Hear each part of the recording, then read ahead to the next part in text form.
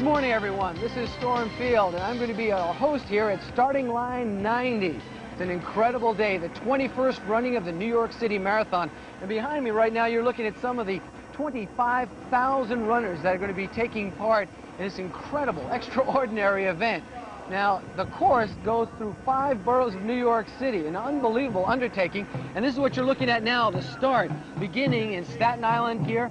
You're listening to the drums of the Japanese players behind me right now as the runners continue over the Verrazano into Brooklyn, across from Brooklyn into Queens, and then from Queens through the Queensboro Bridge into Manhattan for the first time at mile 16, up through Manhattan's First Avenue, all along a tunnel of people cheering into the Bronx, back into Manhattan again at Harlem, then into the park at mile 22 for the run to the finish line at 26.2 miles. Now, this is not something that you undertake all by yourself. I've got a lot of help from Channel 7's family helping me. And right now, joining me is Channel 7's sports reporter, Scott Clark. Scott. Good morning, Storm. You know, we are a party to something special because this is the largest locker room ever known to man. 25,000 people here. It's an open-air locker room, and it's co-ed.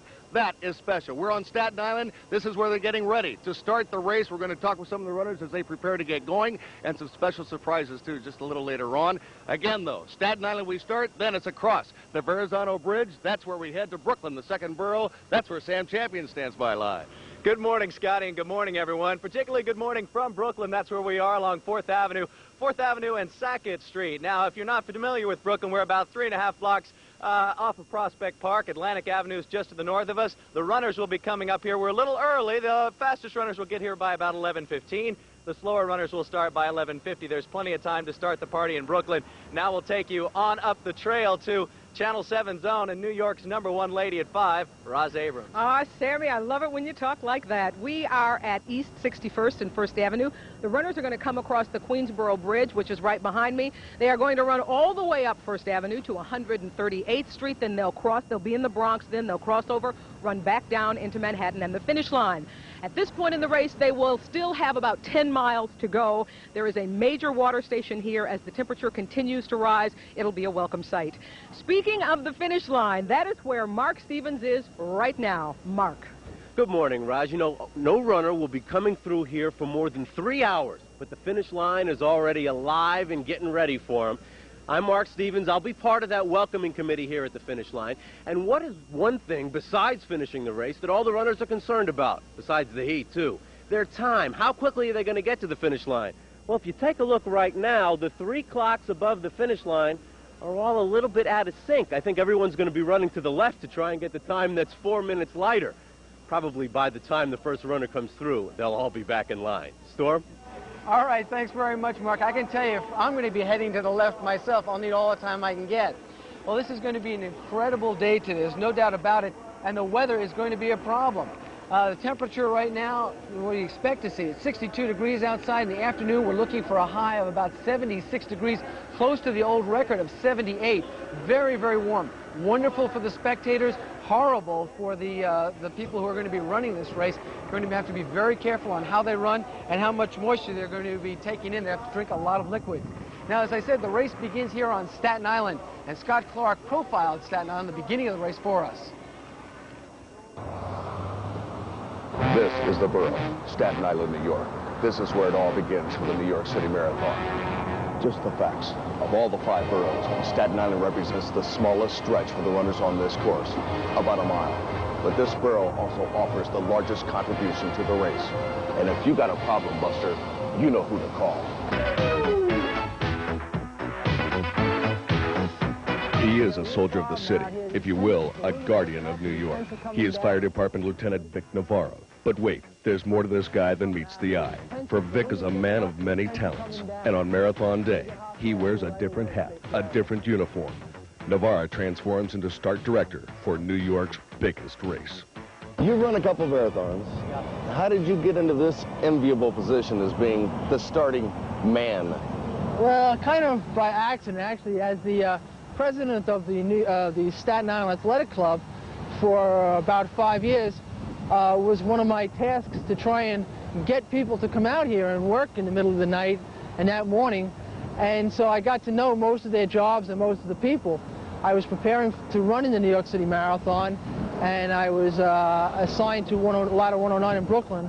I got hurt at a fire and fractured several of my ribs, so I wasn't able to run. It was only about a week prior to. So I called up and said, well, look, if I can't run, I may as well come down and help. So I said, great, why don't you hang out with the start coordinator, and you'll be a great help for him. You'll know who the people are and help out with him that day. The following year, he decided to leave us and go to San Francisco to put on the marathon there, and I got drafted, and I've been doing it for the last 10 years now. Now, you may have questions, and rightly so. You might ask why. Why tackle this massive task? After all, this formidable fire eater could just be sitting at home and watching it all on TV. It is his day off, but Vic Navarro is on. It's like an orchestra, you know? You're up there, and you're bringing all these small things together. You know, the porta stands, the tents, the food, and it's with the help of all these people that we're able to do it. Quite frankly, comes race day, it's a day for me to kind of just walk around and soak it in. It's a high, you know, your adrenaline starts pumping, it's an exciting day, my whole family's involved in it. And here is the master plan. Do you work off this all the time? Yeah, this is it, with some slight changes each year. We work off this map here. We'll be distributing one of these to every person who runs so they can find their way around. As you can see, it lays out where the starting lines are, where the people will enter the day of the marathon. Just one more thing. Sources tell us there's talk these days of Staten Island possibly seceding from the city of New York. If that should happen, where will the beginning of the race take place? Just the facts, Vic. Just the facts. The Verrazano Bridge is the most spectacular start of any marathon in the world, and I think that if that happened, that would be an exception made, and I think we'll keep the marathon right here on Staten Island. Great work they do here in Staten Island. Vic Navarro told me about the hundreds of volunteers. These are just 3 of the young volunteers. Your names? Lisa, Erica, Erin. Just 3 of the hundreds who are contributing for the Staten Island and just getting it started off again. Storm? All right, thanks very much, Scott. There's a lot more to tell about this year's New York City Marathon, a lot more excitement. You can hear the drum beating in the background. We'll be telling you more about that and much more when Starting Line 90 continues.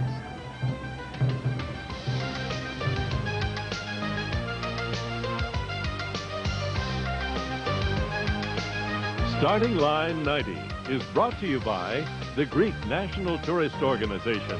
Greece, it all starts here. By Mercedes-Benz, automotive sponsor of the New York City Marathon. By Mobil, Mobil One Synthetic Motor Oil. Isn't your car worth the extra protection? By Sharp Electronics. From sharp minds come sharp products. And by Aetna. Aetna, a policy to do more.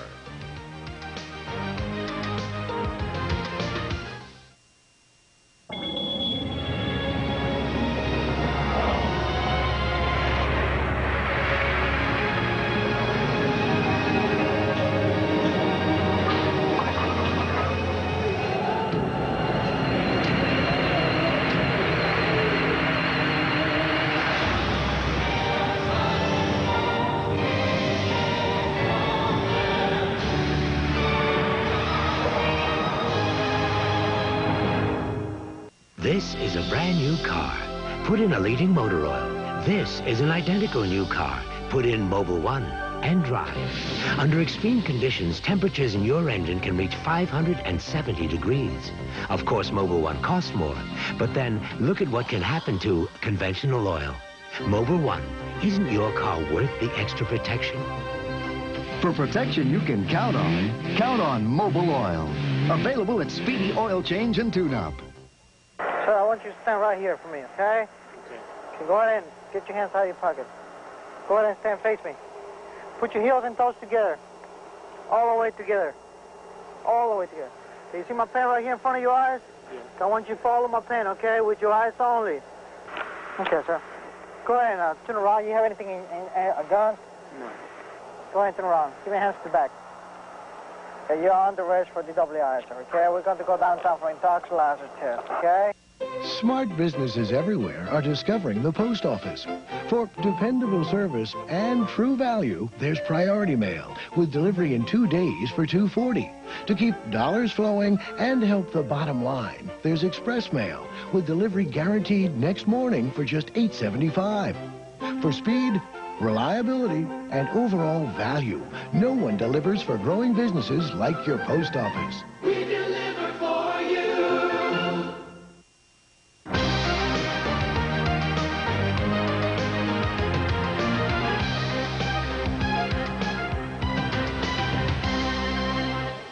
York City Marathon is synonymous for many things. Autumn in New York, a huge, unbelievable mass of people running across the Verrazano Bridge. And of course, one man stands out in the New York City Marathon. It's Fred Lebow.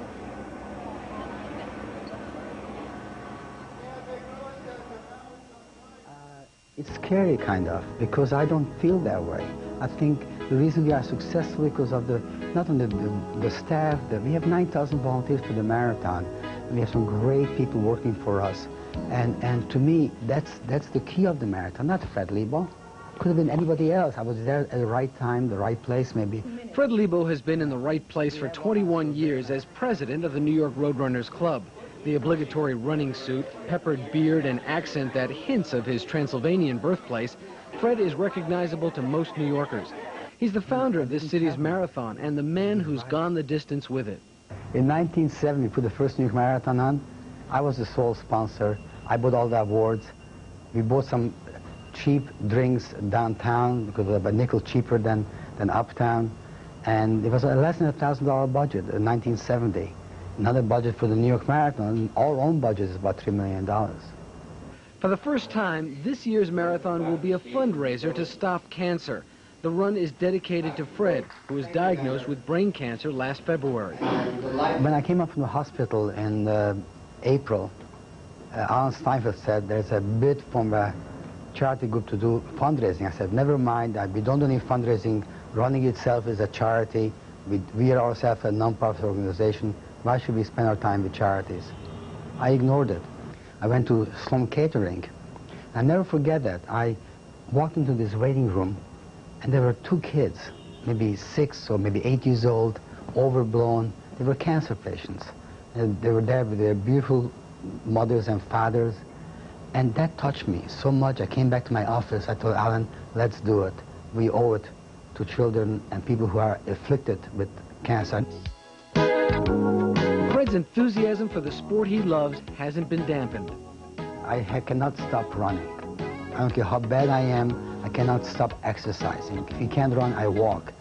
And I've never had a day yet without exercise. I always said that I was probably the healthiest cancer patient there is. So this is my last race that I ran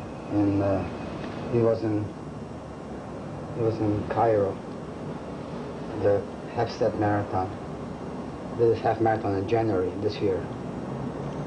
It was quite an event.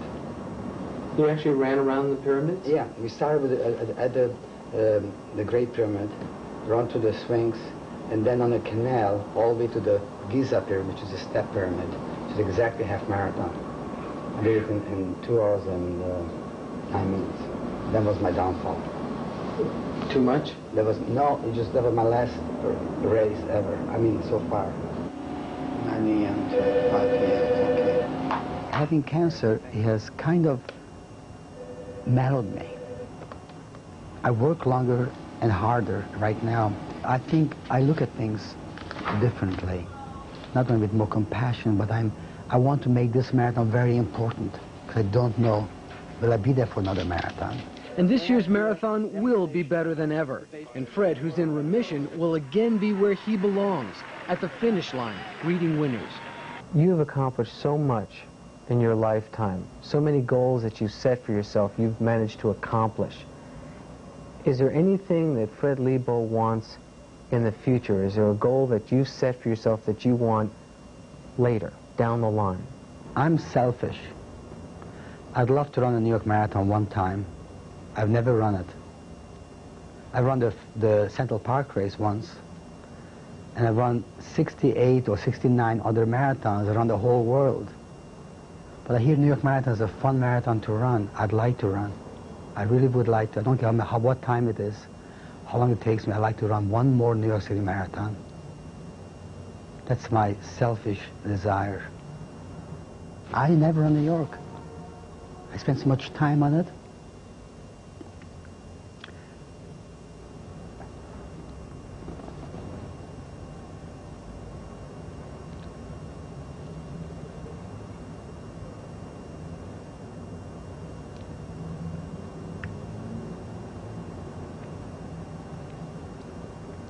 It's my one aim.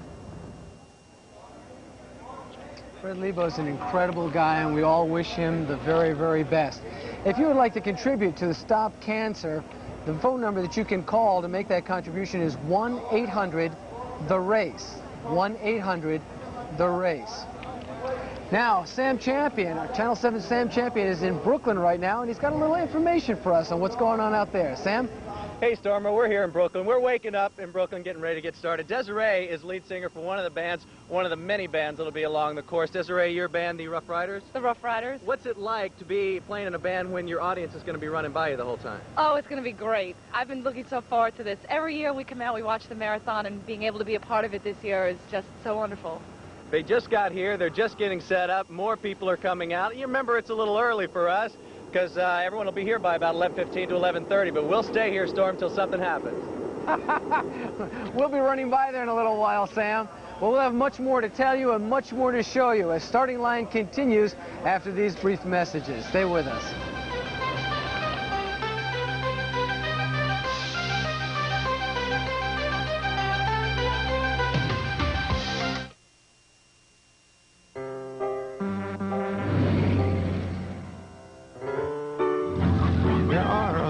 To get to Canada for less than AT&T.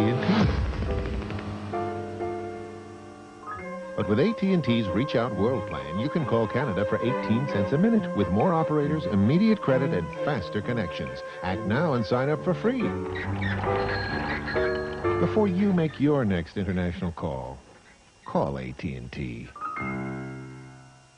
Sharp.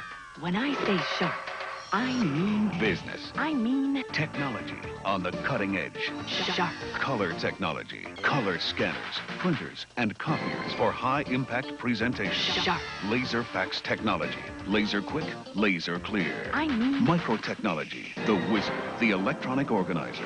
Information at your command. I mean technology on the cutting edge. When I say sharp, I mean business.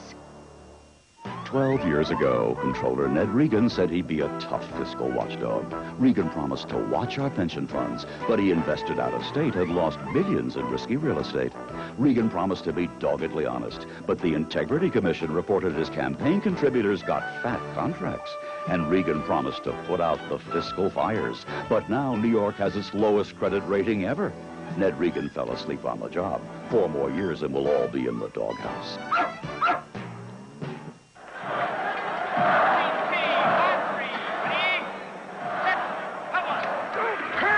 Introducing the Carvel football cake, made with creamy Carvel ice cream. Now you don't have to go to the game to have a ball.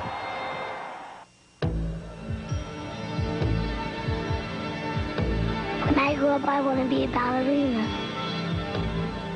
No one ever says, I want to be a junkie when I grow up.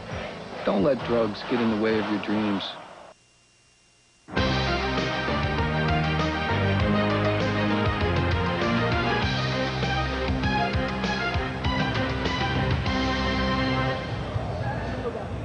Welcome back to Starting Line 90, and joining me right now is Denver Fredericks, who is the Executive Director of Stop Cancer.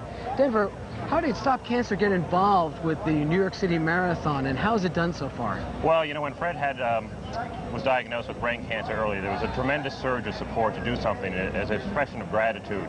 And they decided the best way to do that is to make this year's marathon a fundraiser for Stop Cancer, an organization that was founded by Dr. Armand Hammer. I think they chose Stop Cancer because it's unique in a couple of respects, particularly in the fact that all the money raised is matched by the federal government on a dollar-for-dollar basis, so people can have their contributions doubled. And the support has been absolutely overwhelming. Oh, that's great. Thank you very much for joining us. I know that it's going to be incredible for, well, it's a wonderful feeling. And just one last thing, you know, Greta and Bill Rogers are dedicating their race to Stop Cancer this year, so people, if they still wish to contribute, still can by calling 1-800-THE-RACE. So we hope you take the opportunity to do so.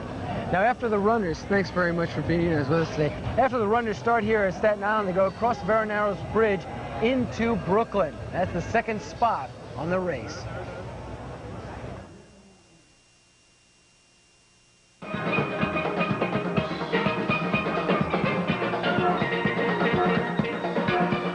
No, it's not carnival time in Trinidad. It's Eastern Parkway in September.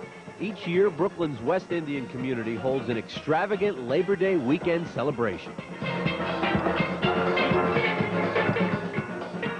The Flatbush section of Brooklyn is now home to thousands of Caribbean people, and among them we met a very special young man who's about to run in his 5th New York City Marathon. No matter how hard you train for a marathon, you still got pain. You could train 26 miles, do 26 miles, you still got pain to bear. You know, but as I said, no pain, no game. Those words are not to be taken lightly, because 5 years ago, Dexter Benjamin lost a leg in a cycling accident in his native Trinidad.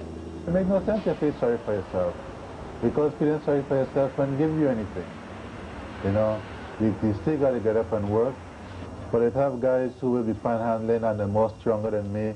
They got the both legs and they're like, you know, give me this, give me that, and they can work. There was a time when Dexter panhandled himself. He was homeless and needed money to buy a bicycle.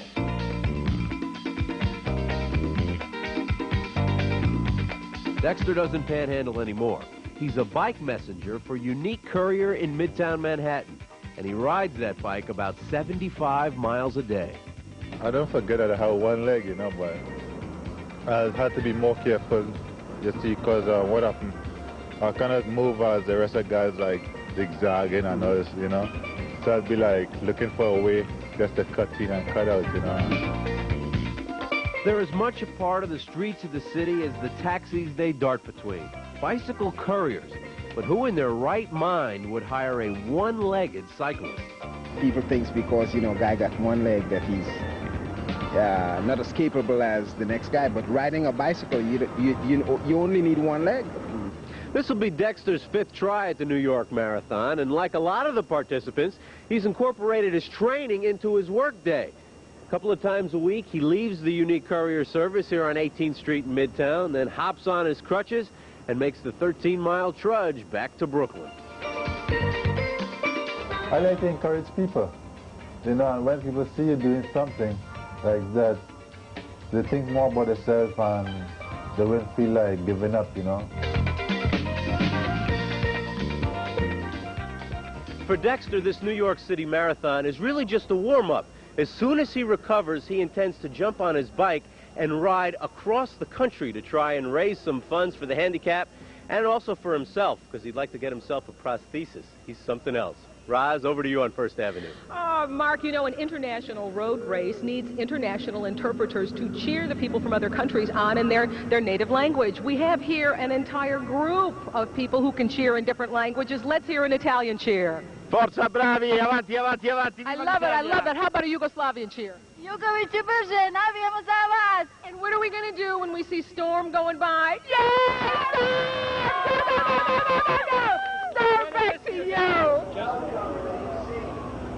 Thanks very much, Roz. Well, we have got some incredible things to show you as we continue starting line 90 after these messages.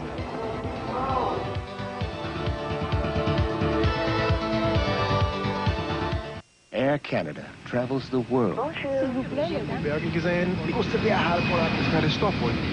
and brings back to you its international accents, like Madrid's accent on friendliness, the joie de vivre of Paris, the gentle manner of the Far East. The next time you fly the U.S. to Canada, choose Air Canada, the international way to cross the border. Air Canada.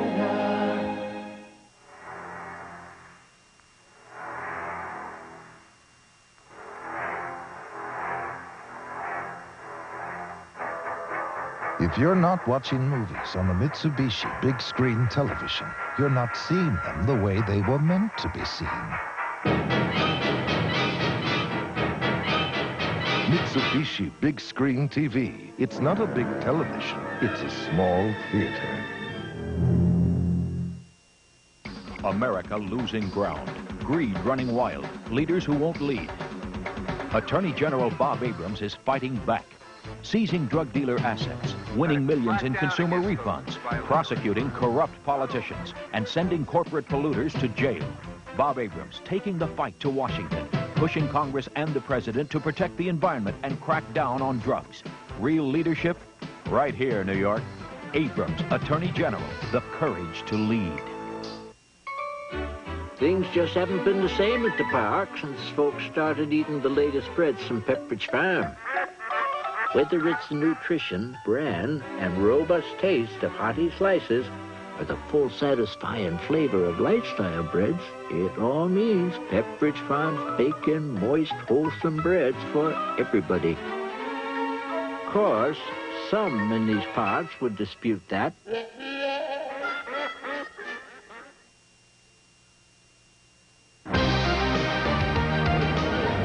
Welcome back, everyone. We are still at Staten Island awaiting the start of this race, people getting ready, and Scott Clark has been talking to a lot of the folks out here. Scotty? Hello. Oh, we're on. Bill, Hey. how are you? Hey, just fine. Our exclusive AccuWeather forecast man, Bill Levins. You're going to run in this thing today, huh? I can't wait. I'm ready. I've been training for the last 4 to 6 months. Had a knee injury, took me out for 4 weeks. Had the flu, took me out another 2 weeks.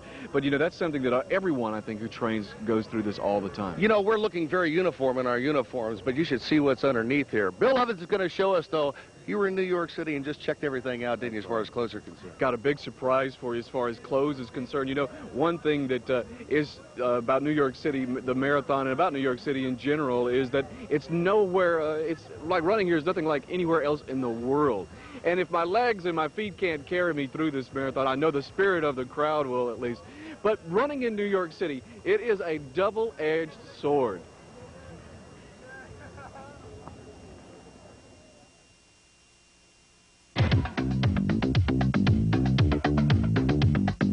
Living in New York, it's a very stressful environment. People that live in New York tend to be aggressive and outgoing and ambitious in general.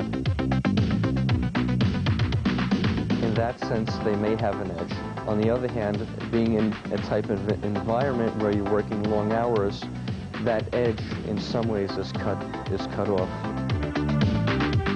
New Yorkers are a different breed, especially runners. For one thing, we have the opportunity to compete in more races than anyone in other towns or cities, from simple road races to the more uniquely New York type.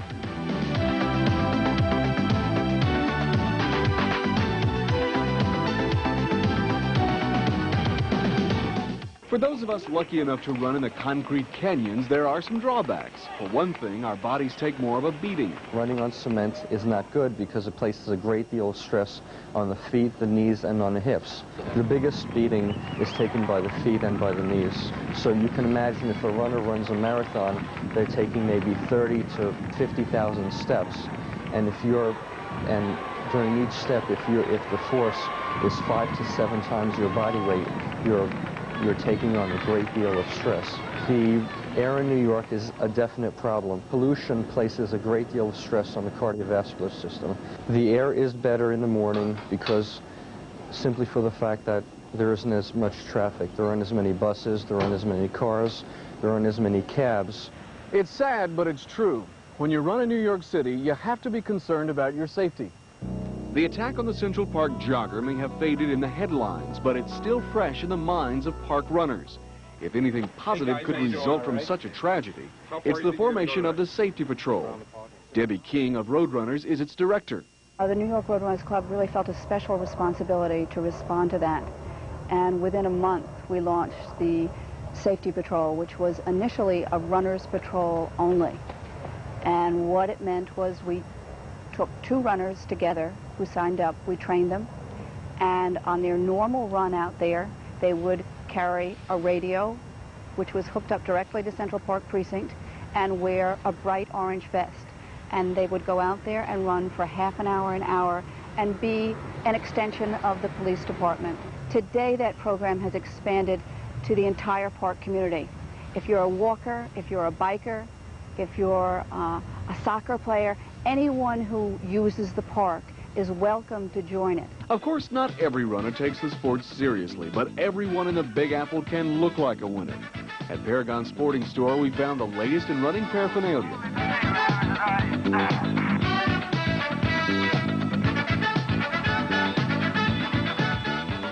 With it being the winter months, you may find yourself running at night, and one of the important outfits you might want to wear is what's called a reflective kit. It has reflective tape on a vest that you wear, and the best part of the outfit I like is the reflective headband.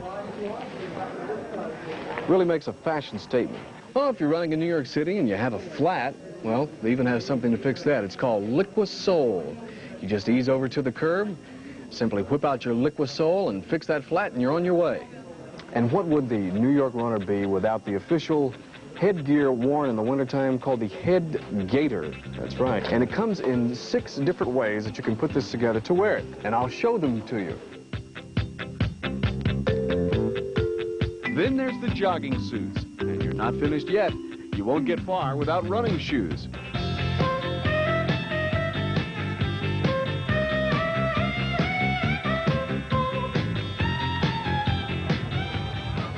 And of course, every runner, every athlete, they have special jerseys, special numbers. You know, baseball players, they wear the tattered inside jerseys. This is my special ABC running team jersey from running with WABC and the network. It's my lucky jersey. Maybe it'll help me get through the race. You never know. Bill, not only is he a runner, he is loyal as well. That's right. All right, Bill, we'll see you a little bit later. Meanwhile, check this out. Watch these gentlemen right here.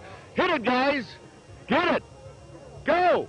This group is called Ande Koza. This is a communal group. They play the drums, and all 13 players also are going to be running in this marathon. They kick off November 13th at Carnegie Hall on a worldwide tour, but this is the official kickoff of the New York City Marathon. And as we leave you, we give you Ande Koza.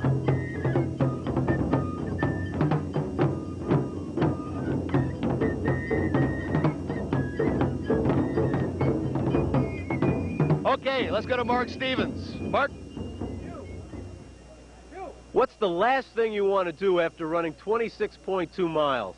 Smile's a pretty good guess, but when there are this many cameras waiting for you at the finish line, you got to try and smile a little bit. Look at this setup. All of these cameras out here to try and get a glimpse of all the runners that are coming through. Now, Spencer Burnett is one of the guys, one of the shutterbugs up here, waiting to take. Spencer works for the New York Road Runners Club. Kind of explain the kind of setup you have here. Okay, well, I have a twin platform set up with 2 cameras here, and I have another electronic remote, all fired by an electronic foot switch. That's how many cameras by total? battery. 3 cameras all total. And you're going to be using your feet and your hands? Yes. You got to smile then. Perfectly. Every year for the past 8 years. And what Spencer does when he's not shooting runners, he works for the corrections department. He shoots crime scenes. This is a little bit more pleasant. Storm? All right, thanks very much, Mark. Not nearly as quiet here as the drummers keep on playing. When we come back, we're going to show you, talk to the man who gets the roads ready for us.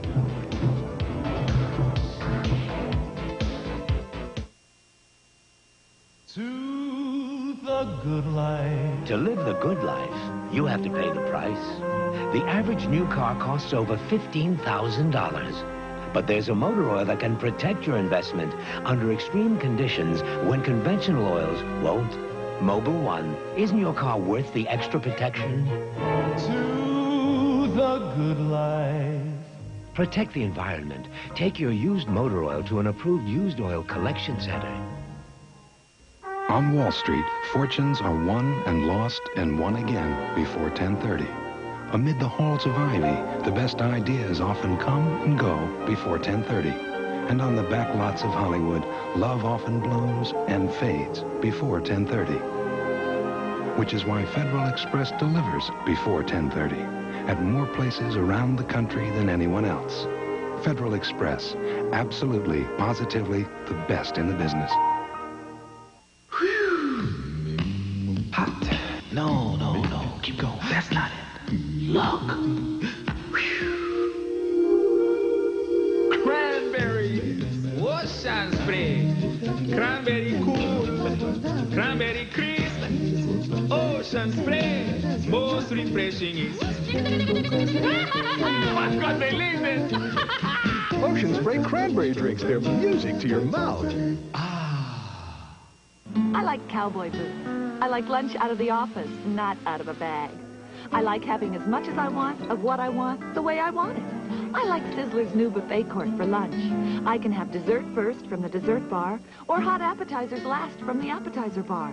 Or pasta, tostadas, soup, salad, even fresh fruit.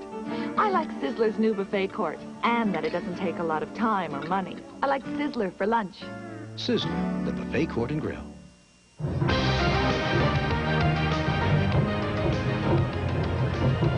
Welcome back to Starting Line 90, and joining me right now is Louis Riccio, who is the head of the Department of Transportation. Louis, what has been the most difficult thing for you guys to do to get ready for this New York City Marathon? Well, we want to make sure that the entire route is in excellent condition. We've done about 21 miles of road resurfacing to be sure that the runners find the road to be in the best condition it's ever been in. We've surveyed all the signals and all the signs to be sure everything is in order. We're going to have a couple million people along the route. We want to be sure that they have a wonderful time. Great. Well, thanks. I know as one of the runners, we're really going to appreciate it. Now, no one can say that New York isn't filled with some interesting kinds of people and characters, and it makes sense that one of the kind New Yorkers would be running in the marathon. Roz Abrams talked to a gentleman from Queens who fits the bill.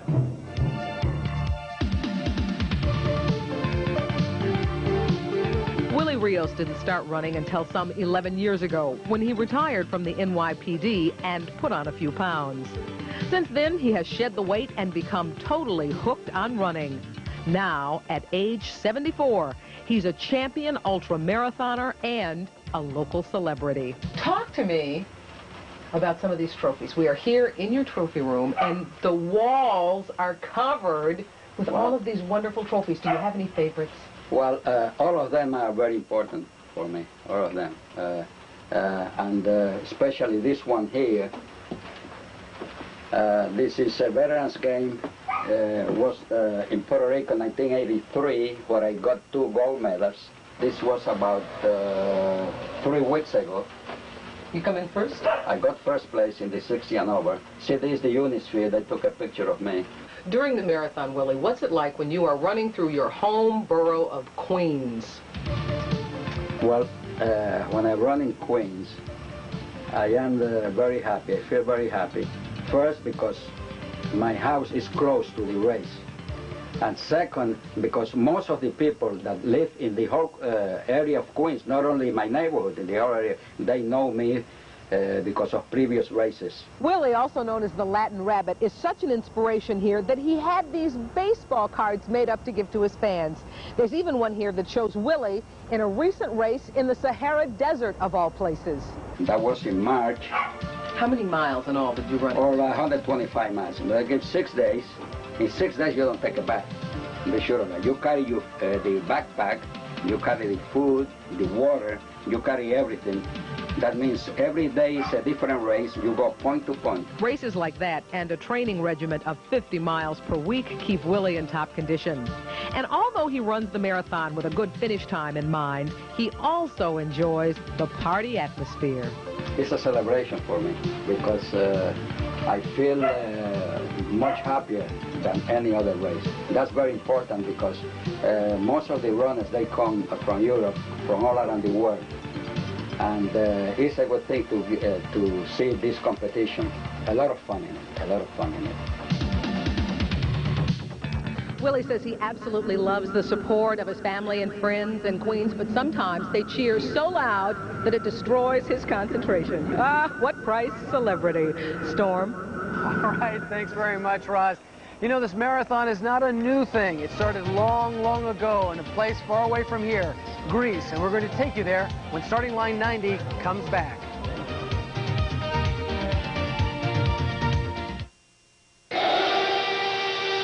So how many cars does Mercedes test crash every year? Oh, I say about 100. You can never learn enough. Ever since we had it patented, we have been improving this concept of the energy-absorbing car body. But other companies use the concept. We have never enforced the patent. So Mercedes gave away a basic safety advance for free? There are some things in life that are too important not to share. I want to ask you about something. Okay. Okay. I'm crazy about you. Well, I'm crazy about you, too. That's it? Oh. What? What? Come on, what? At Preferred Seating, our goal is the lowest prices anywhere. Leather sofas $5.50, $5.99, $6.99, $6.99, $7.99. Leather sectional, $12.99. Chair and ottoman, $2.99. And everything is guaranteed for as long as you own it. There's 8-way hand-tied coil spring sofas at $5.99 and $6.99. This sectional just $9.95. Preferred seating. Our goal is the best prices and best guarantee anywhere. New Jersey Pick 6 Lotto, it's really a smash. We doubled the jackpot. For twice as much cash. Twice a week, you can win millions. Play Pick 6.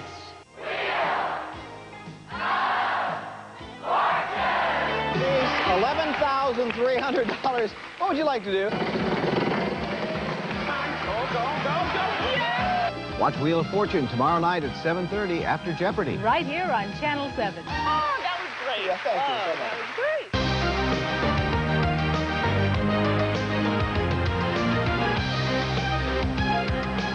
Welcome back to Starting Line 90. You know, marathon has become an incredibly popular passion for millions of people all around the world. But the concept for marathoning didn't begin here. It began long ago on some distant shores. Well, Channel 7 traveled to those distant shores to present this marathon close-up.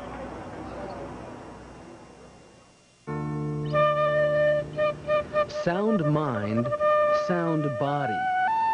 The precepts citizens of ancient Greece lived by. These were also an integral part in developing intellectual as well as physical skills.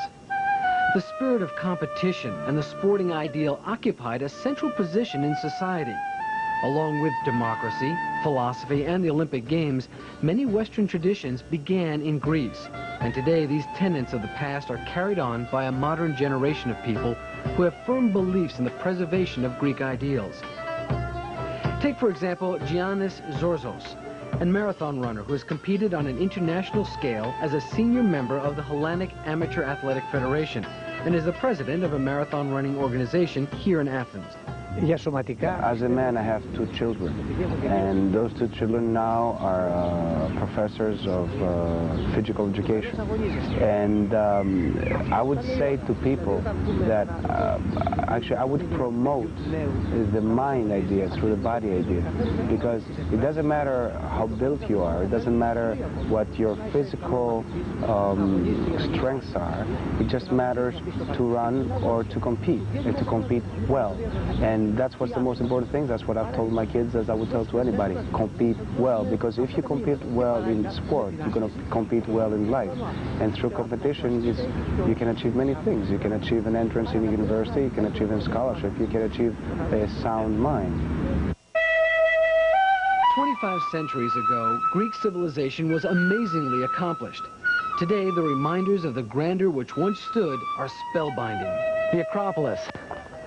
Millions of people come here every year to stand in the shadows of this beautiful temple, the Parthenon, and let the feelings of history wash over them like waves.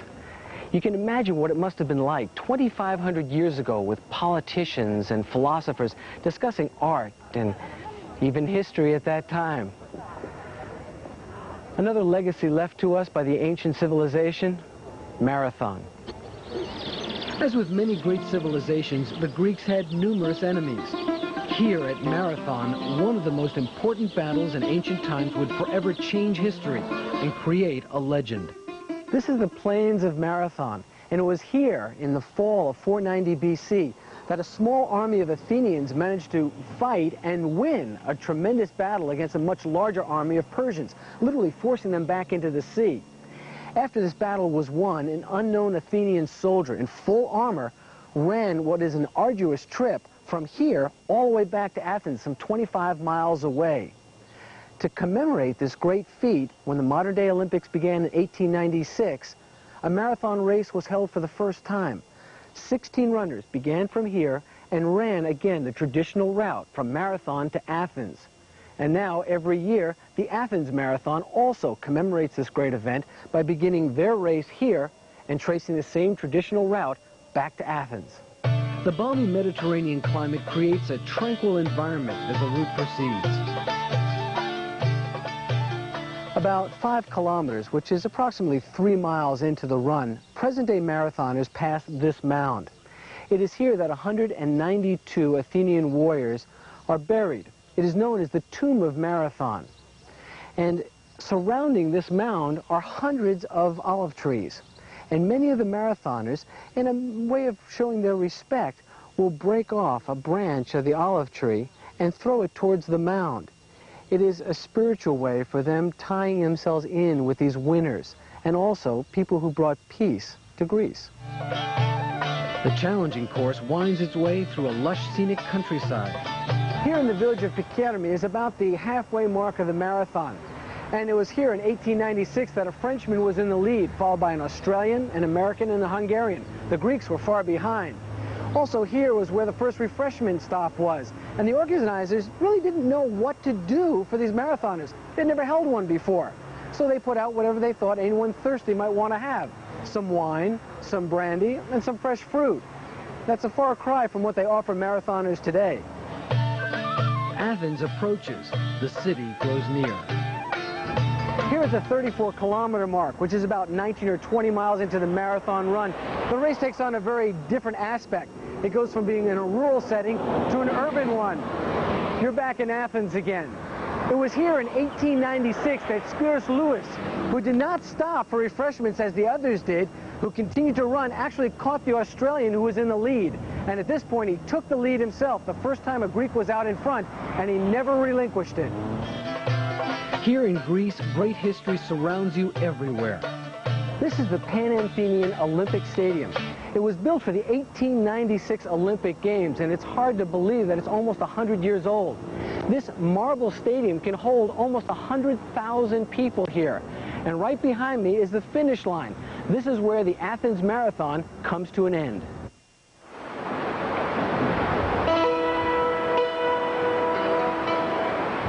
For most, the participation in a marathon is a quest. For the ancient Athenian soldier and the first Olympic winner, it was surely an experience which transcended all others. The ability to use one's body to its ultimate capacity is an element of freedom. The Greeks, inventors of democracy as well as organized sports, are great lovers of freedom, and they have given us the legacy of the marathon for all the world to share. Well, that legacy is continuing here at Staten Island with 25,000 runners getting ready for the race, and they're all headed towards Mark Stevens, Channel 7 sports reporter, who is now at the finish line. Mark. You know, Storm, there are couch potatoes everywhere, even at the finish line of the New York City Marathon. This is Lisa and this is Heather. These couch potatoes came all the way from Florida. Why did you come? We came out to Florida because my twin sister, Greta Cullen's going to be running in the marathon today. You see, the shirt says Greta waits, not whites. Greta, her sister, they're waiting for her. Get the message? I'm going to have a strawberry, and Storm, we'll be sitting here waiting for you to come across, too.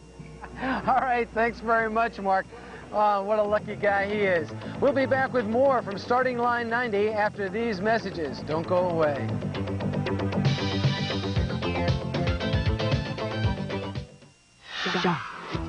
If you could reach into your TV, take the picture, and put it anywhere you want, you would discover the miracle of liquid crystal entertainment. The miracle of Sharp Vision. Sharp Vision's flat picture can be any size, to fit any wall, in any size room. Enjoy the crystal clear picture from any angle, and Sharp Vision disappears when not in use. Liquid Crystal Sharp Vision.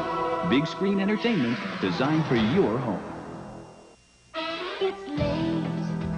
You've been working hard all day. And now it's time to play. The wheel is gonna get ya. The wheel is gonna get ya. The wheel is gonna get ya. The wheel is gonna get ya. Wheels on. The wheel is gonna get ya. Tonight. Watch Wheel of Fortune tomorrow night after Jeopardy! On Channel 7. Thanks to our home equity loan from Statewide Capital, we were able to add a playroom for Susan. 1-800-DIAL-CASH. Thanks to our home equity loan from Statewide Capital, we lowered our monthly expenses by consolidating our bills. 1-800-DIAL-CASH. 1-800-DIAL-CASH. For years, homeowners have been calling us for fast, simple home equity loans. I'm John Green for Statewide Capital. We make borrowing money easy, even if you've been turned down by the bank or have past credit problems. So remember, Statewide Capital lends money fast. Call 1-800-DIAL-CASH. People often ask me if I miss my old career as a basketball player. I tell them I don't really think about it anymore. Sure, I enjoyed the teamwork and the competition. It was great playing in the Olympics and winning a couple of championships with the Knicks, but it's all behind me now. Today, I'm working hard to master the complicated issues and be the best senator I can be.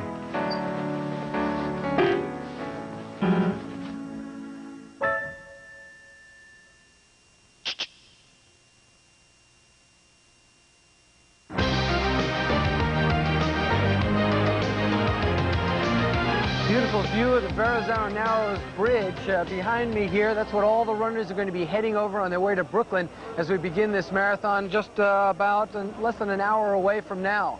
Now, it is incredible as you run along that one of the other places that you're going through in all 5 boroughs is where the New York City Marathon first began back in the early 60s, the Bronx. This is the Hebrew Hospital for the Chronic Sick in the Bronx. And this is Jeannie Fitzgerald, a 43-year-old nurse from Co-op City. Jeannie works the overnight shift, and her career with these needy patients is a major focus of her life. Yet this energetic mother and grandmother turns to running, and running in big races for the charge that puts the sparkle in her eye. You're an experienced runner. How did you get into this now? I ran from 1 bus stop to 2 bus stops. There was a bus that goes from here, from the Bronx, to Main Street, Flushing. By the time I got onto the bus and hit Main Street, I was still wheezing. Said, I'm 28, I'm dying. So I said, I gotta do something, because I was doing yoga. They wasn't doing it for me. So, no. You didn't feel like you were really in good shape then? No, not if the lungs were involved in the heart. They weren't, you know, accomplishing what I wanted. Jeannie's accomplishments in marathoning are impressive. 10 entered, 9 completed. 7 in New York, 1 in LA, and 1 in Montreal. But when she started running 15 years ago, she was far less ambitious. My first race was a 5K, which is 3 miles. And this guy says to me, are you running a 5-mile turkey trot? And I said to my husband, John, he does 5 miles. And in year 2, I started doing marathons. That's 26 miles. The comfort of training near her home with friends and her husband, John, is a feeling Jeannie has come to cherish. We have 55,000 families here, not people, families. It's a big community, you know, and it's quiet. And we care for one another. I don't know all these people around here. But when they see me, they say, oh, you're the runner, aren't you the runner? And they watch me. They make sure I'm safe, you know. So, and I'm glad for that, because at least, you know, I know someone's watching. Even though I don't see them, they're watching me. Jeannie is a woman of strong dedication to her family, her profession, to her running, and certainly to the Bronx. This is my home. I feel close to the people, and I like that. You know, I really do. I feel secure. I feel safe, and I like it here. You and your husband have been here for 20 years? For 20 years, and we're not moving. When you're from New York, either you're from Staten Island or Manhattan, Bronx. I don't know, something about the Bronx. I like the Bronx. It's great. Jeannie's going to be one of those runners who is just out here for the fun of it. She says she's not worried about time anymore. She just wants to finish her 10th marathon, and there'll be plenty more. Well, this is what's going on in Brooklyn, and we've still got plenty of activity. Folks are waking up and coming out to join us. What's going on at First Avenue, Roz? Sam, a lot is going on here at First Avenue. The crowds are starting to build. This group is from... They're saying everything from hi mom to hi dad and wishing the winners well.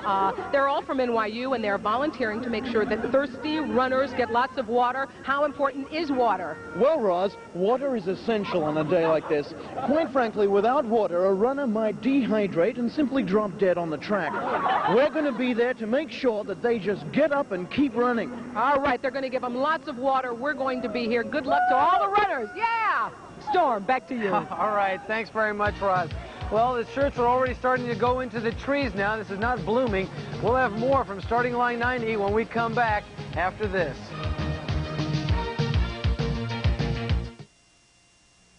Smart businesses everywhere are discovering the post office. For dependable service and true value, there's Priority Mail with delivery in 2 days for $2.40. To keep dollars flowing and help the bottom line, there's Express Mail with delivery guaranteed next morning for just $8.75. For speed, reliability, and overall value, no one delivers for growing businesses like your post office. We deliver for you.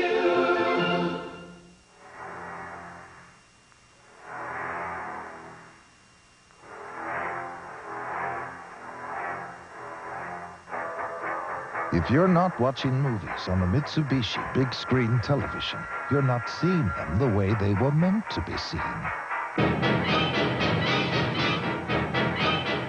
Mitsubishi big screen TV. It's not a big television, it's a small theater.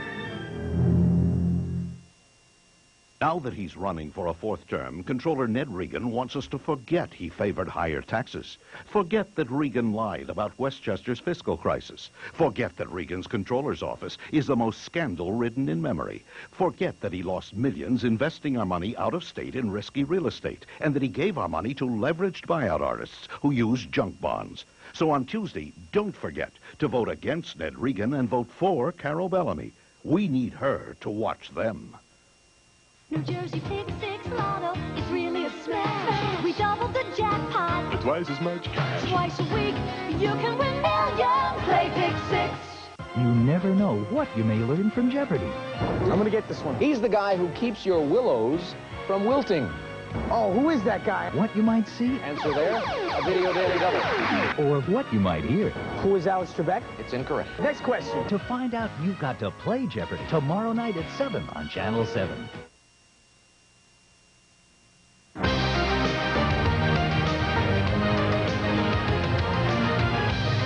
Sunglasses on.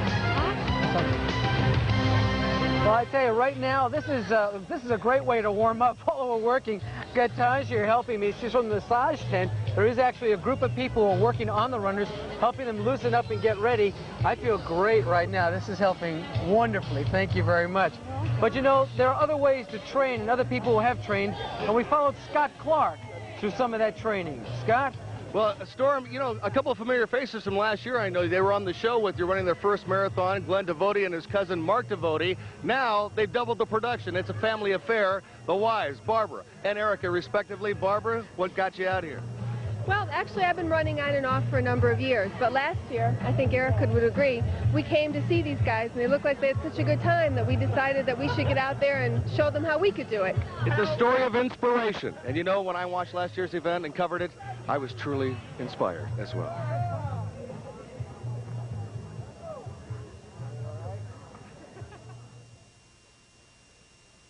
The thought had entered my mind after working hard during last year's marathon coverage. Later, the mind wandered. Oh, to be with those who did it all. The dream was set. Now it was time for reality to set in. Time to make it happen. During research, it became apparent that smoking was hazardous to marathon running. Time to give them up. Next up, a strict training regimen. Scott Clark. Damon Clark. Damon, this could be the beginning of a beautiful relationship. Yeah, oh, here we go, yeah. Move, Scott, move. Let's run. I wouldn't Push. I feel good. Going to the finish line. I wouldn't Can't touch it. Can't touch it. Hey, move so like this. There you go. I got to you. I feel good. While training, it dawned on me. What you see is what you get. Time to get it right and wear it right at Super Runner's World. Pick a little more, pick a little, talk a little, pick a little, talk a little, cheep, cheep, Is cheep, it me? pick a little more, pick a little, talk a Or is little, this pick a little, me? talk a little, cheep, cheep, cheep, talk a little, pick a little more, pick a little, talk a little, pick a little, talk, cheep, cheep, cheep, cheep, cheep, cheep, cheep. Fred Lebo, eat your heart out. Bonsoir.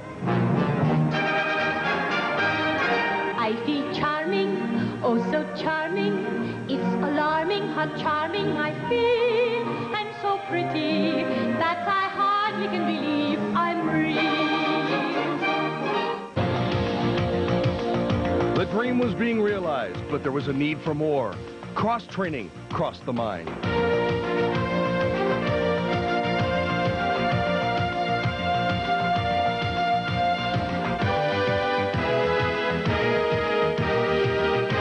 Everything was coming together, ahead of schedule. But then, it happened. I'm injured. I'm injured, and I can't get up.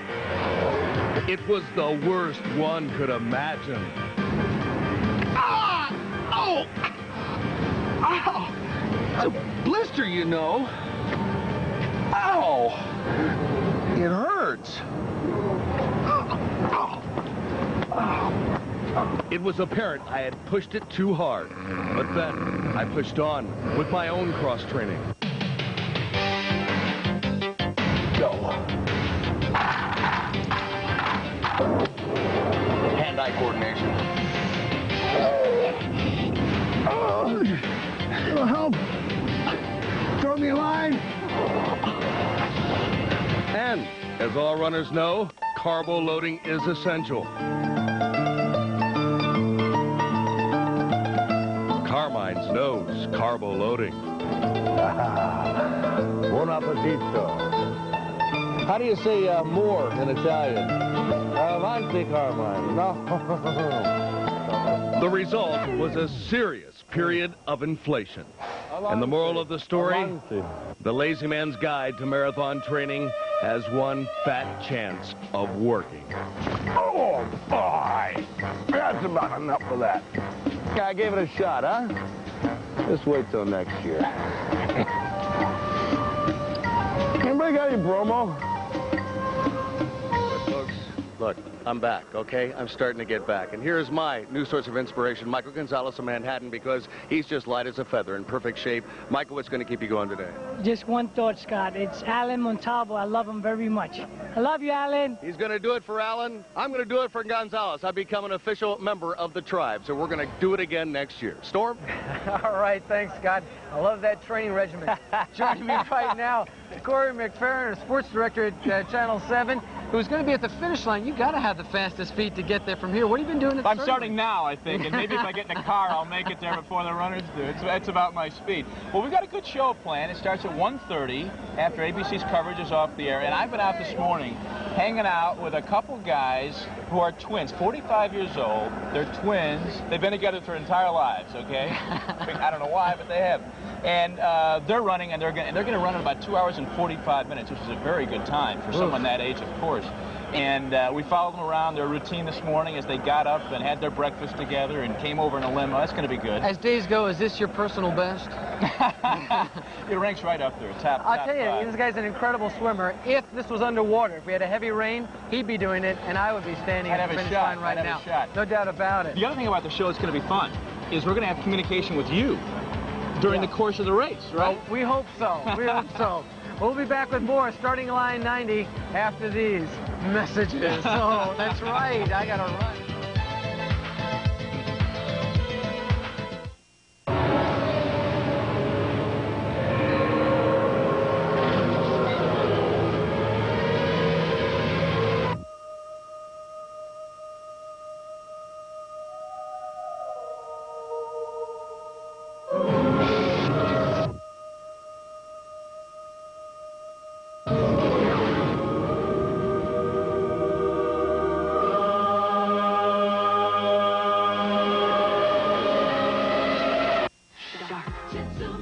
Introducing the Sharp 12 times Jet Zoom camcorder.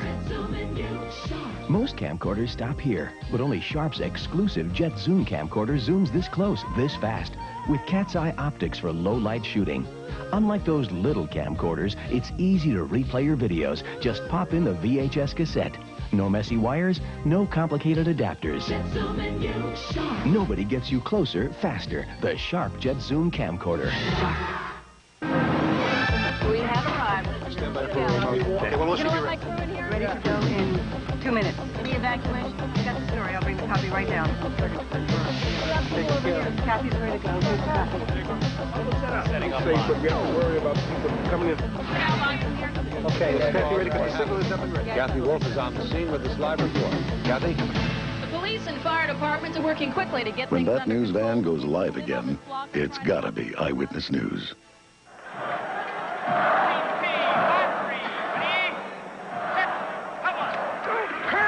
Introducing the Carvel football cake, made with creamy Carvel ice cream.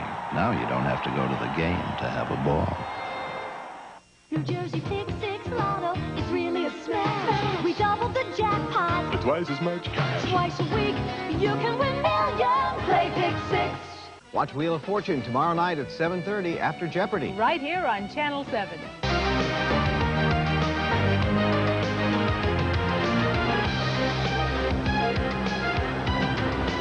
Milling crowds behind me here, getting ready, warming up, and getting set to do this race. And the first time they get to Manhattan, it'll be 16 miles over the Queensboro Bridge. Manhattan is a big place to hit in this race.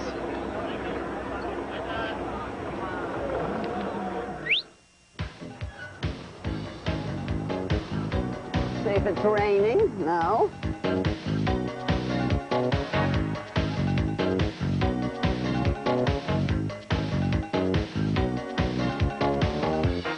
They call runners between, I think it's between 70 and 99, the golden age. So I'm in my golden age. Manhattanite Lois Schifflin ran her first marathon at the suggestion of her grandson. Did you seek anyone's advice or a trainer or anything like that before? No. I took advice and then disregarded it. But now that I'm getting to know you, that seems very much like you. I used to start the same time as regular marathoners do, which is at 11:15. So by the time I got to Manhattan, everybody was going back home. I remember the first year I looked for my family, not a soul. All that changed last year when Lois became an Achilles track member. Hi, how are you? Due to the earlier start time, she now expects to enter her home borough at the same time as the elite runners. When you come off the Queensboro Bridge onto First Avenue, everybody and his brother is there, and this great yell goes up as the runners come off. I mean, that's so inspiring. First year, they were rolling up the carpet behind me. I felt like Cleopatra. I said, wait, please. The image of Lois running draws an immediate response from fellow New Yorkers. Well, I didn't do it till I was 75, so you have a ways to go. I have a few years. Yeah. That'll give me, I'll start training slowly. Yeah. Slowly. When you were 50, you thought you were too old to run the marathon. Now that you're a little bit more than 50, you feel different about that. What's changed? Well, I'm not as competitive. Now I just want to finish instead of having it finish me. At 50, everybody runs a marathon at 50. I mean, most of these women are in their 50s.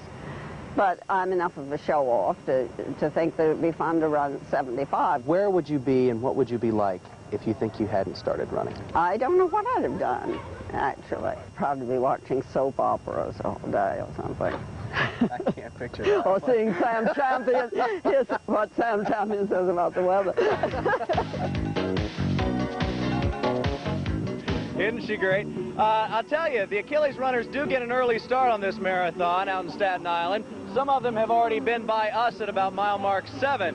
It is one of the most rewarding things about the marathon to cheer them on, so when you see them run by, cheer loud. Let's go ahead and check the finish line here. Mark Stevens. Sammy, you've been talking about it in your weather forecasts all week long, and it is the story of this marathon, the heat and how it will affect the runners as they come across the finish line here. Dr. Andre Rodriguez is the head of the New York Road Runners Club's medical department. What extra precautions have you taken because of the heat today? Yesterday I ordered an increase in the amount of ice which we're going to be using throughout the marathon. We have given medical advice to the runners to run slowly and to drink plenty of water and throw water themselves and also ice throughout the course. Now, Tama Lipton is a physical therapist who's here every week for the races that take place in the park, but this week's different. How do you tell the ones who are in trouble? When the runners are coming across and if they seem to be not aware of who they are, you're going to ask them questions. Some runners will just need to be walked through the finish line. Others will need to be taken to the various tents. If they can't answer questions, what day it is, where they are, what their name is, you know that they need to be taken to a medical tent. Hopefully these people won't be too busy later on. But first, they got to start it, and that's where Scott Clark is on Staten Island. Listen, I'll tell you what, do you see these people over here? You get all forms running in the marathons, but they're together and they're ready to go. You know, one of my favorite forms of the marathon, one of the favorite group of people that they're the wheelchair people, because it's so special to see them come across the finish line. There's so many, not just great physically able people who run in this marathon and go for the best times and just want to finish, but the physically challenged as well. Bill Evans joins Me again with a very special story about one of those physically challenged people. The guy's name is Tony Candela, and he's running today with the Achilles Track Club, and he is a very special person. He is the first blind runner to have ever run and completed the New York City Triathlon. That's biking, swimming, and running. An amazing feat for a blind person.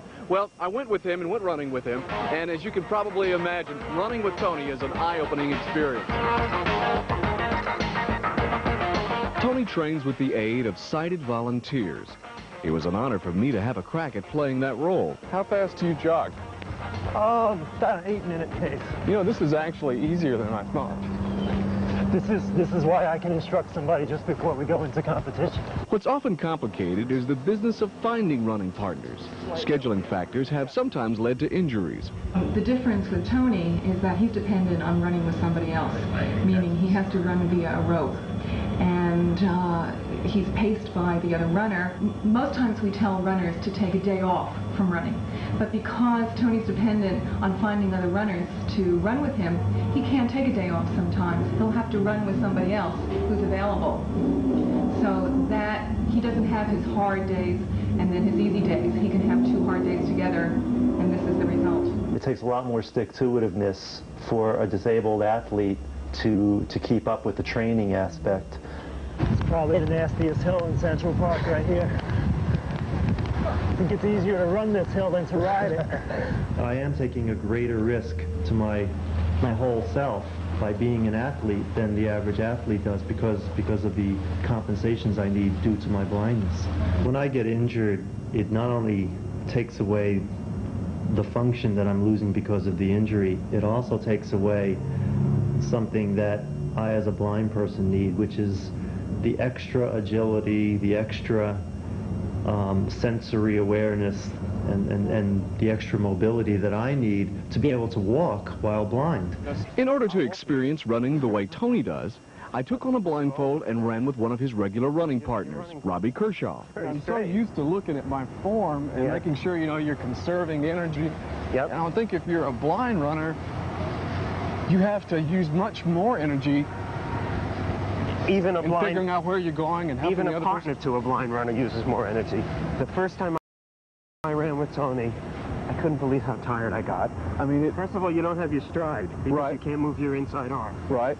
That right away takes a lot of speed away. I have no idea of where I'm actually going until I feel you on this tether. Yep. Ironically, the tether itself has created physical problems for Tony, causing him to list to one side. Do you have a tendency to always run with the person on the same side of you when you're doing? Right side of on the right side.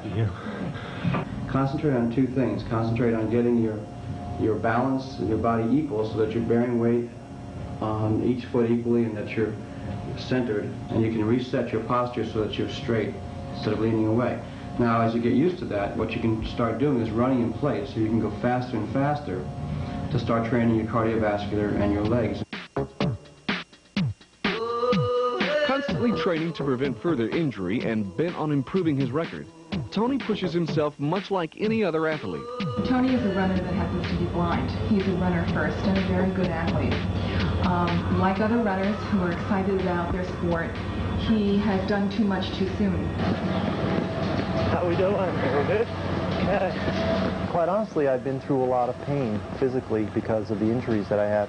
And why I keep going, sometimes I even ask myself that question too. I think nothing makes me happier than when I'm engaged in physical activity. Tony's hoping to run the marathon within 4 hours, but there are some things about the event that continue to elude him. One thing I kind of felt I missed out on were occasionally my running partner said that little children would reach out their hand, and as you run past them, they would want you to just to touch their hand, or they would want to touch your leg, just to be able to have the experience, I guess, as a child of touching someone who's actually running in the marathon. I would love to have touched the hand of a child.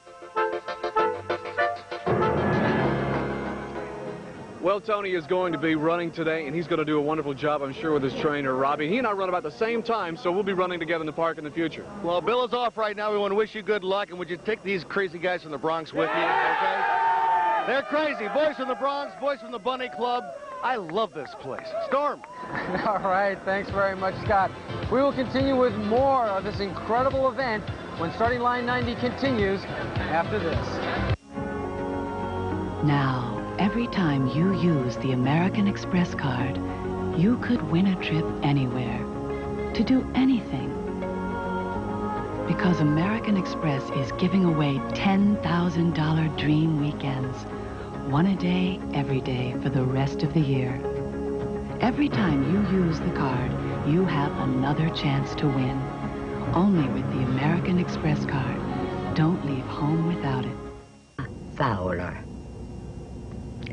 I was born in the year 1906. I live here alone, and this is where I hope to stay. It's my home.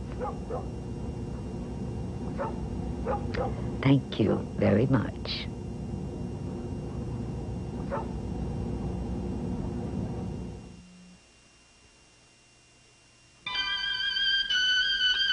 In the recording industry, digital is state-of-the-art. So when CBS Records wanted a state-of-the-art communication system, New York Telephone connected them with a voice and data network that's totally digital. And because that New York telephone system is so reliable, CBS Records can concentrate on the business of music and never worry about missing a beat.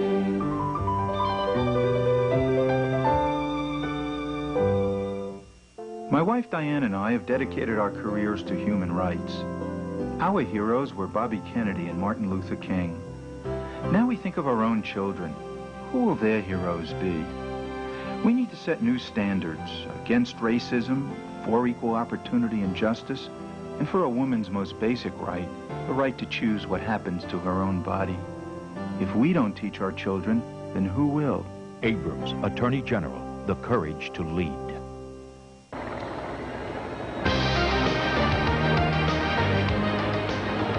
You can feel the tension building in the air as we sit here and come to the end of Starting Line 90 and then almost the beginning of this 21st marathon.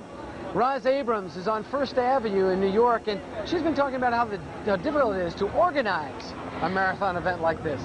Storm, an event like this can be a logistical nightmare if it is not planned properly, and that is because this event is like no other in New York City.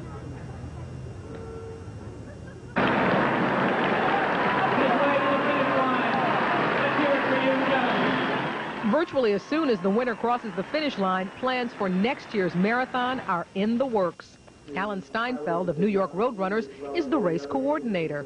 Fred and I begin on November 5th or 6th, the day after, just looking at it.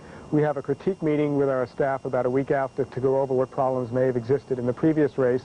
Then we begin slowly moving along. But we really gear up in about May when most of the staff is involved.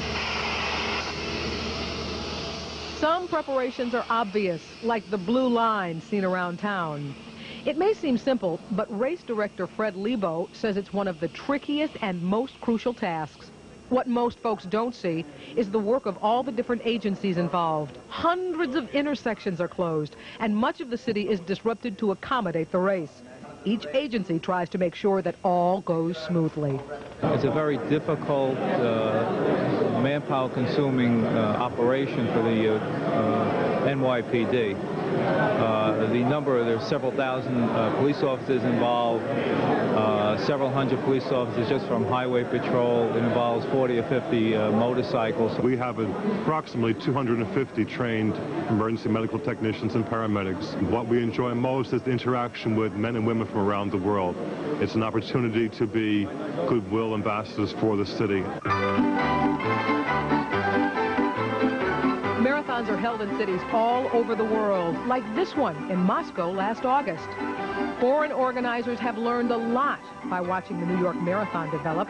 They have a distinct advantage when it comes to getting their races off the ground.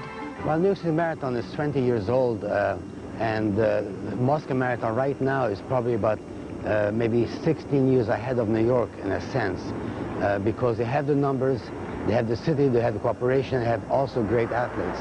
So they're ahead of us in New York in 1990. Here in New York, nearly 8,000 volunteers lend their support before, during, and after the race. Part of their job includes assembling 30,000 packets, which runners receive upon registration. It is all done in a marathon stuffing session.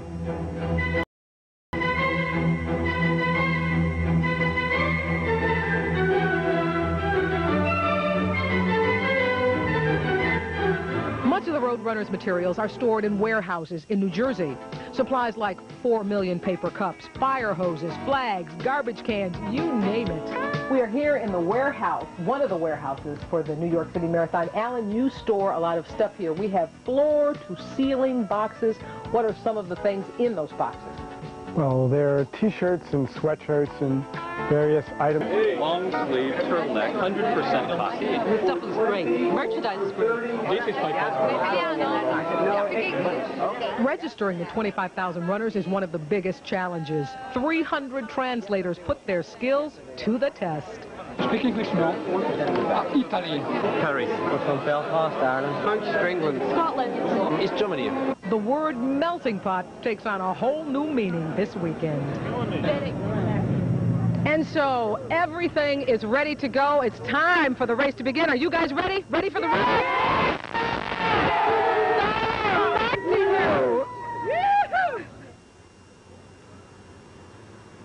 Well, Rosie, we are ready here, certainly, on 4th Avenue in Brooklyn. The streets are now clean. They've been cleaning them for the past 5-10 minutes now. The men in blue are patrolling. The banners are up. The volunteers have arrived. Now the neighborhood's showing up. We've got already a band behind us. Everything is set. No matter how you need to prepare for next year's marathon, we're ready for the runners right here on 4th Avenue. Already we have seen some of the Achilles runners come through. Big crowds on up the street toward Atlantic Avenue have been cheering them all the way up the road. Again, keep an eye out for those Achilles runners. These are the guys that are very special, gals and guys that are very special. Let's go ahead and check in on the finish line as we're ready for this marathon to begin. Mark Stevens? Hey, Sam, you know, an event like this doesn't happen with a lot of help. I'm talking volunteer help. There are 7,000 volunteers for this. They come in all sizes, shapes, and ages. This is the youngest volunteer, Drew Levy. This is already your 4th marathon. Why do you do this? Well, it's fun. I know a lot of people here, and it's just, you know, everybody. You get to, come every Saturday and Sunday, whatever. You like helping the people out? Yeah, it's fun. That's the name of the game. It's fun. Drew's dad, by the way, Ken, happens to be the head of all the volunteers. But once again, they got to start this marathon. That's where Scott Clark is, out on Staten Island. Scotty? Well, Mark, I'll have with me, I guess, the grand patriarch of this race, you could call it. Before your eyes are 7 lovely people. And this is Edith Farias. She has these beautiful daughters who are running with her. Edith, how did you get everybody here together? And they came from all over, from New York, from Rochester, from Detroit, and all over the rest of the country. Edith, how'd you do it? Well, I've been trying the last 2-3 years. I keep telling them New York Marathon is so nice, and I like to run with every one of them all together. Well, Edith, you got everybody to do it. The youngest here is Stephanie. Stephanie, you're running on your first marathon? Yeah. Yeah? And you're you going to keep up with them, or do you just look for just a finish? I'm just going to do it. Right? Just do it. Have you heard that before? Have you heard that before? Edith, folks, would you turn around just for a second? I don't want to give ages away, okay? But when you look at their numbers, those are the numbers, respectively, of the sisters, all the way down from the youngest to the oldest. And Edith, this is my shining star, though. Would you step out front and center right here, and would you just show us, turn around and show us what number you are? Number 1 in everybody's hearts, the patriarch, headed for the marathon. Just about everybody is headed to the starting line, including the mother and these sisters. That's where we're going. We hope you enjoy the race. Now, let's head over to Roz. Roz?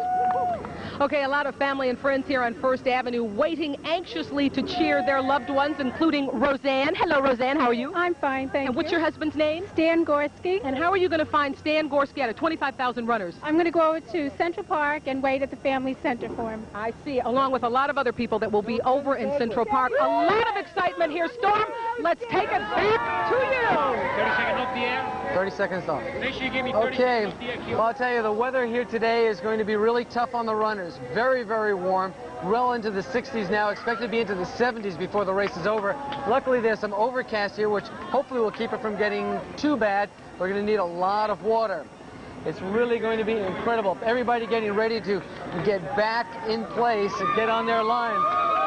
Yeah, a lot of excitement going on. You can feel it. I'd like to kind of leave you with something to think about here. It was said by Dr. George Sheehan, who's an author and a well-known runner himself. He said, "We are here to be heroes. The marathon is one way we prove it to ourselves. The marathon is a theater for heroism, the common man, and the uncommon challenge. It shows the extraordinary powers of the ordinary people." Well, for one of the hundreds of ordinary people here at Eyewitness News and for Channel 7 family who has worked so hard to put this show on, and we'll be coming back to give you more at Finish Line 90, I'd like to thank you very much for joining us this morning and stay with us for the coverage of this marathon event. It is absolutely incredible, and in many ways, it's extremely spiritual for those who are involved and for those who watch it. You know, you go back and you think of some of the well-known quotes, and you get people like Frank Shorter. When the marathon first started running through the 5 boroughs of New York, he said, "You know, I just wanted to show up and see whether or not the police could clear the streets in the whole city." Well, Starting Line 90 has been brought to you by Sharp Electronics. From sharp minds come sharp products. By the Greek National Tourist Organization. Greece, it all starts here. By American Express, reminding you to take advantage of weekend privileges the only way you can with the American Express card. Don't leave home without it. Buy express mail from your post office. When it comes to overnight service, we deliver. And by Mercedes-Benz, automotive sponsor of the New York City Marathon.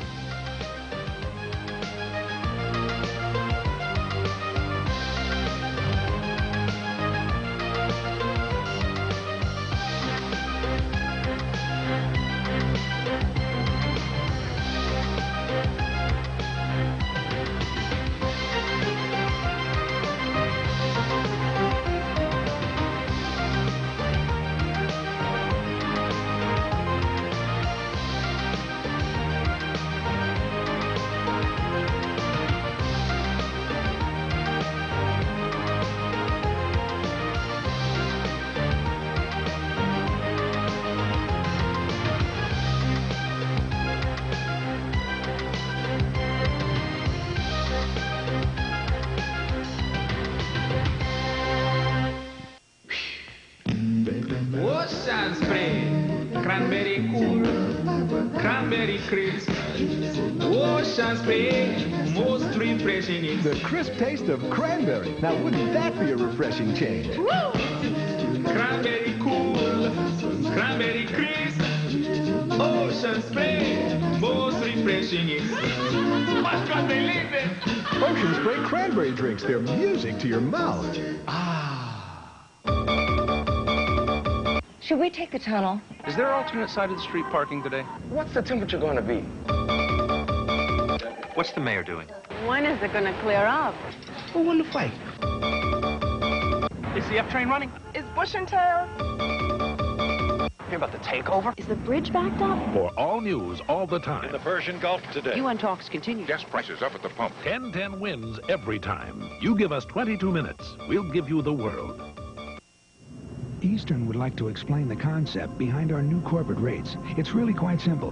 You get the same coach ticket that puts you back here on other airlines, except you sit up here in first class. So for what it costs to fly back here on them, you can fly up here on Eastern in our new first class section, which is twice the size of our old first class section. Up here for the price of back here. Only offered here. Watch Wheel of Fortune Monday night at 7:30. Here on Channel 7. Today on ABC Sports, a world-class field takes to the streets of the Big Apple as live coverage of the New York City Marathon begins. And later, 10 of golf's best square off, but only one will survive the Merrill Lynch shootout. Then Jack Nicklaus will look back at this year's majors and meet with the champions. It's all today, beginning next with the New York City Marathon. And later at 3 o'clock, 2 o'clock Central and Pacific, the Merrill Lynch shootout, followed by Jack Nicklaus, the major championships in review, presented by Nationwide Insurance.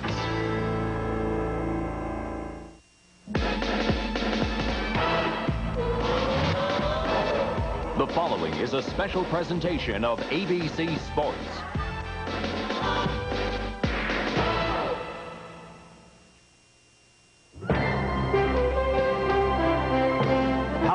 a marathon? Well, it all depends.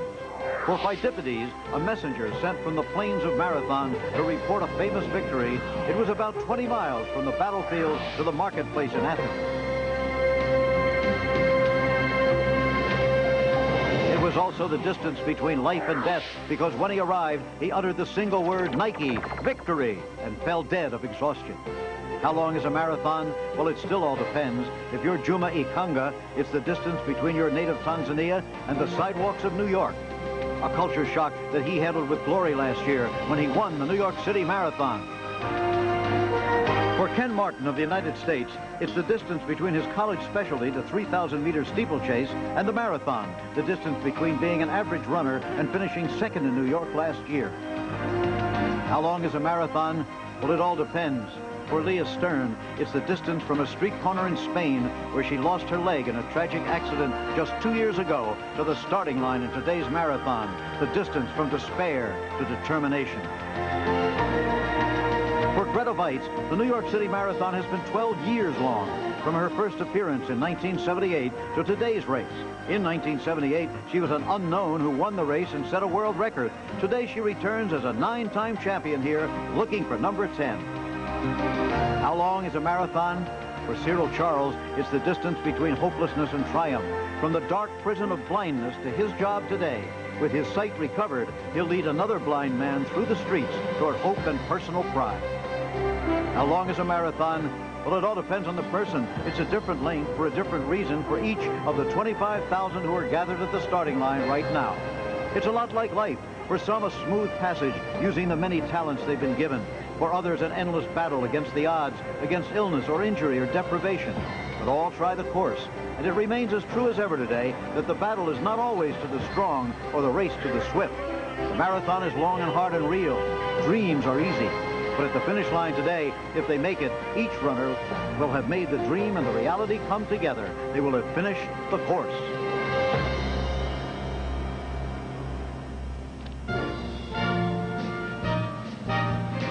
Welcome to ABC Sports coverage of the New York City Marathon. And here's where it'll begin, the other side of the Verrazano Narrows Bridge on Staten Island. 25,000 runners are poised for the start. And here is where it will end, in Central Park. Some will finish in a little more than 2 hours.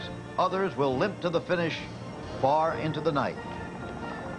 Well, good morning. I'm Jim McKay reporting from our anchor position on the roof of the ABC building in Manhattan. Behind me is Central Park, and you can also see the skyline of what is always called the fashionable East Side. But when I was a cub reporter at the Baltimore Evening Sun, I was told that you must always lead a story with the who, what, where, and when of the situation, and occasionally the why. Well, the who is 25,000 runners from all over the world. The what is a marathon, a run of 26 miles, 385 yards. The where is the streets and bridges of all 5 boroughs in New York City, and the when is in a very few minutes as we come to you live. And as to the why, well, we'll try to explore that subject with some of the world-class runners and with some of the recreational joggers making the effort of a lifetime.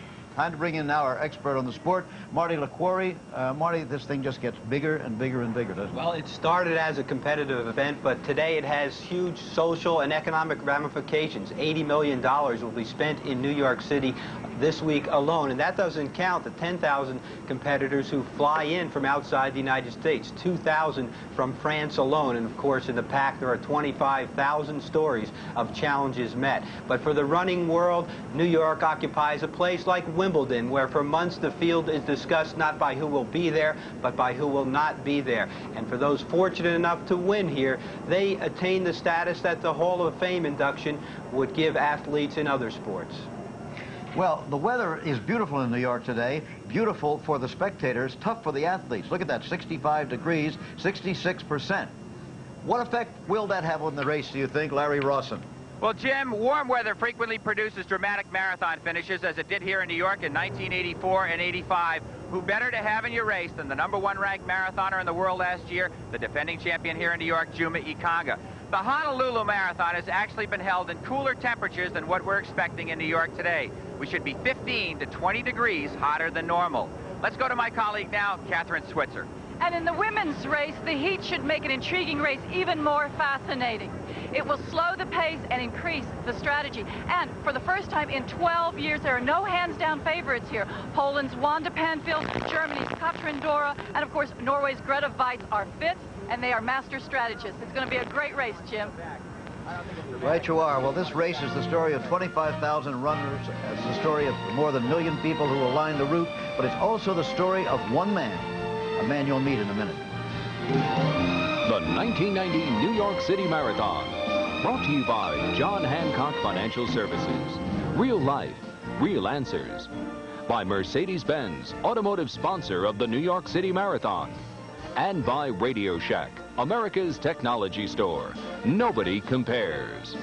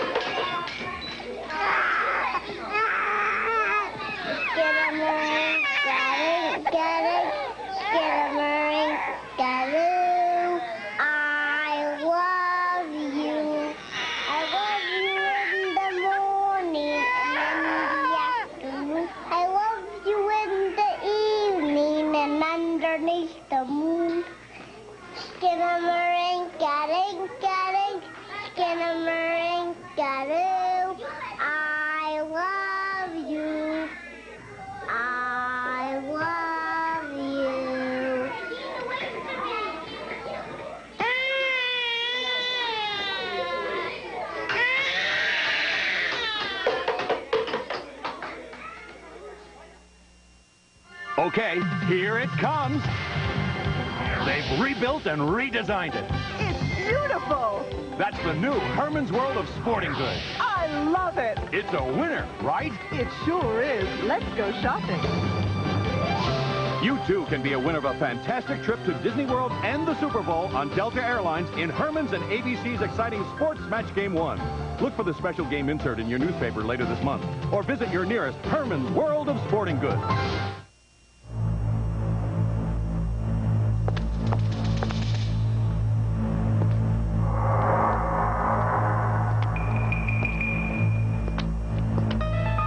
Attackers can hide under cars, so check underneath as you approach.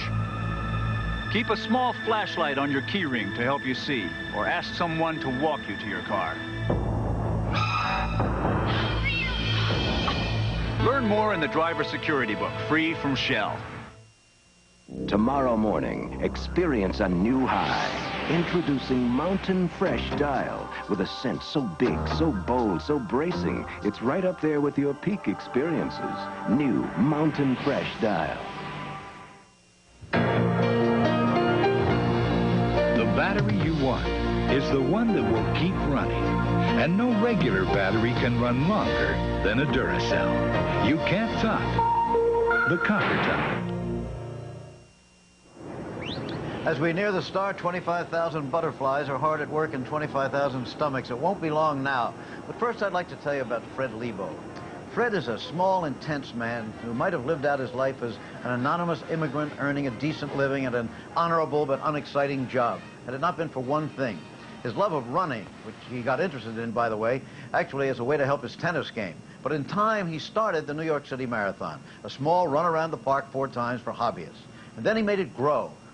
He made it grow into one of the world's greatest sports events. There's no question about it. He's the man who made it happen, and it lights up his life. They all come to New York to do one little thing, is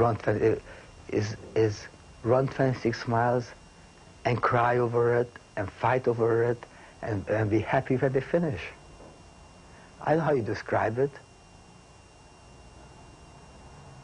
It's a wonderful thing.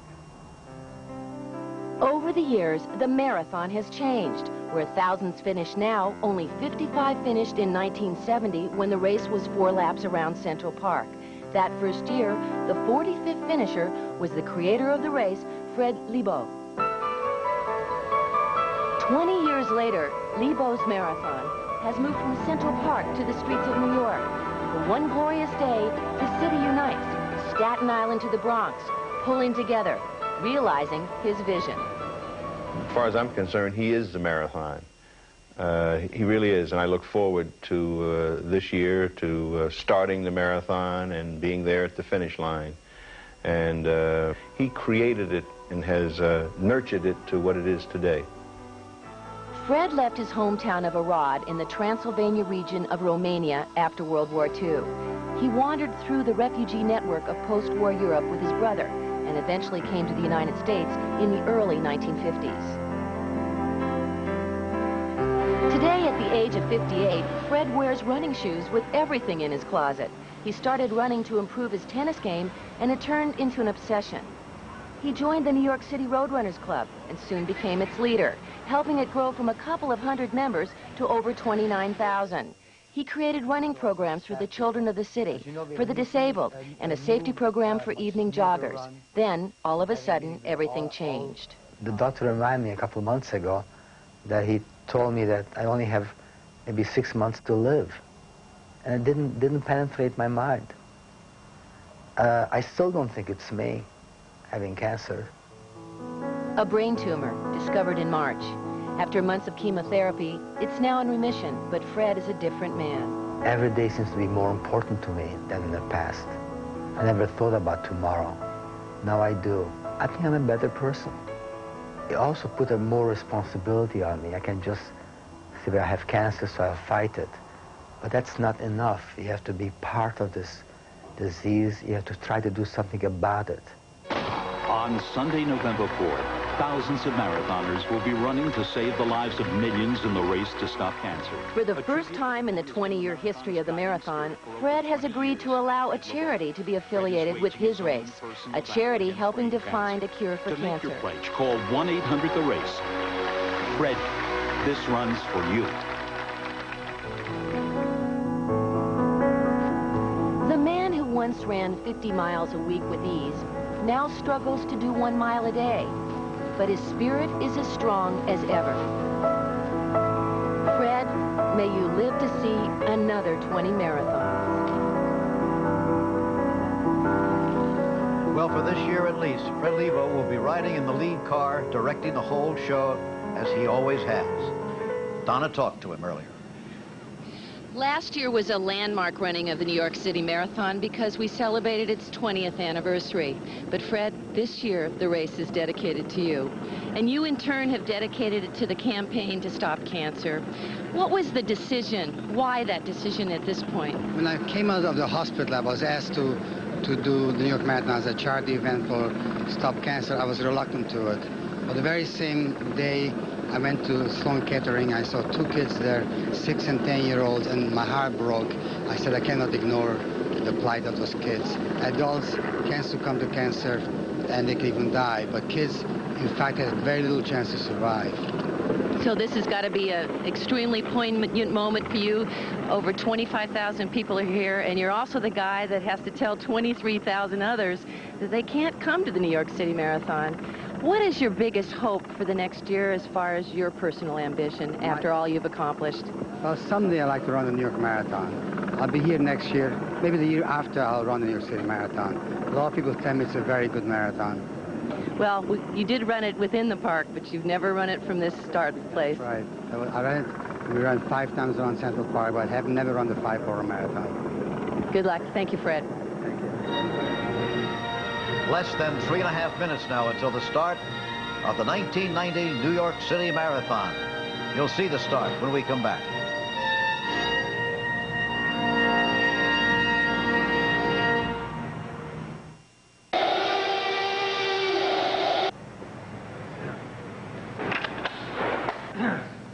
Now, well, so how many cars does Mercedes test crash every year? Oh, I say about 100. Really, that many? Yeah, well, you can never learn enough. Ever since we had it patented, we have been improving this concept of the energy-absorbing car body. Obviously, it's all about absorbing energy. Now, wait a minute. You said you had it patented? Yes, in 1951. But other companies use the concept. Yes, many. Well, you just said you... We have never enforced the patent. Really? So Mercedes just really gave away this advance in car technology for free. There are some things in life that are too important not to share.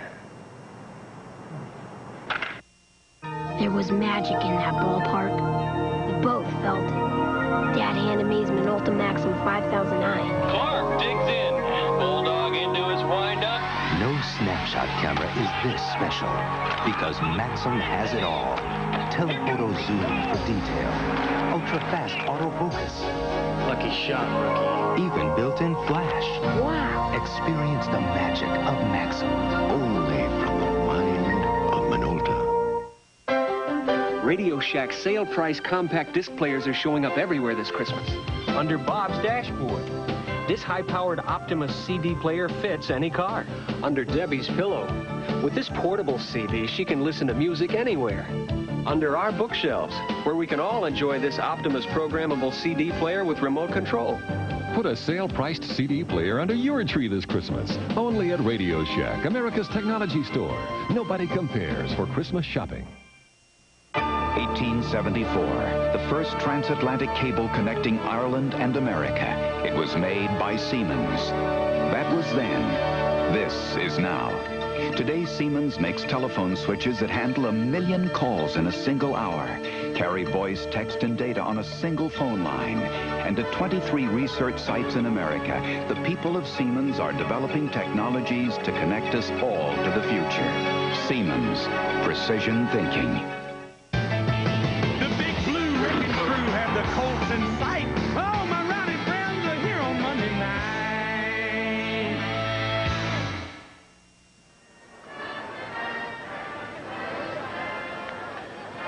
And now it's just about a minute before the start, playing the anthem. And here is the scene, the bridge empty. In a matter of seconds, it'll be filled with runners. Remember, 25,000 in all. It'll take a long time for all of them to even get to the start. The men and the women will run separately for the first part of the race. Eventually, the two races will join each other on 4th Avenue in Brooklyn. We said this is the only time that they'll be on Staten Island.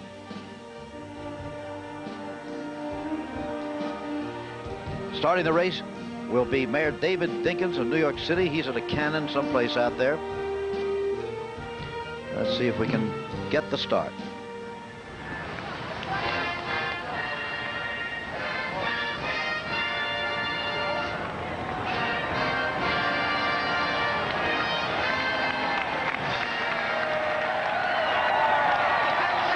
There's the mayor.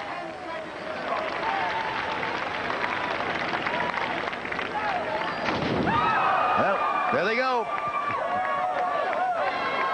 So, Marty, temperature 65 degrees, humidity 66%. The defending champion, Ikanga, likes to run out in front.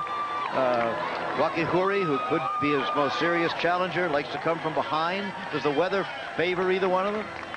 Perhaps Wakihuri, who has won in hot weather before. You know, the weather, in one sense, is a blessing. Last year, when it was 50 degrees, the athletes had on old sweatshirts and even pants until the moment the gun went off, and then they dropped them. And the people in the back who were running like sardines came upon them, didn't see them, and people were tripping. So with the warmer weather, no one had to resort to that.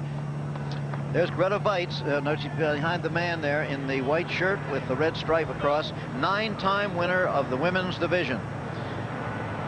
Women's record, actually, is held by Alison Rowe of New Zealand. In 1981, she did it in 2:25:29. The men's record set last year by Ikanga, 2:08:1. Let's take a look now at the course. As we said, it goes through all 5 boroughs of Manhattan, starting on Staten Island, over the bridge, and then for a long time they're in the borough of Brooklyn. From Brooklyn to Queens, and in time into Manhattan, a brief stop in the Bronx, back into Harlem, then down 5th Avenue, into the park, and to the finish. It's a long, long way. Remarkably, something like 95 or 96% of them typically finish this race every year. That boggles my mind. Well, it may be lower than that this year, with the temperatures expected to reach over 70 degrees.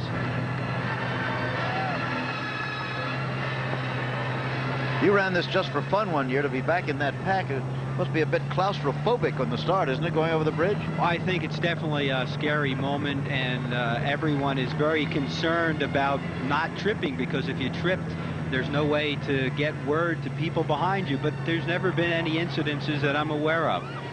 And the women seem to be very cautious here at the start.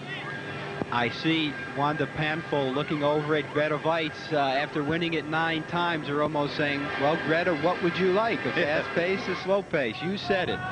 There was an accident on the way out to the race this morning in the Brooklyn Battery Tunnel. Apparently a motorcycle stopped short.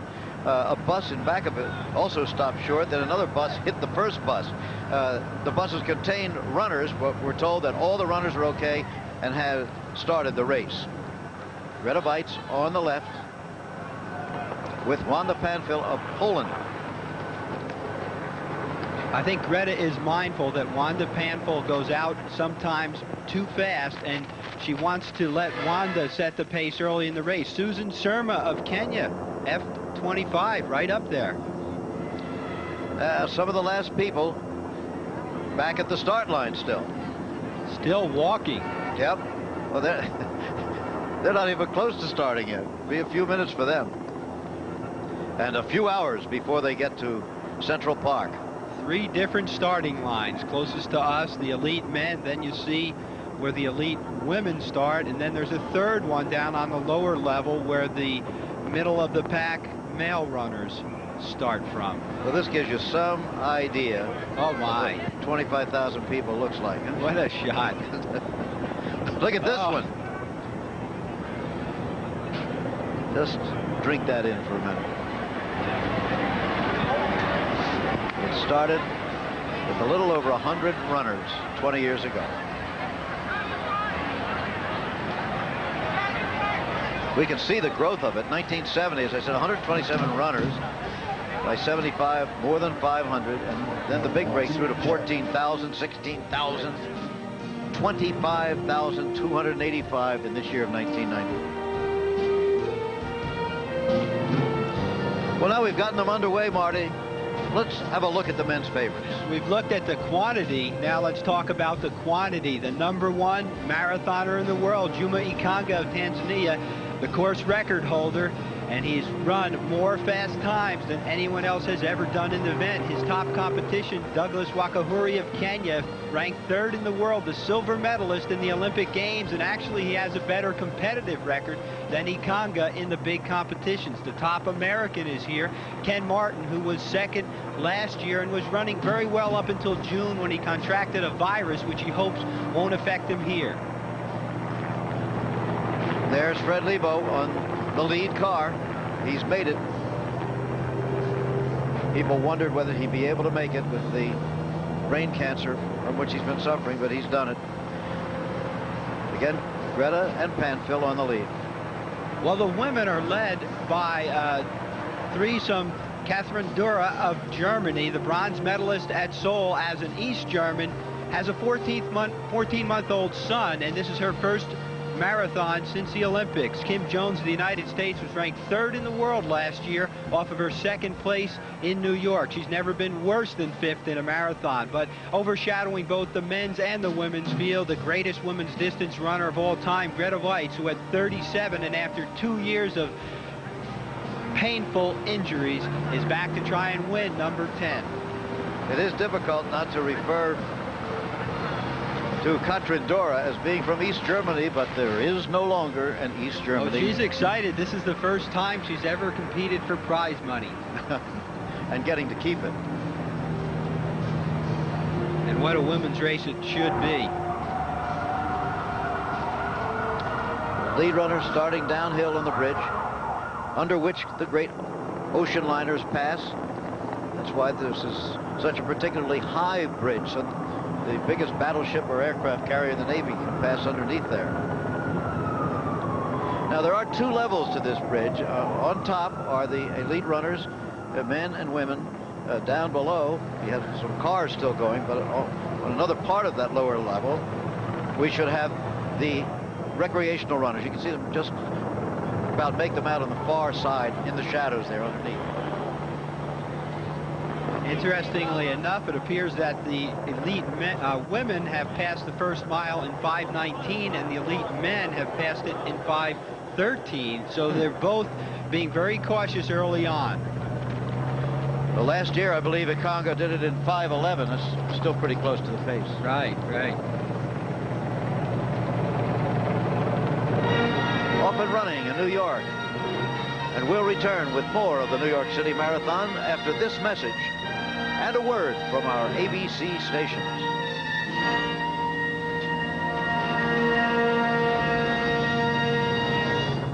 These NFL coaches lost 249 pounds. I lost 35 pounds in 5 months with Ultra Slim Fast. I lost 33 pounds and never felt better. I can't believe I did it. The Ultra Slim Fast plan is easy. A shake for breakfast, another for lunch, and then a sensible dinner. I'm down 38 pounds. I lost the most and I feel great. We're big guys with big appetites. We lost weight. If we can do it, you can do it. Ultra Slim Fast. Give us a week. We'll take off the weight. Come on along, I'll take you to the lullaby of Broadway. The Hickory and Ballyhoo. The lullaby of Broadway. And in the center of it all is the Milford Plaza. Stay at the Milford Plaza Hotel with cocktail dinner and breakfast for $49.50 per person. Discover why we are the lullaby of Broadway. The Milford Plaza is the lullaby of all Broadway. Tuesday, are Hayden and Christine breaking up? You really don't know, do you?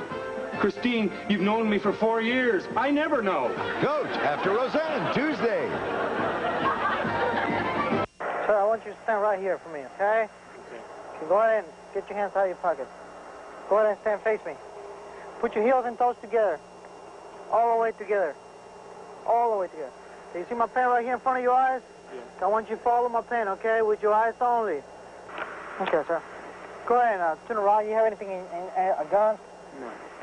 Go ahead and turn around. Give me your hands to the back. Okay, you're under arrest for DWI, sir, okay? We're going to go downtown for intoxilizer test, okay?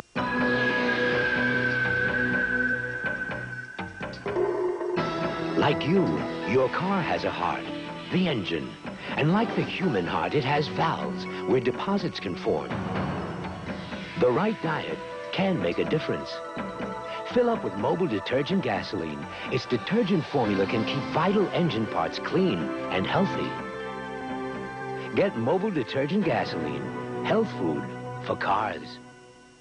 Watch in-depth coverage of the 90 Vote Tuesday starting at 5.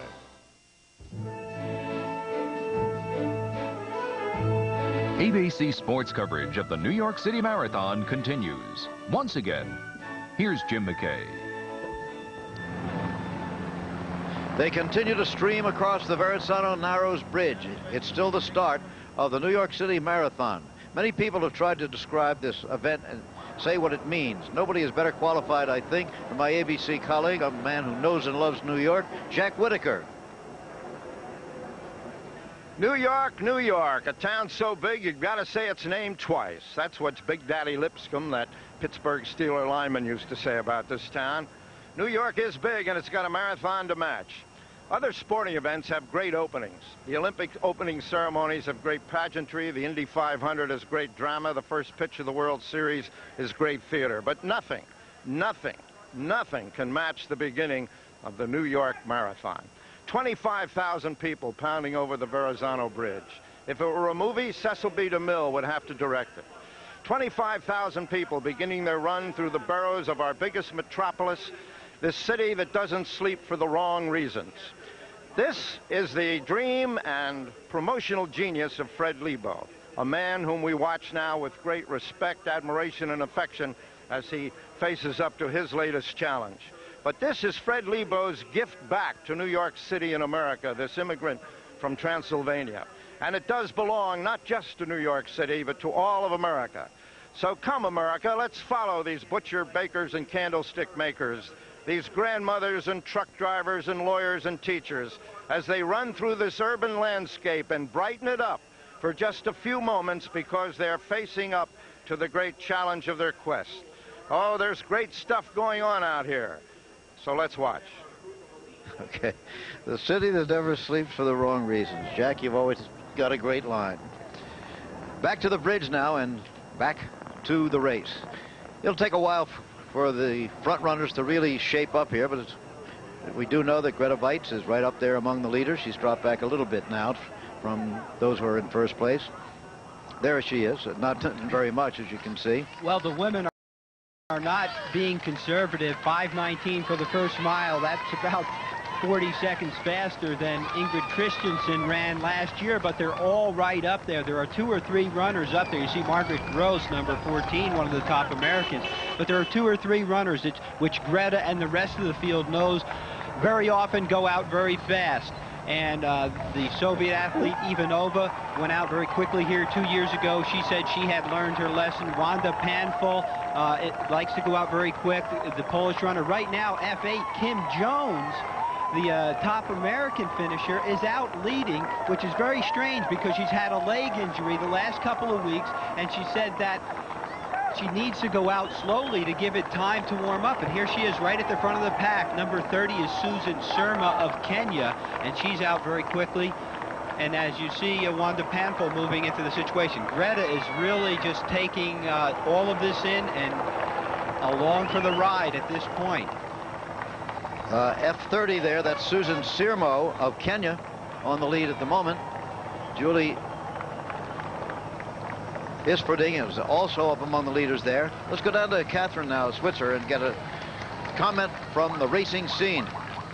Well, Jim, when you guys saw the mile time going across the bridge, unfortunately, you're looking at the men's mile pace. What was happening is that the women's sign on the tangent was over on the other side of the road. And in fact, the first mile was a very pedestrian 5:58. And that's why this pack is really quite so large. And that's why somebody like Imperitas Wilson from Cuba is in the lead of the race. And also why somebody like Susan Sirma from Kenya can actually be there. In fact, when the African women get more opportunities in sports, they're going to be some of the best women runners in the world. But in the meantime, Greta Weitz, Margaret Gross, Julie Isfording, and of course Katrin Dora up there can now pick up the pace. They picked up the second mile to 5:24, and they're all running well together. But in the second pack, as I'm looking back, already the Soviet Ivanova has fallen off. Back to you. Okay, I wonder if they're really being concerned about what effect the heat is going to have. There is Ikanga on the lead. Number 1 is number 1, the defending champion. Just behind him, Douglas Wakihuri, as he was supposed to be. Number 30 there, Rafael Zepeda of Mexico. Now they're on to 4th Avenue in Brooklyn. An ethnic neighborhood, as many of them are. Many Spanish-speaking people live here now. As you can see, Canacheria extends from the base of the bridge to the Williamsburg Bank Building, 6 miles. Cuts through a myriad of neighborhoods. Now let's check in on the men's race once again, as the defending champion is out in front, but he likes to run in the front. Let's go down now to Larry Rawson with the men. Well, Jim, Brooklyn was settled by the Dutch and actually developed by the world. 90 different ethnic backgrounds are out here. There are 12 different nations represented among the 15 runners in the lead pack. Juma Ikanga knows one thing, and that's how to lead a race. That's the way he lives his life. He wants total control. The pace has been pretty reasonable. I think this bodes well for an interesting second half of the marathon. They passed the 3-mile mark in 14 minutes, 53 seconds. Wakihuri, number 2, running right off his shoulder. Douglas, trained in the Japanese tradition that Marty can tell you about, is watching Wakihuri, is watching Ikanga in the lead. Ken Martin's up here. Nicholas Tabak, number 20 from the Soviet Union, also here. Most of the favorites are up here. The wind continues at the athlete's back. The pace moderate. It's interesting. They're showing good temperance here in these warm conditions. Well, okay. The pace right now, 4 minutes 52 seconds. Projected finish 2:07:39. That, of course, would be a course record, but there's a long way to go. The course record 2:08:01 set last year by Ikanga.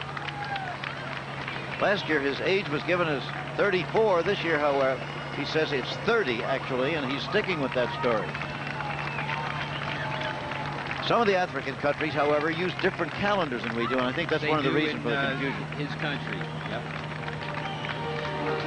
Okay, we've got them underway. The sun shines bright on the old Brooklyn home. We'll be back after this message and a word from our ABC station.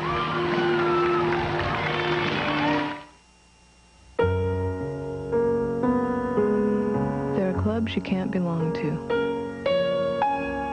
neighborhoods you can't live in, schools you can't get into, but the roads are always open.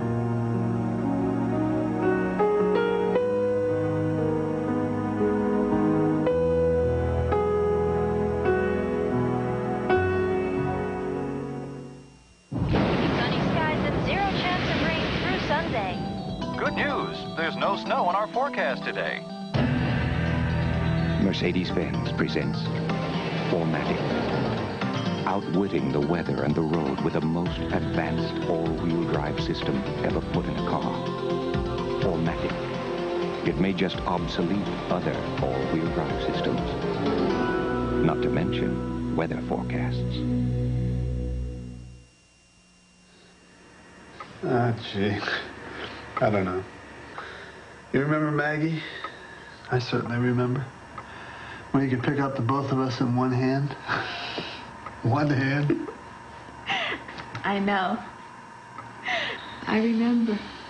Oh, man. Now it's like it's our turn. You know what I mean? I know. I know. You can't drive at night anymore. Did you know that? Mom told me that. But that's really nothing. I mean, 5 years, 7 years from now, what happens then? He won't ask us. Even if he needs our help, he won't ask us.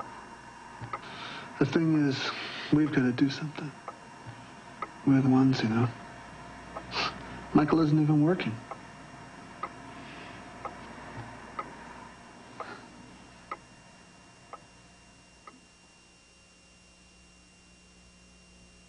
The 1990 New York City Marathon. Brought to you by Mercedes-Benz, automotive sponsor of the New York City Marathon. By John Hancock Financial Services. Real life, real answers. By the Milford Plaza, one of New York's finest hotels. And by BASF, the spirit of innovation.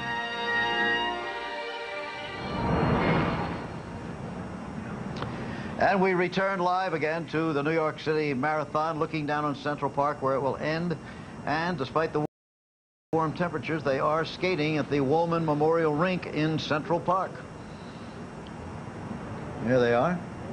Ice skating with the temperature approaching 70 degrees, unbelievably, on November the 4th in New York City.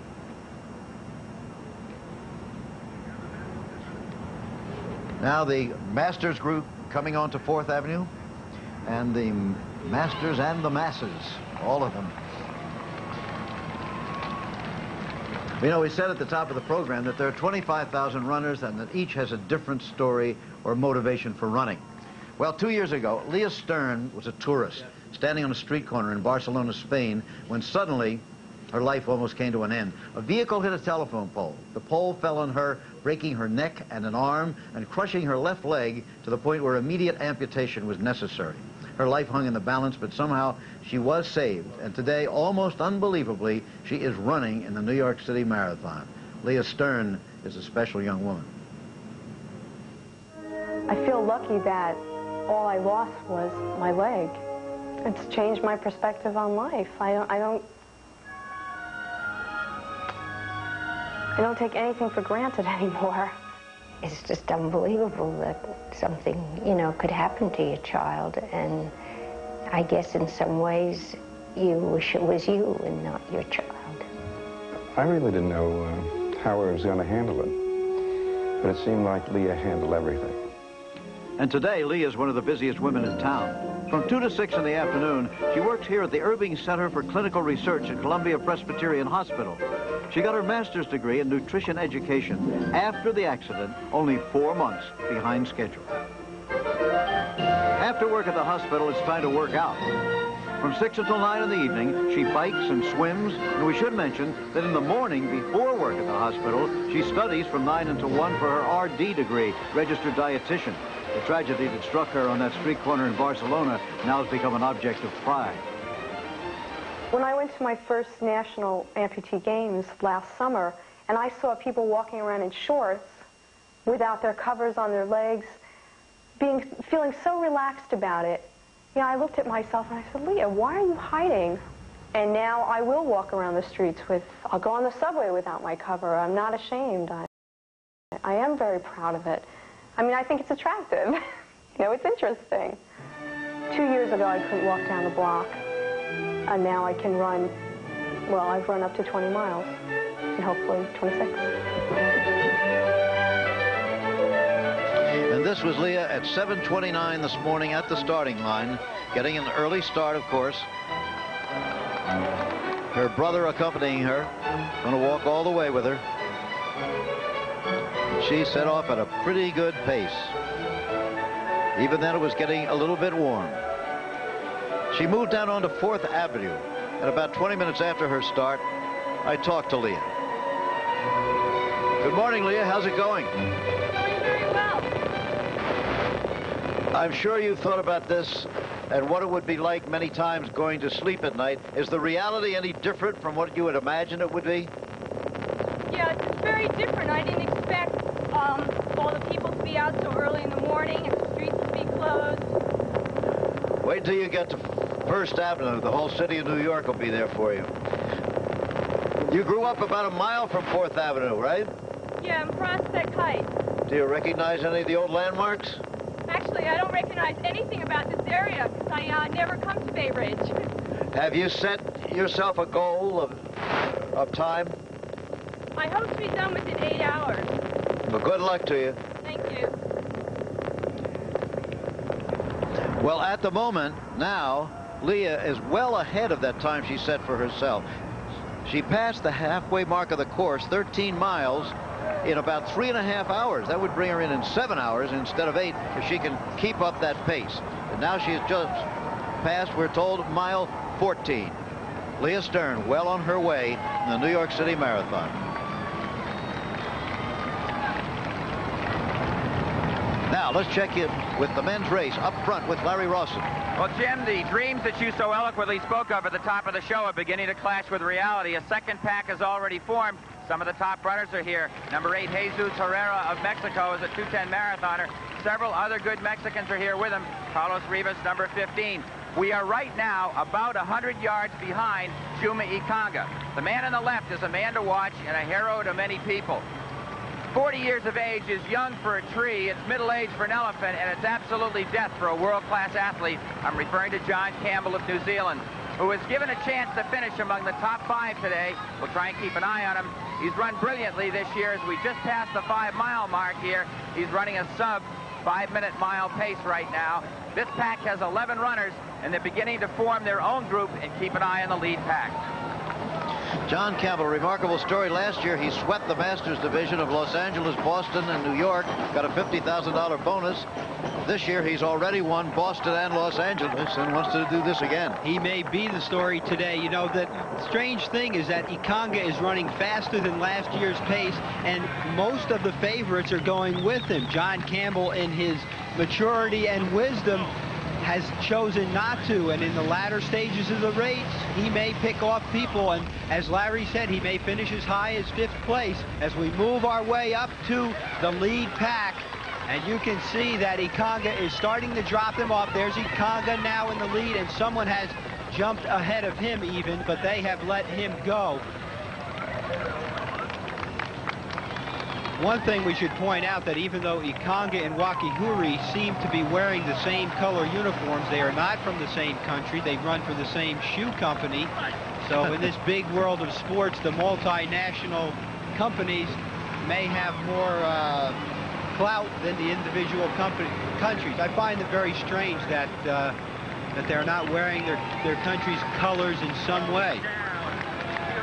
The company colors instead of the country's colors, eh? Well, that happened in Grand Prix motor race, about 20, 25 years ago. It used to be British racing green, French racing blue, American racing white, and the next thing they look like a pack of cigarettes out there. Well, Ikanga is really pushing the pace in this heat. he has to know that the two gentlemen to his left are not contenders, but still he has to be in there. He has to keep his nose at the front of the pack. Wakihuri letting him get a little bit on him. Ken Martin, who was up there initially, seems to have dropped off the pace. This could set up a very dramatic race, because I don't think Ikanga can run at this pace in this heat and expect to have his legs under him in Central Park. Well, look at that pace. And 4 minutes, 55 seconds. Projected finish, 2:08:39. And the course record, which he set last year, 2:08:01. Running time of the race, 27:16. Running along with him is Alberto Gonzalez of Mexico. And with his number, 19,587, he is not expected to be a contender.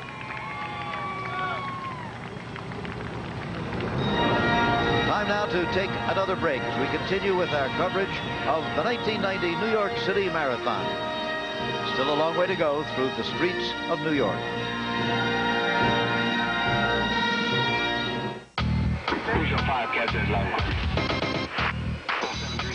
You can fly. With your feet on the ground, you can soar. Because the most advanced timekeeping technology on Earth has an IQ. Seiko Intelligent Quartz. So functions never dreamed of on a single watch are amazingly simple to understand. Seiko, the future of time.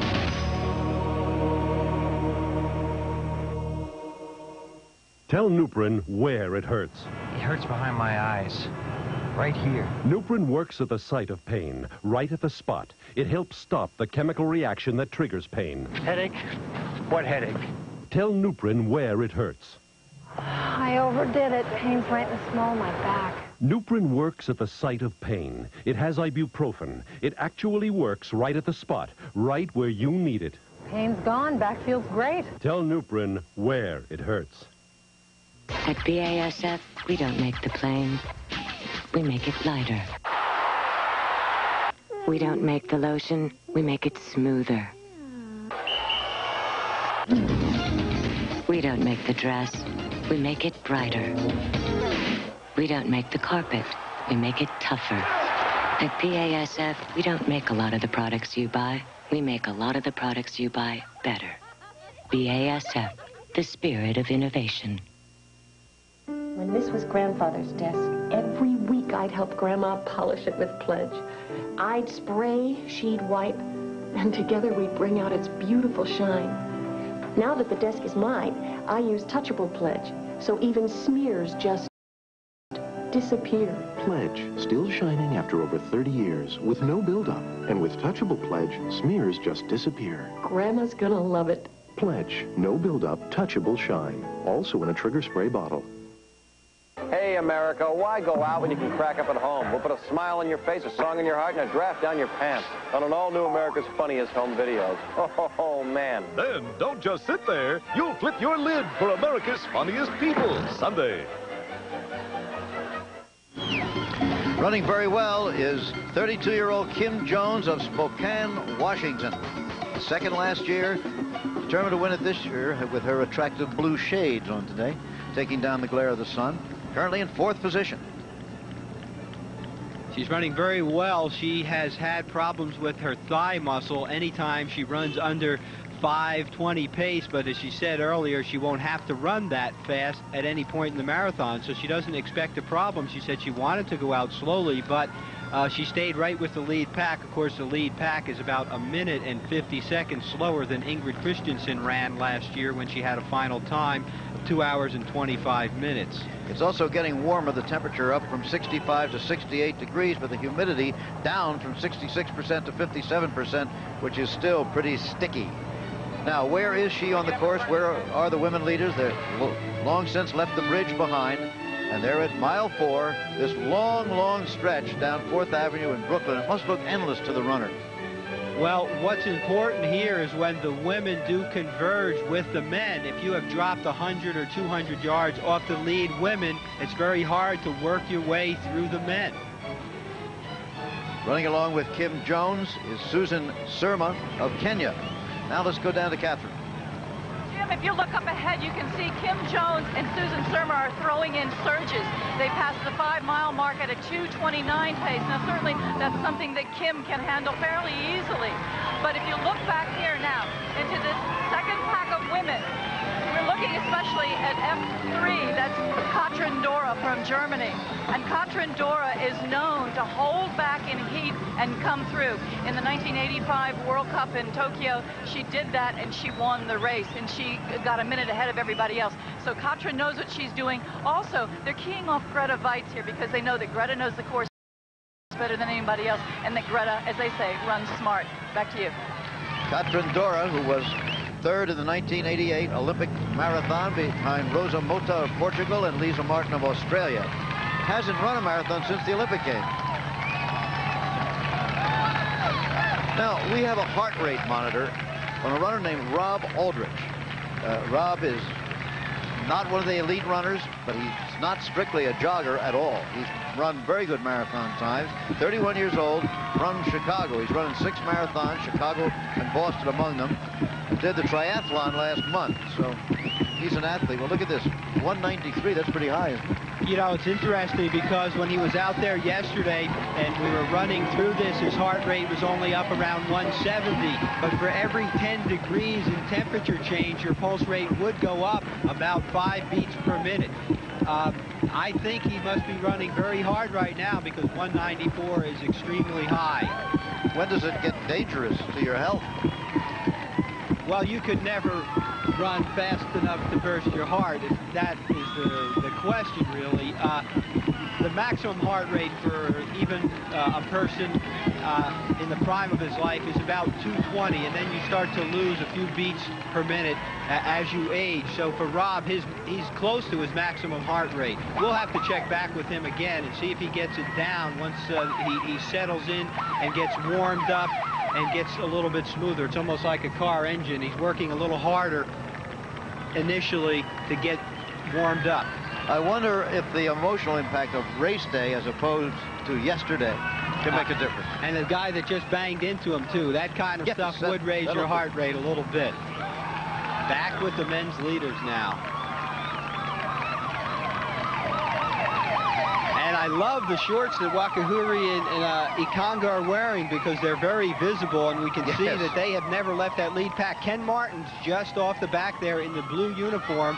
Ken likes to go out fairly quickly, and although the pace is very fast, he is staying in there. Well, both Wakahuri and Ken Martin said they would like the heat. They felt it would give them a better chance against Ikanga. And Ken Martin lives in Dallas now, so he was hoping and praying for hot weather. He's not concerned about a fast time. He's concerned about, number one, of course, winning the race, but secondly, he'd like to be the first American because the first American in this race gets to go to the World Championship. So that's also on his agenda. Number 36 there was Paul Evans of Great Britain. See him in your picture right now.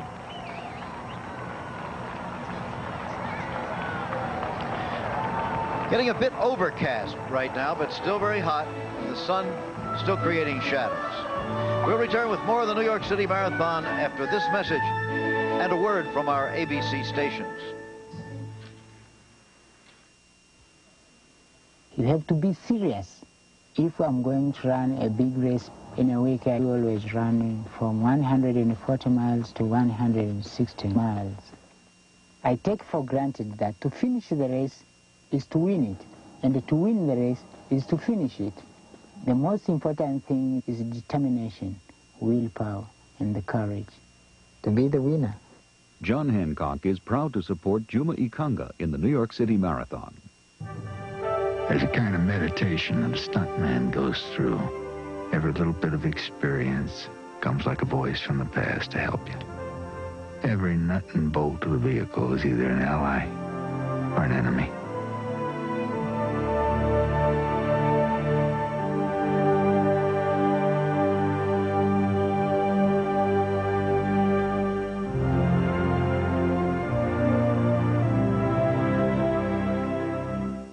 Sunday. Look at me!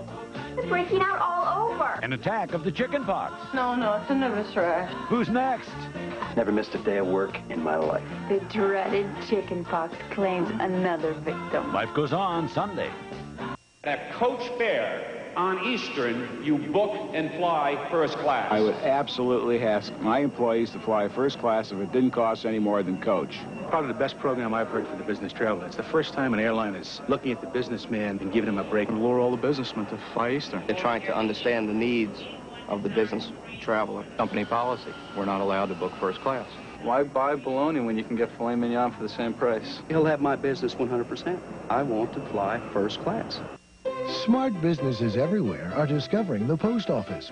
For dependable service and true value, there's Priority Mail with delivery in 2 days for $2.40. To keep dollars flowing and help the bottom line, there's Express Mail with delivery guaranteed next morning for just $8.75. For speed, reliability, and overall value, no one delivers for growing businesses like your post office. Why your children may be taking risky rides to school. Tomorrow at 6.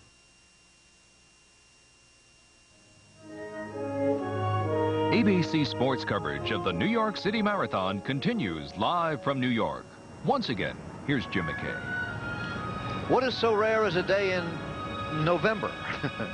A day when the temperature is 65 degrees and when a thoughtful man might eschew the marathon and its excitement and noise, put on his rubber pants, and go fishing in Central Park, fly casting. I don't think he calls them rubber pants, Jim. Maybe waders is a little more dignified, but I don't think he's going to catch much out there. He must be testing them. I usually leave the fishing talk to Kurt Gowdy, so I don't know too much about that. But to each his own. That's Susan Surma of Kenya. Kim Jones. And Kim Jones. Behind her, Surma, a 25-year-old runner. Kim is 32 from Spokane, Washington, and of course when she got second here last year, it was a tremendous surprise because she had run a marathon only 3 weeks earlier at Twin Cities. Greta Weitz has dropped back a bit. But this is Kim Jones, right on the pace in second place. Why don't we find out more about her right now? Catherine Switzer with the commentary. Look in the eyes of Kim Jones, and you'll find the focus of a world-class runner. But if you look very closely, you also see the image of her 9-year-old daughter, Jamie. When I watch Jamie run, I hope that she's having a positive experience. I don't want her to feel like she has to work, and I don't want her to hurt, because I know what that feeling is. And I'm happy that she's out there running, but a part of me wants to protect her. While Mom provides Jamie's inspiration, Kim's came from outside the family. The courage displayed by Joan Benoit during the summer of 1984 convinced Kim to start running competitively at age 24. When someone tried to push me too hard in college, and I wasn't ready for it, I backed away, which I think was the key, because now I'm determined and I'm ready and I'm focused and eager to compete. Kim Jones, there she is. Well, there's a certain intensity to the eyes of a lot of marathon runners. I guess Bill Rogers was the prime example of that. Kim Jones has a touch of it, too. And by the way, Bill Rogers was supposed to run in the Masters division today, but he had a scratch this morning. He isn't feeling too well. He had a cold. I'm finding it amazing that Kim Jones is leading, especially on a warm day. When she won Twin Cities, that was a cool race. She was second here last year. That was 50 degrees. Susan Surma, of course, is no surprise from Kenya. She has been going out fast in marathons and then not finishing very well. But for Kim, with her leg injury and really the way she usually runs, she likes to go out slowly and pick people off at the end of the race. This is totally out of character for her. She must be feeling terrific. Particularly on a very warm day, which we have in New York, if you've just joined us. So that's the women's story at the moment.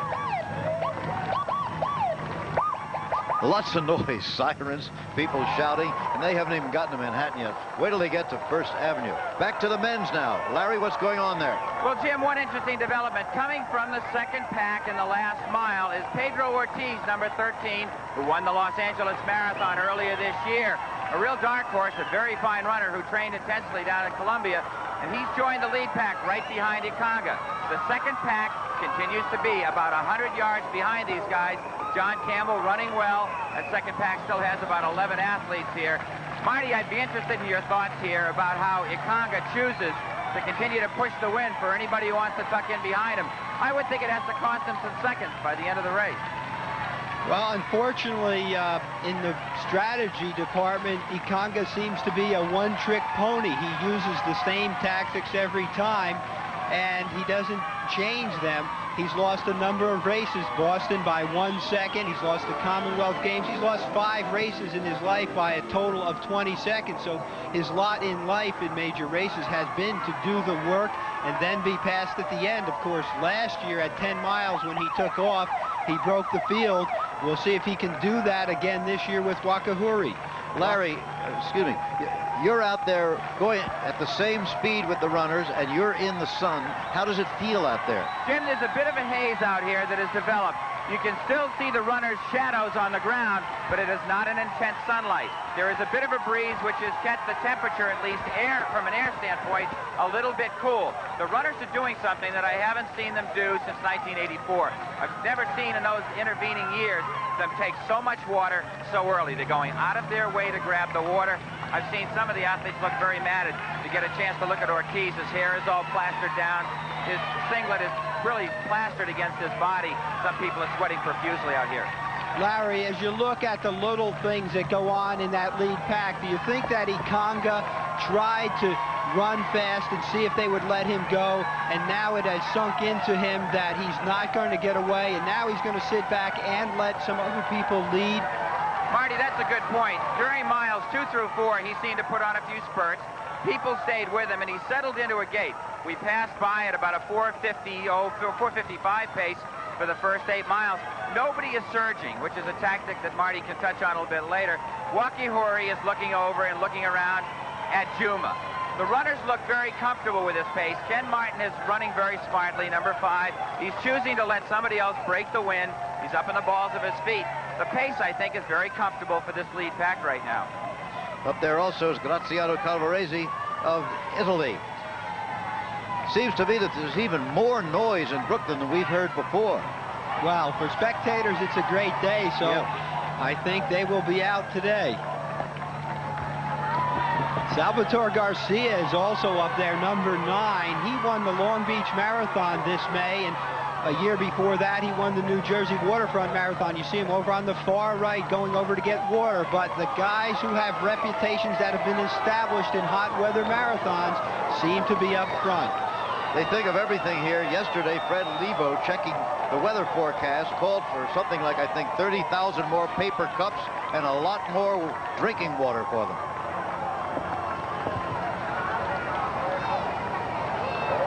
A lot of glancing back and forth. It's one-upmanship. There is no one-upmanship today. They are all looking and letting someone else do the work. And there you see the projected finish, 2:09. Interestingly enough, in the 5 marathons, when the temperature has been below 60 degrees, the average winning time has been 2:08.52. On the days when it's been over 70 like today, the average winning time has been 2:12. And of course, at some point, if Ikonga is going to win, he has to break away from the pack.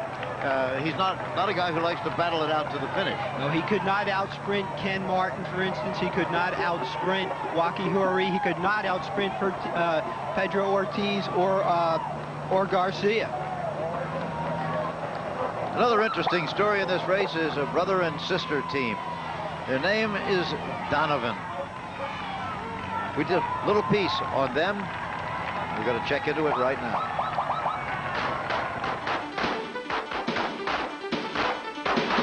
You might say that marksmanship is Kate Donovan's 13th varsity letter. In college at Tufts, she won 12 in field hockey, diving, squash, basketball, and lacrosse. All-American in hockey and lacrosse. They were amateur sports, but she's a pro in marksmanship, a special agent for U.S. Customs in Naples, Florida, specializing in drug enforcement. The credit card business isn't as exciting as Kate's job, but that's what her brother John specializes in. He was a rugby player at C.W. Post College on Long Island. Now, rugby's a very hard-nosed sport indeed, but these days, John gets his excitement from marathon running. He and his sister are running as a team today, Team Donovan. She's 28, he's 26. Separated by more than 1,000 miles, they still train together in a sense, communicating by telephone regularly and checking on each other's progress almost daily. Hi, John. It's Kate. How's it going? Did you run yet today? Yeah, I ran 6.5 this morning. Good. Felt really good. It's kind of humid here and kind of rainy, but it was still a really good run. Did you do your long run? You know how we were supposed to run 22 on Sunday? Well, the first 10 was all right, but then at 20, I just died. But still, 20's great. John won't have time for credit card imprints today, nor his sister for criminals' fingerprints. They're making their own marks, footprints on the streets of New York. Making them right now, as a matter of fact. How's it going, Donovans? Good. Doing really good. A lot of people out here. A lot of elbows. Yes, a lot of that. Are you about on the pace that you had hoped for so far? Yeah, this is a pretty good pace. We like this pace so far. Well, what about the heat now? We've been conjecturing about that. Go ahead. Couldn't hear you. What about the heat? That's one of the 40 bands they've got on the course this year. First time for that. What about the heat? Is it bothering you at all so far? No, I think we're both pretty much used to the heat since Kate trained in Florida. I was up here. We had some hot weather before. It's good for us, I think. Okay, well, good luck. Keep it going. Thank you. Bye-bye. Kate and John, Team Donovan in the marathon in Kelly Green. Okay. We'll continue to follow the elite runners and the other stories as they proceed through the streets of Brooklyn. We'll be back.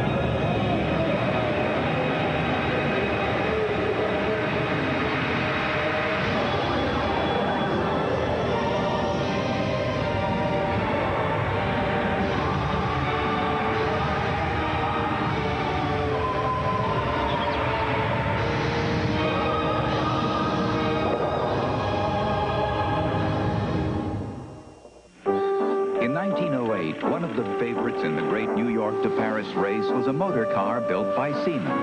That was then. This is now. Today, Siemens builds over 700 automotive products, from fuel injectors and microprocessors to halogen headlights. Siemens, creating technologies to keep America and the world moving in the right direction. Siemens, precision thinking.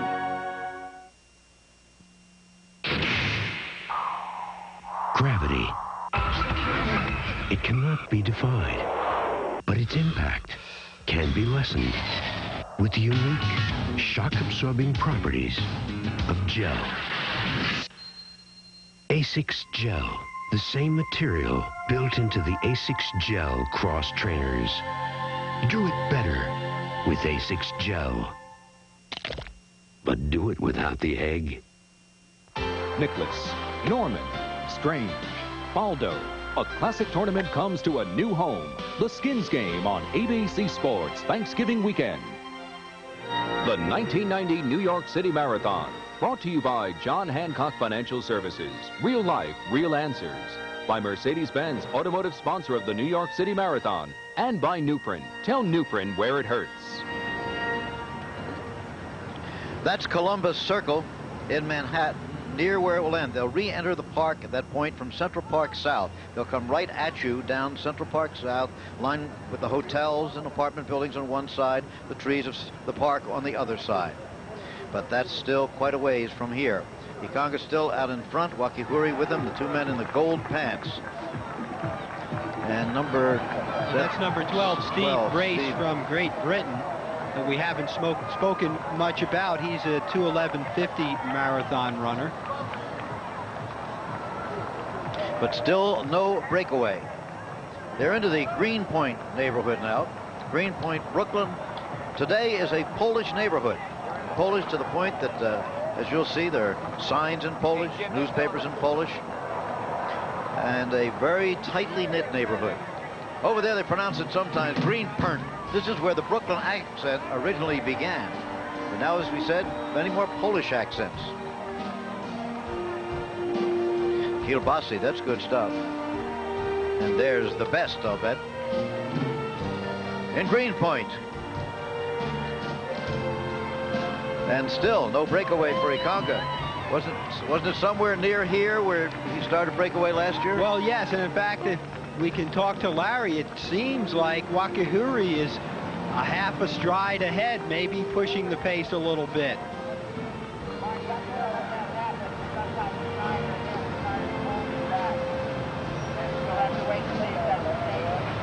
Ken Martin still there in the purple. He was second last year. Well, they seem to be breaking apart and then gathering back up, which means that people are throwing in surges, but they are not following through on them. They're coming back to the pack. I think we can reach Larry now. Larry, you there? I'm here, Jim. You're right. It sometimes is a sign with Wakihuri that if you want to go, you're holding back and you have a tendency to go in front of the leader. Here's a sign of the temperature out here that we've got right now. I've always wanted to do the Spencer Christian's Good Morning America show. It's 80 degrees in the sun, despite the fact that it is partially shielded right now. We've kept this thermometer out of the sun, get an idea of what the runners are going through themselves. Wakihuri has been holding back right now. We're down to 6. They look still very comfortable to me out here, Marty. The sweat is not pouring off these athletes. Maybe, as Jim was mentioning, the fact that the humidity is going down has been a factor, and the fact that we've got a slight cloud cover, I think, has assisted. I think we're going to see two people work together to break everybody else. That's Wakihuri and Juma, Marty. I think those two guys will team up at some point in time to pull away jointly and decide the race for themselves over the last few miles. But not yet. Not yet. Well, that would be an interesting concept, and of course, if it is 80 degrees out there, air temperature, that would be the hottest New York City Marathon yet, and that was 84 when Orlando Pizzolato, almost an unknown at the time, came from way back in the field and then stopped 8 times to walk in Central Park and still managed to win. He came back in 85, another hot year when he hung back and then threaded his way through the field in the latter stages. So that may be what would be a smart strategy today. John Campbell, who we spoke of earlier, the leading master runner, is back there only 12 seconds off the pace. Might not be a bad place. I wouldn't mind being back there myself. Let these fireworks happen up front. You only have to be leading at the finish line. Again, Wakihuri is number 2. Ikonga is number 1. Behind them in the purple, Ken Martin of the United States is number 5. Number 12 on the right is Steve Brace of Great Britain. Those are the leaders at the moment. Coming to mile 12 right now. Here it is, graphically displayed for you. The yellow line is the runner.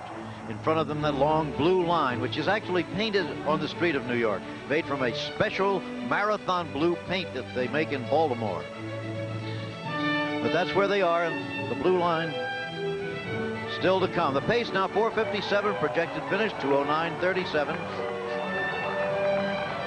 Mile 11. That's the standings after 11. They're coming to 12 now. We are seeing right now the field break up, and you can almost see Ikonga has stepped on it a little bit. His arms are moving faster. Salvatore Garcia has gone off the back end. You see him on the right, number 9. He's struggling. Ortiz, and the gap is widening right before our eyes. Ken Martin just put his head down. Something is happening out there. Brace is still staying with the 2 Africans, however. The British runner right there. Wakihuri and Ikonga out front. Behind the music that Bill Conti composed for us for last year's New York City Marathon, which later won an Emmy Award, in fact. This may be the moment of truth for Ken Martin. If he loses that lead pack, he may never see them again, and that's what he's deciding in his mind right now. Do I stay with them, or are they making the mistake? And there's Garcia right with him, nearer to the camera. That's That's good because Ken Martin and Garcia now can work together to try and get back to that main pack, but the pressure is on right now. And Brace is just going to hang on, at least for right now. And you can't tell what he's thinking behind those glasses. He moved over to get into the draft of Ikanga. There is a draft in running. It's about 7%. And he is just trying, and also a psychological factor. In fact, when you're running and you look over your shoulder and you see a person with the glasses on that you've never run against before, you have to wonder, where did this guy come from and how good is he? How familiar would they be with a Steve Brace? Well, Steve Brace has run 2:11.50, but I don't think he's been in the type of races, and I would venture a guess that he's never run against Ikanga before, and that Ikanga does not know who he is. I remember Frank Shorter said once, the man you must fear is the man you don't know, and that turned out to be Vladimir Sherpinski in Montreal. Right, Sherpinski is here today. He's not in the race, but he came over to receive the Abibi Bakilo Award for Lifetime Achievement. Salvatore Garcia has moved back in the fourth and closed the gap.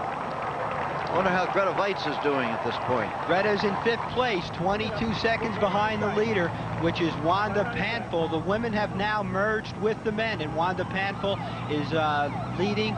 Kim Jones is in 2nd, Susan Surma's in 3rd, and Greta's not too far behind. She's doing okay. She's blocked by a male runner now, as you say they have joined. Catherine, how does the situation look there? Well, I'll tell you, Jim, it's really very interesting. You're looking at Greta now, and she, as Marty said, is in 5th place. She can just see the fluorescent shorts up ahead of Wanda Panfil, and it was an amazing thing. Just at 8 miles, she sort of let them go right after the merge point, and I think 2 things happened. One was that Kim Jones forced the pace fast and got to that merge point, I think, so she could kind of get lost in the male runners. That's a very good strategic point that the women do in this race often. They utilize the men runners a lot for that. And the second thing is, I looked at the faces of Wanda Panfil and Katrin Dorr, and both of them looked very over anxious and kind of wanted to go with it. There was so much noise and so much excitement. You have to realize that Wanda Panfil has never run in such excitement before, and Katrin Dorr has never run in a mixed race. That is an interesting point. Kim Jones, of course, told us earlier that patience is the key, and Greta, with 9 victories here, is the one that's showing the patience right now. Wanda Panfil out in front is not someone that you can take lightly. She's won her last 2 marathons. She won the London Marathon and Nagoya in Tokyo, so she's someone that everyone knows has the ability to win here. Moving through the Williamsburg section of Brooklyn now, this is a Hasidic Jewish neighborhood.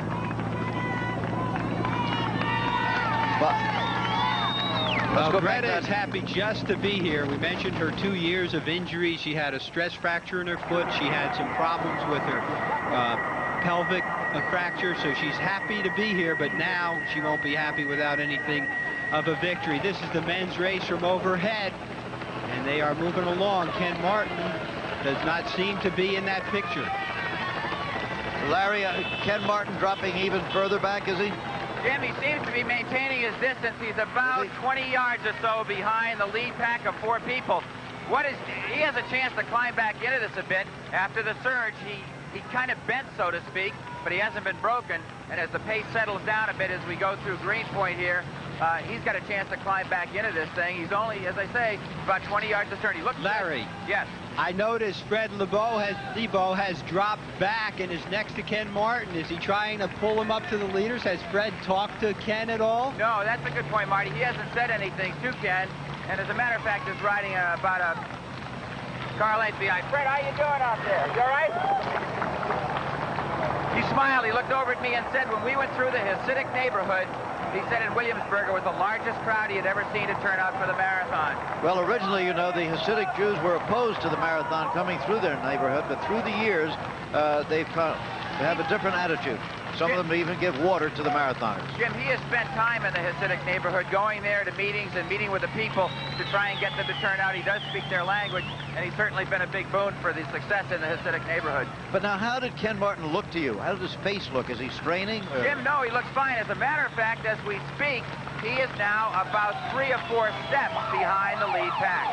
So, you know, he just let them go off and accelerate and surge and chose to maintain his own pace. He looks good to me. He's up in the balls of his feet. His stride is good. He's not sweating profusely. He seems very comfortable. He's not gasping for air or gulping air at all. He looks good. And now Garcia, number 9 there in the red shirt, is right with the leader. And Ken Martin has closed the gap. The two men who dropped back have gotten back into the fight again. Ikonga not pulling away, not yet. He is the leader, number 1. And there is the finish line. The crowd growing. They have a grandstand there that's already filled.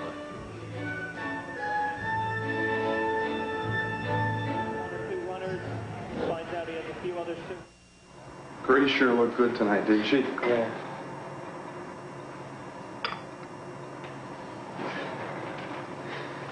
So how much you making now? Huh? I'm going 5. You gotta be making at least 25. I'm 5, maybe a little better than that. 30? Tell me yes or no. Are you making 30? Yes. 30? Around 30. Got any investments? Any stuff? Got the car. That's not an investment. You got an IRA, life insurance? Not really. You're making 30. And you don't have anything like that. What do you think? You're 18 years old or something?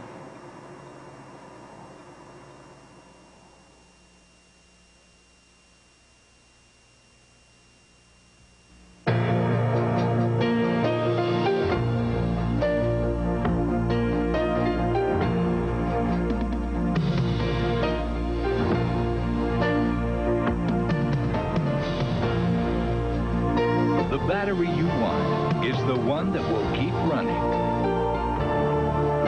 And no regular battery can run longer than a Duracell. You can't top the Copper Top. Hard to believe, but that was me, Dan Deerdorf, before I lost 40 pounds in 4 months with Ultra Slim Fast. Hey, I'm a big eater, but with Ultra Slim Fast, I never felt hungry. The plan is easy. I had a delicious shake for breakfast, another for lunch, and then a sensible dinner. I'm back to my college playing weight, and I feel terrific. Best of all, I'm not shaped like one of these anymore. Ultra Slim Fast. Give us a week. We'll take off the weight. Ladies and gentlemen, Arnold Palmer. This tag belongs to someone special. That means this bag belongs to a golfer, not someone who just plays golf. The USGA means something to golfers. It means we care about protecting and preserving the game. Isn't it time you show you know the difference between being a golfer and just someone who plays golf? Call now to become a USGA associate. The New York City Marathon, live from New York, continues. Once again, here's Jim McKay. Well, big day on ABC Sports coming up later.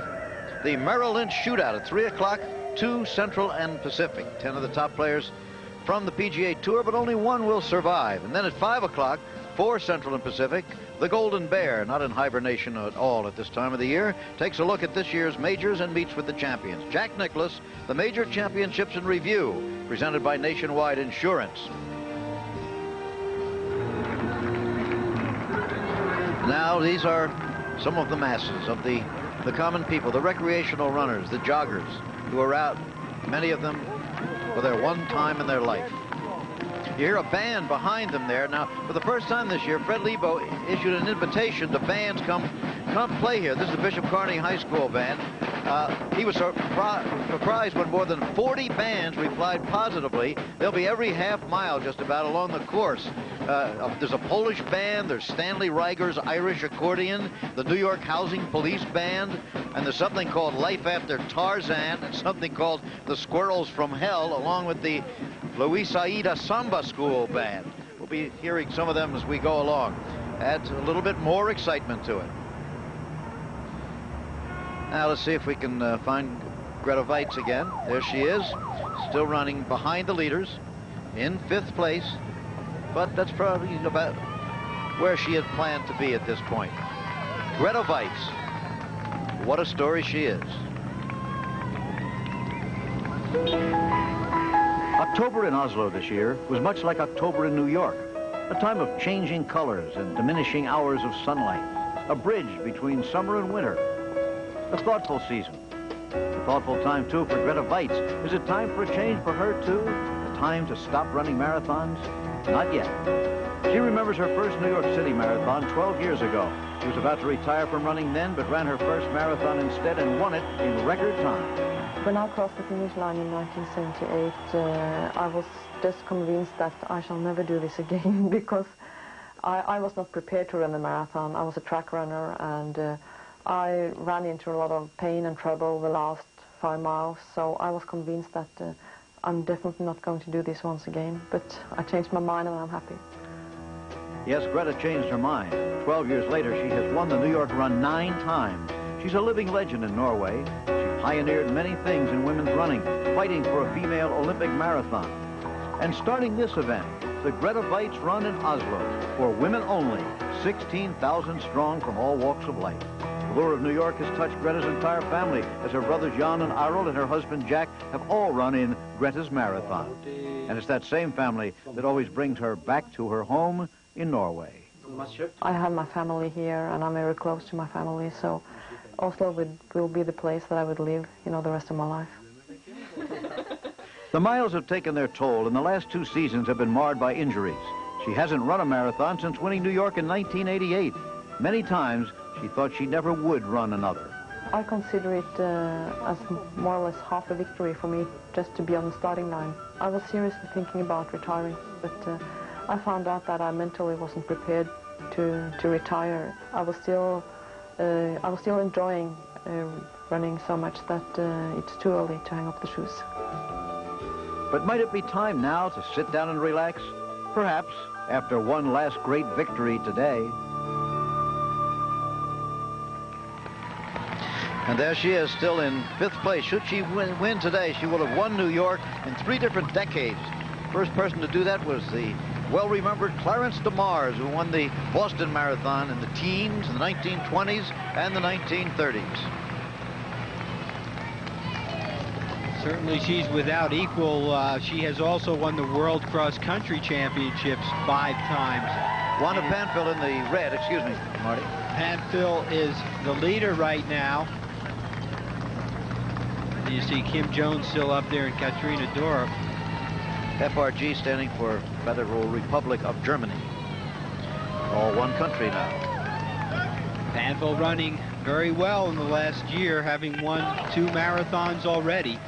This is her first time in New York. She is a citizen of Mexico now. She went to Mexico to train at high altitude from Poland for the 1988 Olympics, and met and married Mauricio Gonzalez, a 10,000-meter runner from Mexico, so that's where she lives now. You see the projected finish at 2:27.12. Wanda has run a 2:26.31. That was her personal best, and she did it this year in the London Marathon.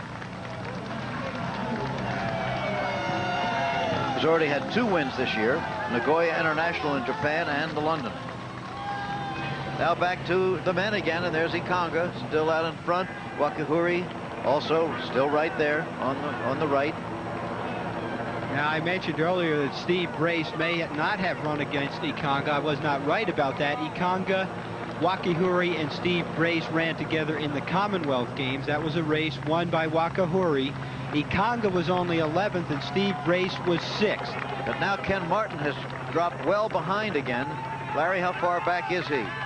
Jim, he's about 125 yards behind, and looking at his stride pattern, he's broken at this point. He's a bit of a broken man in this lead group. I don't know whether it's that virus that we talked of that he's had has caught up with him here. You know, it's interesting. The runners have chosen to run abreast, Marty. At no time have they done the Indian file at all, but now Garcia is starting to put on a surge. Yeah. Very aggressive runner from Mexico who usually fades on the back end. He is pulling away from the other 3. And at one point, he was a couple hundred yards behind. Well, Ikanga looks like he's struggling just a bit here, Jim. No question about it. This is the place that Ikanga last year made a move. There's Garcia right now. He has probably 10 or 12 yards on the other 3. Steve Brace is taking the glasses off. He needs to lighten the go load. after him. Yeah, it's happening. And now the two Africans from Tanzania and Kenya back in 3rd and 4th place. Brace making a real effort to assess the situation, thinking, well, if the Africans aren't going to go with them, I'm going to have to do something here. There's nobody behind us. The race has really started in a sense. But the story of the moment, at least, is 27-year-old Salvador Garcia of Mexico as they head toward Manhattan.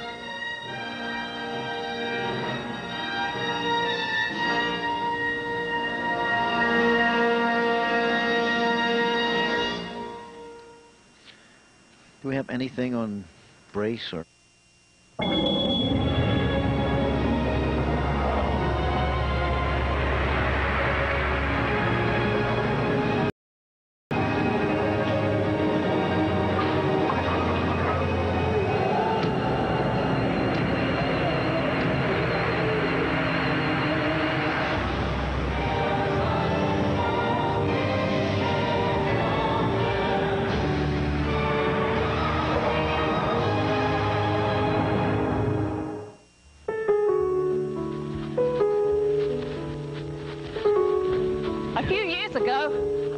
Trouble walking up this hill. I smoked, I drank, I was fat, and I hadn't done a lick of exercise in my life. So I started jogging. Who says you can't run away from your problems?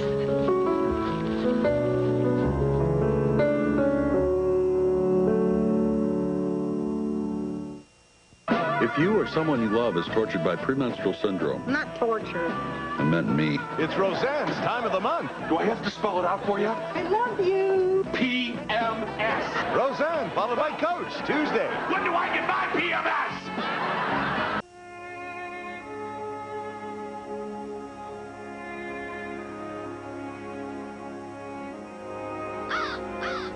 There are other ways to call Canada for less than AT&T. But with AT&T's Reach Out World Plan, you can call Canada for 18 cents a minute with more operators, immediate credit, and faster connections. Act now and sign up for free. Before you make your next international call, call AT&T. Now, every time you use the American Express card, you could win a trip anywhere. To do anything. Because American Express is giving away $10,000 dream weekends. One a day, every day for the rest of the year. Every time you use the card, you have another chance to win. Only with the American Express card. Don't leave home without it. Watch in-depth coverage of the 90 Vote Tuesday starting at 5.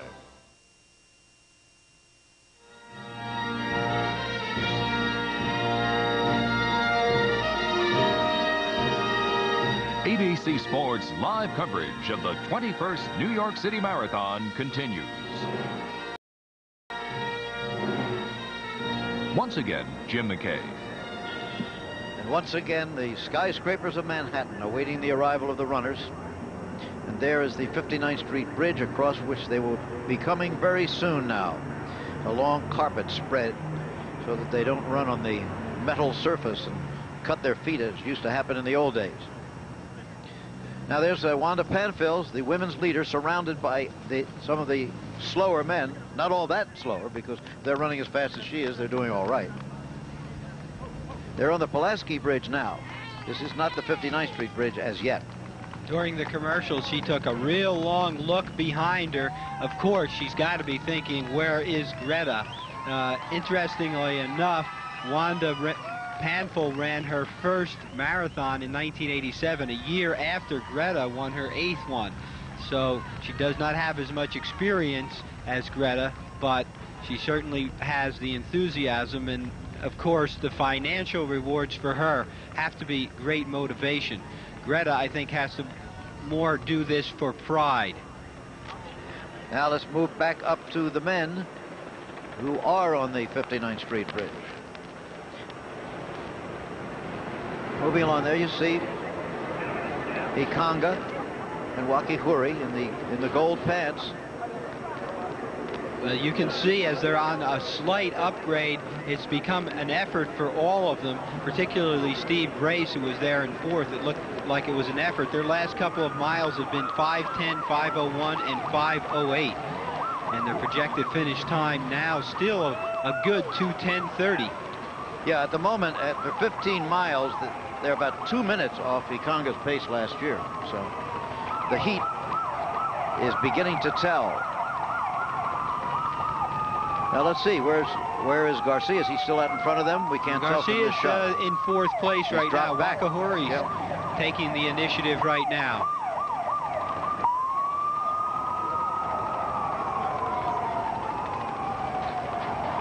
You remember Bill Conti's music from last year.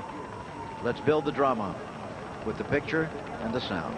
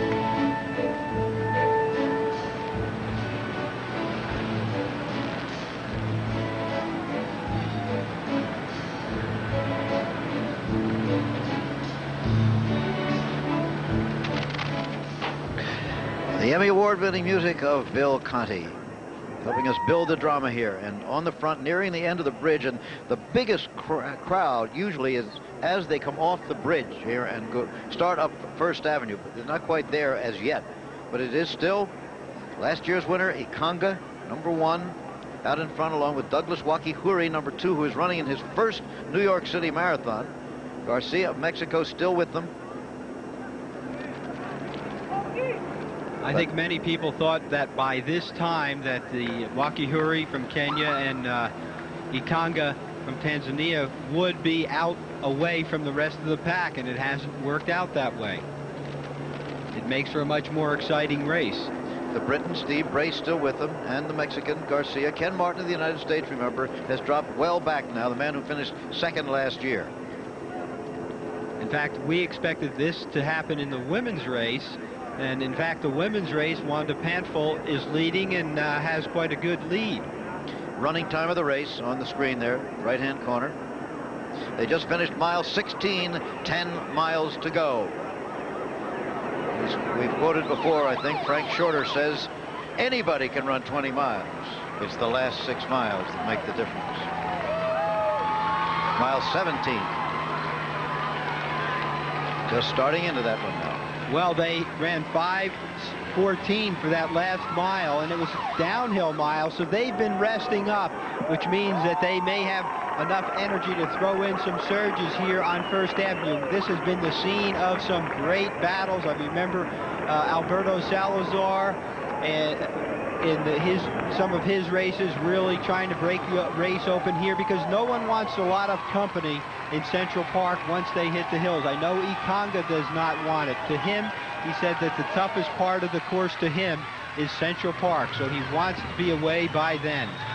Ken Martin told us that the noise on First Avenue was really too much for him. He said at one point last year, he said shush to the crowd. Let's just listen to that. This is a normal day on First Avenue, if there's anything normal in the big city. This is known as Yuppie Land.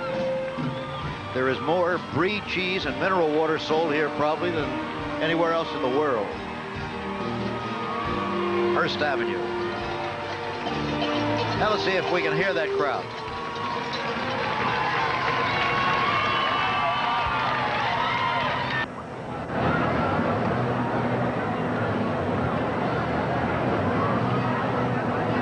More than 1 million people, they say, lining the route. Could be the biggest crowd today because the weather is so magnificent for spectating, but not so good for the runners. And the question right now is, who's going to break first here? Because Ikanga last year was well ahead at this point. Wakahuri had been planning to come from behind. Well, he's right on the pace now. Let's take a break then and get back to the race.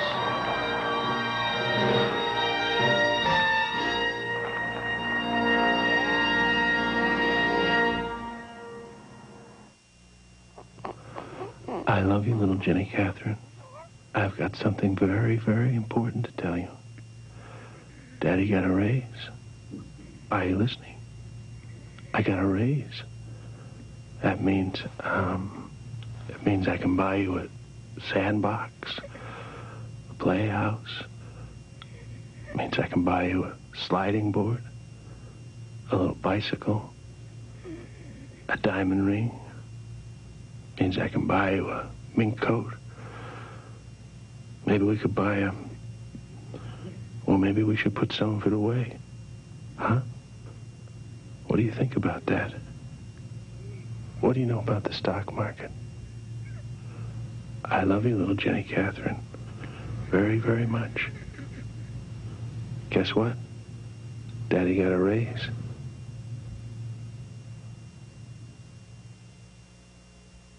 Come on along, I'll take you to the lullaby of Broadway. The Hickory and Ballyhoo. The lullaby of Broadway. And in the center of it all is the Milford Plaza. Stay at the Milford Plaza Hotel with cocktail dinner and breakfast for $49.50 per person. Discover why we are the lullaby of Broadway. The Milford Plaza is the lullaby of all Broadway. At BASF, we don't make the plane. We make it lighter. We don't make the lotion. We make it smoother. We don't make the dress. We make it brighter. We don't make the carpet. We make it tougher. At BASF, we don't make a lot of the products you buy. We make a lot of the products you buy better. BASF, the spirit of innovation. The Fighting Illini of Illinois invade Ann Arbor for a Big Ten battle with Michigan. It's game one of a college football doubleheader, Saturday on ABC Sports. The 1990 New York City Marathon, brought to you by Mercedes-Benz, automotive sponsor of the New York City Marathon. By John Hancock Financial Services, real life, real answers. By Nike, who reminds you to just do it. And by Siemens. For leading-edge technologies in electronic and electrical engineering, depend on Siemens Precision Thinking. Well, the battle has been joined in the New York City Marathon, and at the moment it appears to be a four-man race in the men's division. Jomo Ikanga, the defending champion, Douglas Wakahuri of Kenya, Salvador Garcia of Mexico, and Steve Brace of England. There they are. Ken Martin of the United States appears to be out of it now. He's a long way back, but Larry Rawson is right with him. How's he look? Well, Jimmy, he looks fine. He's running smoothly, but all of a sudden he lost it totally on the bridge. He was about 150 yards behind going up the 59th Street Bridge, kept losing distance, 2 runners went by him, Jesus Herrera of Mexico, Pedro Ortiz of Colombia, and we waited for him to come off the bridge, and absolutely 15 people went by him. He is now over a mile behind, and he's only run about one of those miles. I think he stopped for a while on the bridge.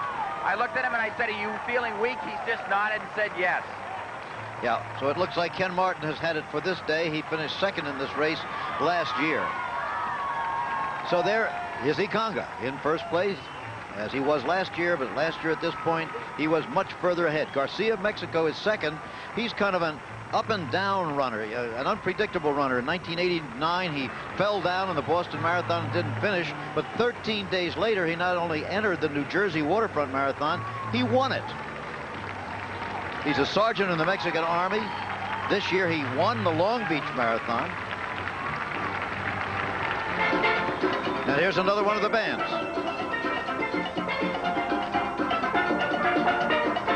The steel band, Mon.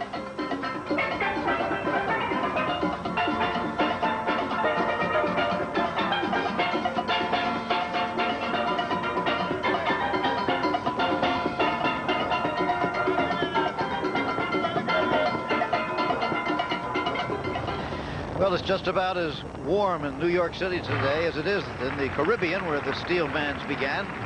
Now, 3 men running together. But the pace has picked up as they came off the bridge and ran the first mile on First Avenue. They ran 4:54. The previous mile had been 5:14, so a 20-second increase in the pace has to be felt by all of them. Well, now, Waki Huri won the World Championship in Rome when the temperature was 72 degrees with 83% humidity.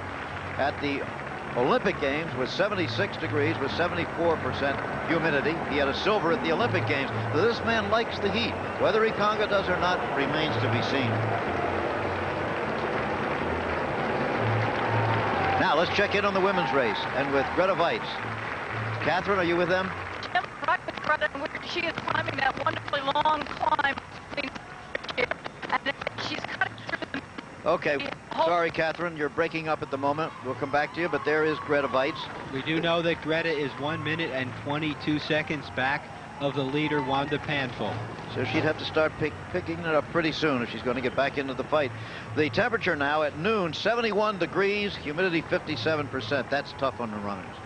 Well, and you also mentioned she'd have to start picking it up. 1.5 minutes is not a lot on a very hot day like this. A lot can happen over the last 6 miles of the race. Runners talk about hitting the wall often at the 20-mile mark. Well, all of that is exaggerated on a hot day, so conserving yourself early on in the race is not a bad thing to do. You know, the thing for Greta is she's going after her 10th win.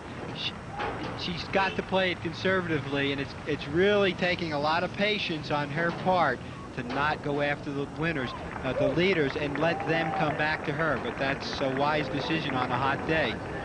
Well, you'll hear a lot of cheering for Greta Weitz when she comes off the bridge and starts up First Avenue, because the citizens of New York have long since adopted Greta Weitz as one of their own. Well, Greta has not only won the 9 marathons here, but if you count the legs mini marathon races that she has won here and other races, she's probably won 20 times here. And of course, she visits the city quite often.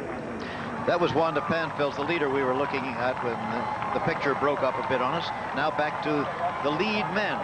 And it's still Ikonga in front, Garcia on the right of your screen from Mexico. And then a little bit further back, Waki Huri and Brace of Great Britain is still with the lead pack. Those are the 4 as they head up First Avenue towards the Bronx.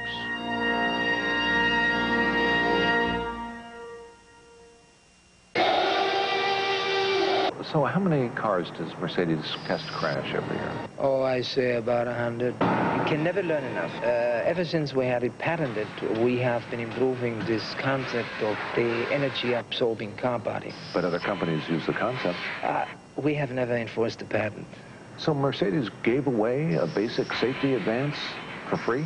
There are some things in life that are too important not to share. Look, isn't that Jerry Mason? Get his autograph. No way. I'm too embarrassed. Then I'll get a close-up for you. Ah, the Minolta Freedom Zoom. When you can't get to the picture, this camera brings the picture to you. Give me one more shot. Freedom Zoom, the only compact with 5-beam autofocus, so even subjects not centered are perfectly focused. Enjoy your freedom today. Only from the mind of Minolta. In 1896, Wilhelm Röntgen discovered X-rays and changed the world of medicine. Those first X-ray tubes were made by Siemens. That was then. This is now. Today, Siemens manufactures imaging technology that helps doctors save lives. And with 35,000 people nationwide, the men and women of Siemens will continue to manufacture ideas that even Professor Röntgen never dreamed of. Siemens, precision thinking. John Hancock Running and Fitness Clinics bring world-class marathoners like Steve Jones and Priscilla Welch together with thousands of young people all across the country. These clinics are part of John Hancock's commitment to promote the joy of running and the rewards of a healthy lifestyle. Athletes like Steve and Priscilla help build body, mind, and spirit. Simply, they teach kids how to be their best. The 90 vote. I don't think I want to be your governor. I want to be governor. I want vote for congressional pay raise. Let's stop this. I'm running for the Senate. I really believe. I think we have to try something. I'm going to give people a vote. I want to Make sense of it all with Jennings and Brinkley, ABC News Election Night. Live coverage of the New York City Marathon continues. Once again, Jim McKay. Well, tomorrow on ABC Sports, Phil Simms will lead the undefeated New York Giants into the Hoosier Dome. Eric Dickerson and the Indianapolis Colts will try to spoil the Giants' perfect record, and that will not be easy. Live coverage beginning tomorrow at 9 Eastern on ABC's Monday Night Football. Now, the men's leaders have come to mile 19, 7 miles to go now. The blue line, heading up towards the Harlem River, across the Willis Avenue Bridge, briefly into the South Bronx, then back Madison Avenue Bridge into Harlem. Douglas Wakihuri out in front, running in his first New York City Marathon. Number 1 on the left, the defender, Ikanga. On the right, Garcia of Mexico. And just behind them, Brace of Britain. There you see, Ikanga's been 25 marathons and has run 9 under 2:10. Wakihuri in 7 marathons, only 1 under 2:10, but he runs tactically. Am I right about that? Well, as we said at the beginning of the show, Wakihuri has the better competitive record in the Olympic Games. He was second in the Commonwealth Games this year. He won, whereas Ikanga was way down, 11th place. So you have the racer, which is Wakihuri, against the runner, which is Ikanga. Ikanga has said he'd rather be 15th place in 2:09 than to win a race in 2:15. So he's the speed merchant, if there is such a thing in a marathon race. Wakihuri, again, is the tactical runner. That's Brace in the black with the lavender shoulder straps, and Garcia in the red singlet. Meanwhile, Wanda Panfils, the Polish woman, now a citizen of Mexico, married to a Mexican, is still well ahead. The crowd looking for Greta Weitz. And not as much drama at the women's lead. Kim Jones is 37 seconds behind. And that may be where the drama is, back in 3rd, 4th, and 5th place. Catherine, we think Kim Jones is 37 seconds behind. Is that still where she stands? Marty, that's just about right. Kim Jones now on First Avenue can look straight up ahead of her, and she can see that red Mercedes with its lights flashing, and she knows Wanda Panfil is right there alongside of it. A few men have gotten here alongside of Kim Jones, but she's actually really outracing them. She seems to have dusted away Katrin Dora. I came down off the bridge, and Katrin was taking the downhills pretty cautiously. Kim is obviously concentrating very hard now on trying not to go too fast, too soon to make up the difference to get up to Wanda, because Kim was very worried about the downhills and the uphills with that quadricep. So she's gotten through a lot of those difficulties now. She's going after her. Okay, you said looking up ahead at the red Mercedes, which is alongside the leader. Mentally, she can also be looking ahead to the red Mercedes you get to win this race. But by the way, there's the leader, Panfils. The men's and women's winners each get the same prize money, appropriately $26,385. Same numbers as the distance of a marathon. Okay, women's leader on the left, men's leaders on the right. Panfils looks pretty strong, doesn't she? Well, she is a very strong runner. Kim Jones is a fast finisher. So, again, we have maybe not two extremely different runners, but they are different, and Kim Jones would be the one you could bet on to maybe run the fastest last mile.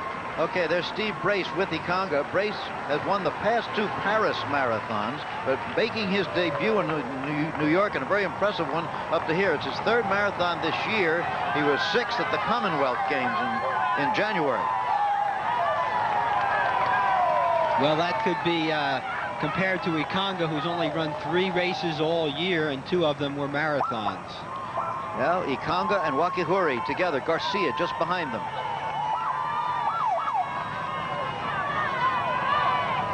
Who is Ikanga? Let's find out for a minute or so. In East Africa, society still gets around on feet, not wheels. Shepherds tend their flocks on foot. Women walk to market. Automobiles are a luxury. Buses and trains seldom seen. And a golf cart would attract a curious crowd if one ever appeared. This is a place where walking is transportation, not exercise. Uniformed schoolboys don't walk to school. They run, sometimes 15 miles for the daily round trip. Naturally, some run faster than others, and those special ones go on to competition and once in a while to international fame. The boys know the legend of men like Abibi Vakila, the Ethiopian who ran barefoot through the streets of Rome to win the Olympic marathon 30 years ago. Vakila's name is spoken with reverence. And so is the name of Kip Keino, the pride of Kenya who ran to glory in the breathless air of Mexico City in the 1968 Olympics. And at the end, looked like he'd been out for an afternoon stroll. The latest legend runs in New York today. Juma Ikanga of Tanzania, defending champion at today's great event. Say his name in his homeland, and you hear answers like these. Mazoezi yake Ikanga huwa anakula mazoezi magumu sana. Anakimbia vilima, akipanda akikimbia na kuteremka. Juma Ikanga is the best athletic in Tanzania. Alamosa, Colorado is far from Juma Ikanga's native Tanzania. He comes here to train in the high altitude because he knows that the air here, so thin he must gasp to breathe it, and the sand so deep it sucks him down, will in the long run make the marathon that much easier. The most important thing is the determination and training hard. The will to win is nothing without the will to prepare. So I have to prepare myself thoroughly well if I want to do something good. No amount of training could prepare Ikanga for last year's race. He ran light of foot but heavy-hearted. His sister had died just 5 days before. There's no family when Juma trains in Colorado the month before the marathon. Nothing but solitude and running, and the memory of his late father's words to him. He said, if you continue in that field, you will be one of the best in your running. And if not running, it will be in another field. But the field is running, and today Juma Ikanga, who has the will to prepare and to win, is ready for another ultimate effort. I hope you heard a memorable line in there when he said, the will to win means nothing if you have not the will to prepare. He's one of the great preparers, isn't he? There he is, Juma Ikanga, behind him now, Garcia of Mexico, and we'll return with more of the New York City Marathon. We'll do that after this message and after a word from our ABC stations. Radio Shack has Christmas toys to thrill your favorite girls and boys. Radios, lovable as can be. A vanity case lights up to see. There's Roby the robot banker, too. And dinosaurs flashing eyes at you. Learning's fun with games that teach. I'm sure that you'll want one of each. For making music oh so clear, your favorite instruments are here. For all your electronic toys, don't delay. Shop your favorite Radio Shack today. Battery-operated toys from $2.59 at Radio Shack, America's technology store. Nobody compares for Christmas shopping. That's me, Tommy Lasorda, before I lost 30 pounds in 3 months with the Ultra Slim Fast plan. Now, that was last June, and the big news is I haven't gained an ounce back. The plan is easy. I had a delicious shake for breakfast, one for lunch, and then a sensible dinner. I feel great, and I'm never going to look like this again. Hey, if I can do it, you can do it. Ultra Slim Fast. Give us a week. We'll take off the weight. Tony meets Sam's roommate. I don't buy my daughter living with a man. And Sam's roommate meets Sam's boyfriend. Matt? Who's the boss? Then a troubled student holds the teacher and Arvid hostage. Drop the gun! Stay away from me! That's okay, Zach. Head of the class, Tuesday. To the good life. To live the good life, you have to pay the price. The average new car costs over $15,000. But there's a motor oil that can protect your investment under extreme conditions when conventional oils won't. Mobil One, isn't your car worth the extra protection? To the good life. Protect the environment. Take your used motor oil to an approved used oil collection center.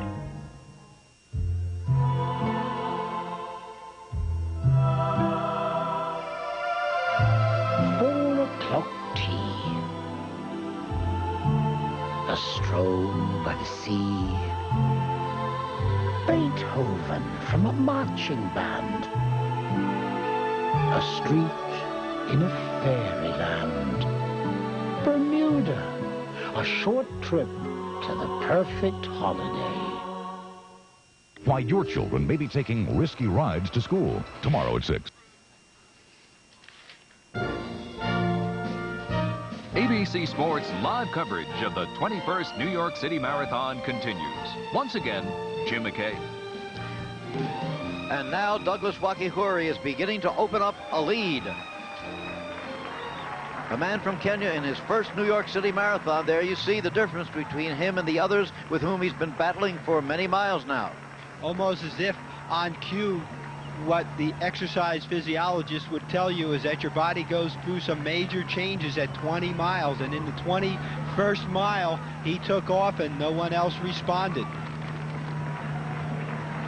His best time ever, 2 hours 9 minutes and 3 seconds in the London Marathon last year. As we said, time is not what he runs against. He runs against his opponents, and right now he may be running them into the ground.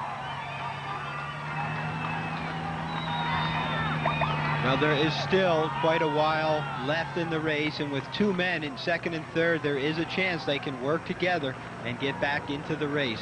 But Wakihuri, is not the kind of athlete that you would bet would come back. They've moved into the 21st mile now.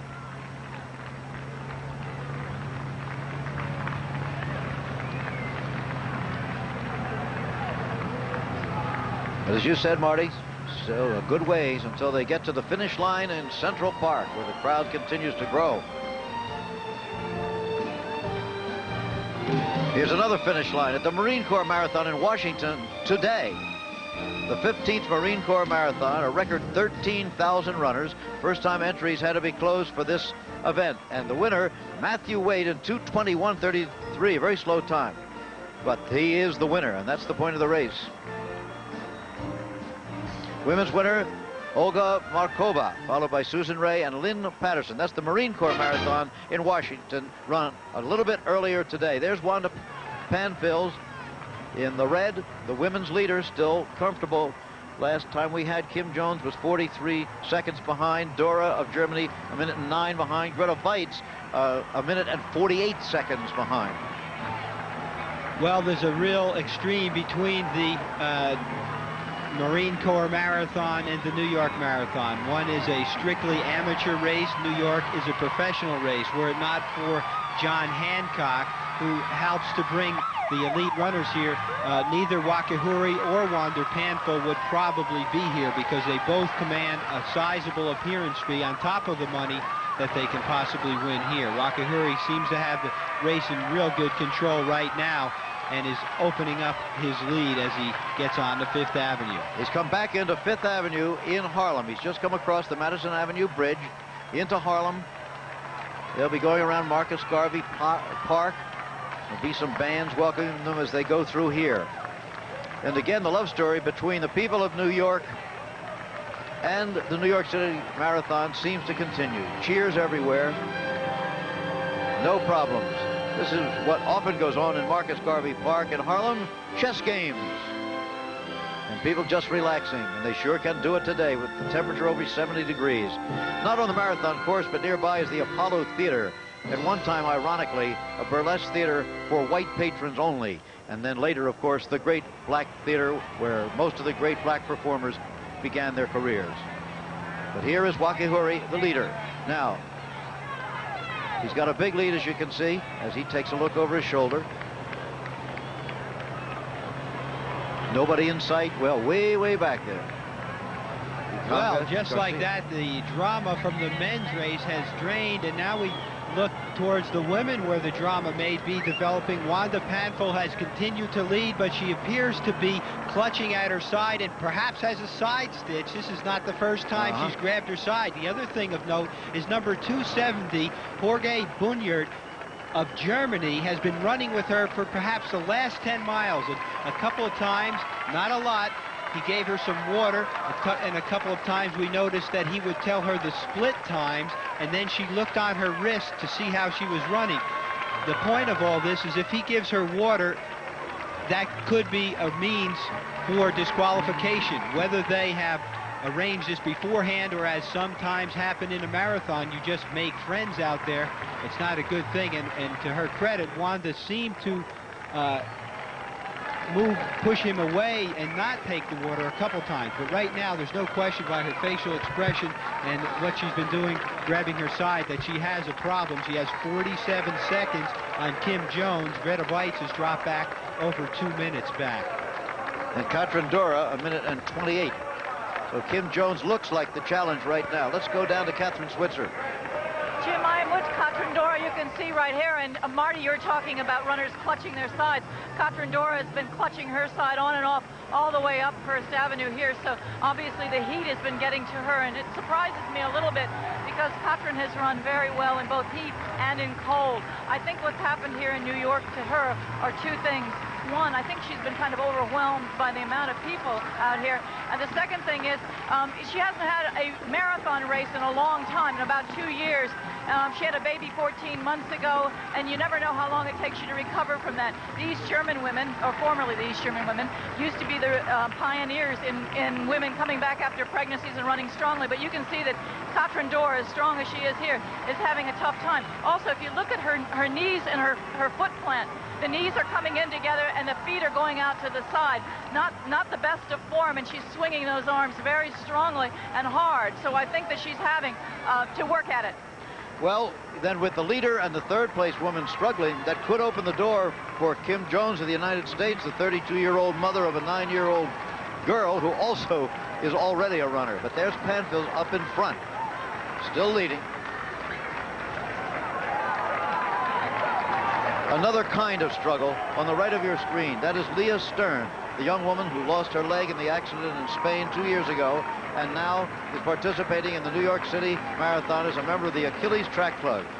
The Achilles Track Club started in this marathon in the early 1980s with 2 runners. Today, there are more than 100 members of the Achilles Track Clubs from all over the world, including mainland China. But this is Leah Stern, still sitting pretty strong. She hopes to come in 8 hours, still seems to be a bit ahead of that pace. So Kim Jones may have opportunity ahead of her in the women's race. Wakihuri now with a 13-second lead over Ikonga and Garcia, and in 5th place is John Campbell leading the Masters division and still looking pretty strong. So different kinds of battles are being waged in the streets of Manhattan. All of them are very personal.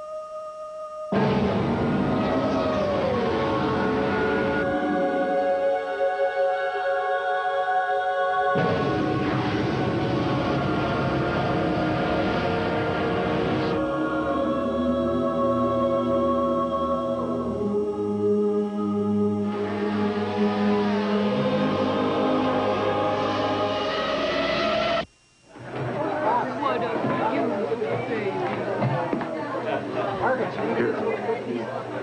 What's this?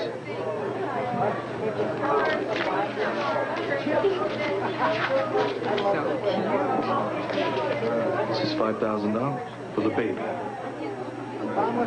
Sorry, Dad, but he's not for sale. Put it in a safe place. I'm embarrassed I'm taking this. I mean, you could do something with it. Like what?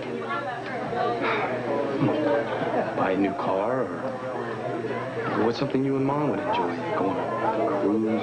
Your mother and I want to do that. We'll do that. I can't pay this back. Pay it back by doing the same thing for your grandchild.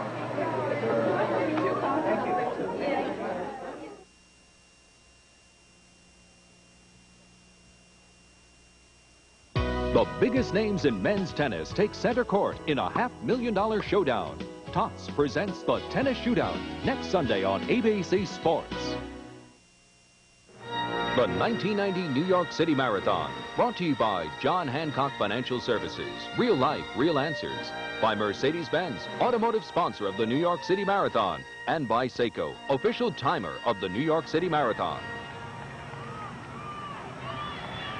Douglas Wakihuri continuing to stretch his lead in the New York City Marathon.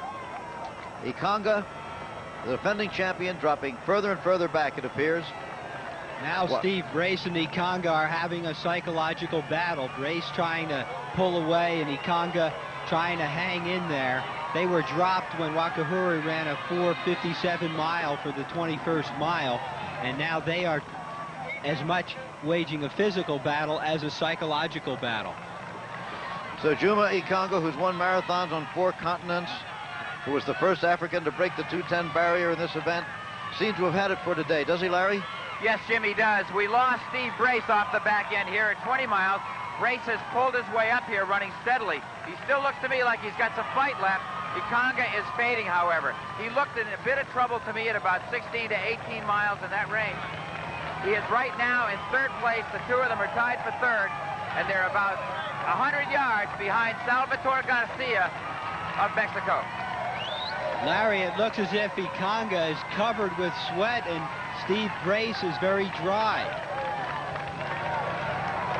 That's what it looks like at this point, and Brace looking quite strong, as you said. Ikanga, who has been training for 5 months in Alamosa, Colorado, perhaps the humidity here did not favor him at all after being up in that dry climate. Brace has now put him away.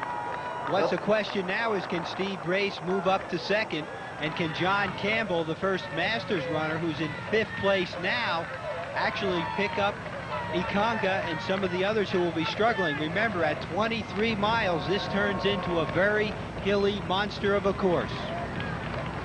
Okay, let's have a look at the relationship. There is the leader, Douglas Wakihuri of Kenya, all by himself, coming down 5th Avenue, the trees on one side, the luxury apartments on the other, the museums. A very beautiful part of New York City right now.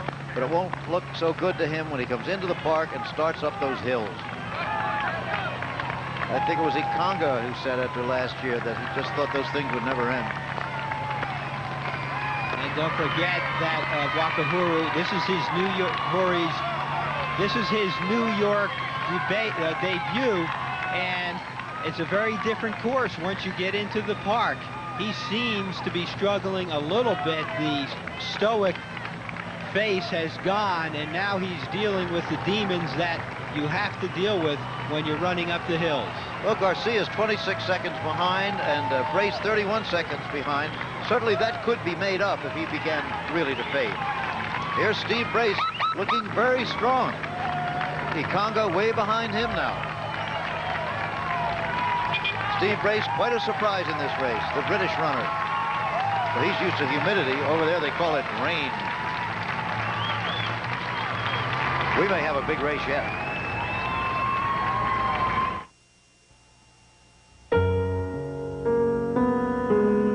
There are clubs you can't belong to, neighborhoods you can't live in, schools you can't get into. But the roads are always open.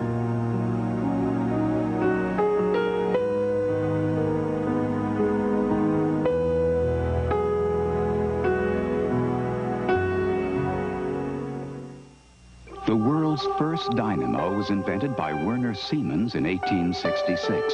It began the revolution that brought electricity to everyone. That was then.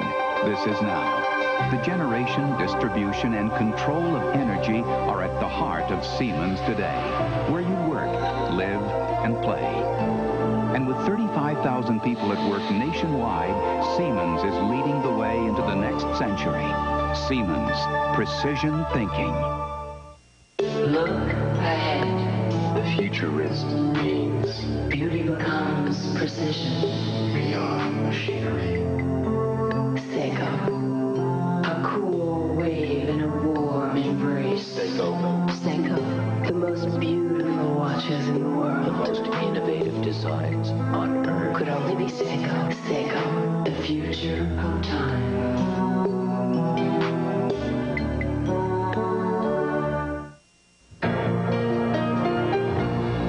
The battery you want is the one that will keep running. And no regular battery can run longer than a Duracell. You can't top the copper top. Tomorrow morning, experience a new high. Introducing Mountain Fresh Dial with a scent so big, so bold, so bracing, it's right up there with your peak experiences. New Mountain Fresh Dial.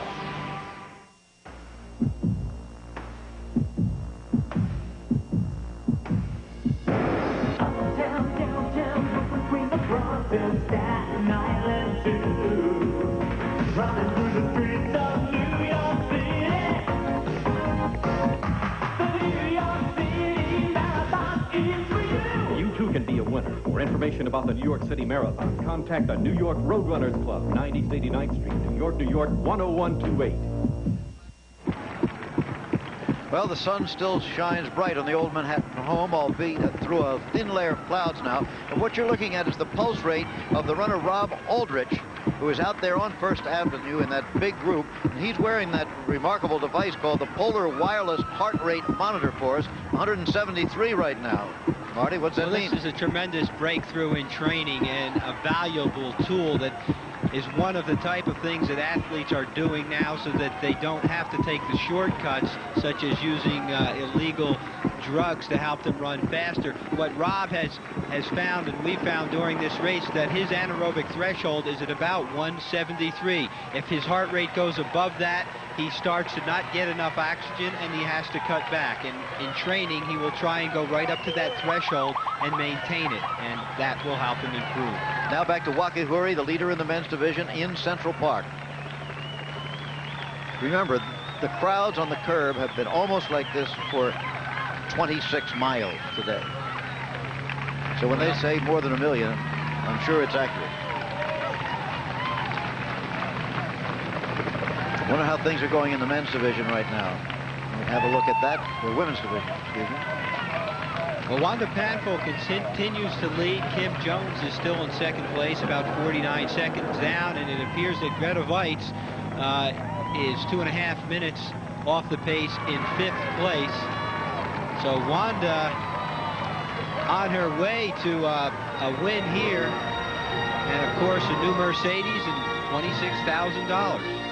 If she's not too tired, we'll return with more of the New York City Marathon. We'll do it after this message and a word from our ABC stations.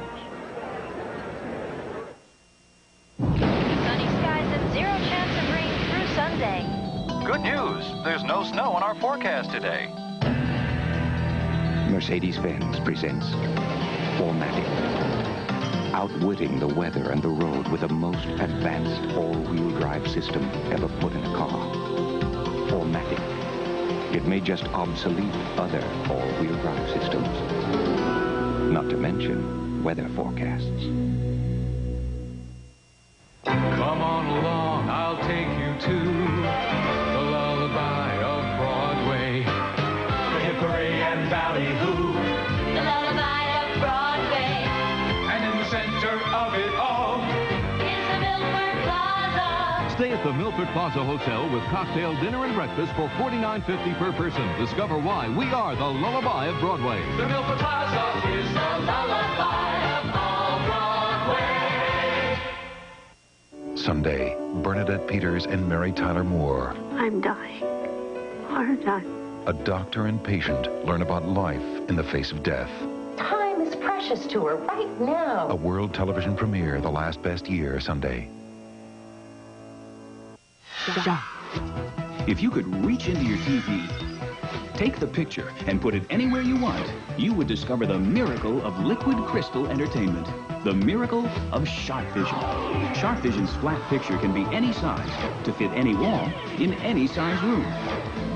Enjoy the crystal clear picture from any angle, and Sharp Vision disappears when not in use. Liquid Crystal Sharp Vision. Big screen entertainment designed for your home. Smart businesses everywhere are discovering the post office. For dependable service and true value, there's Priority Mail with delivery in 2 days for $2.40.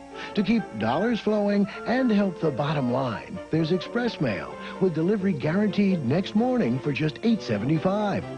For speed, reliability, and overall value, no one delivers for growing businesses like your post office.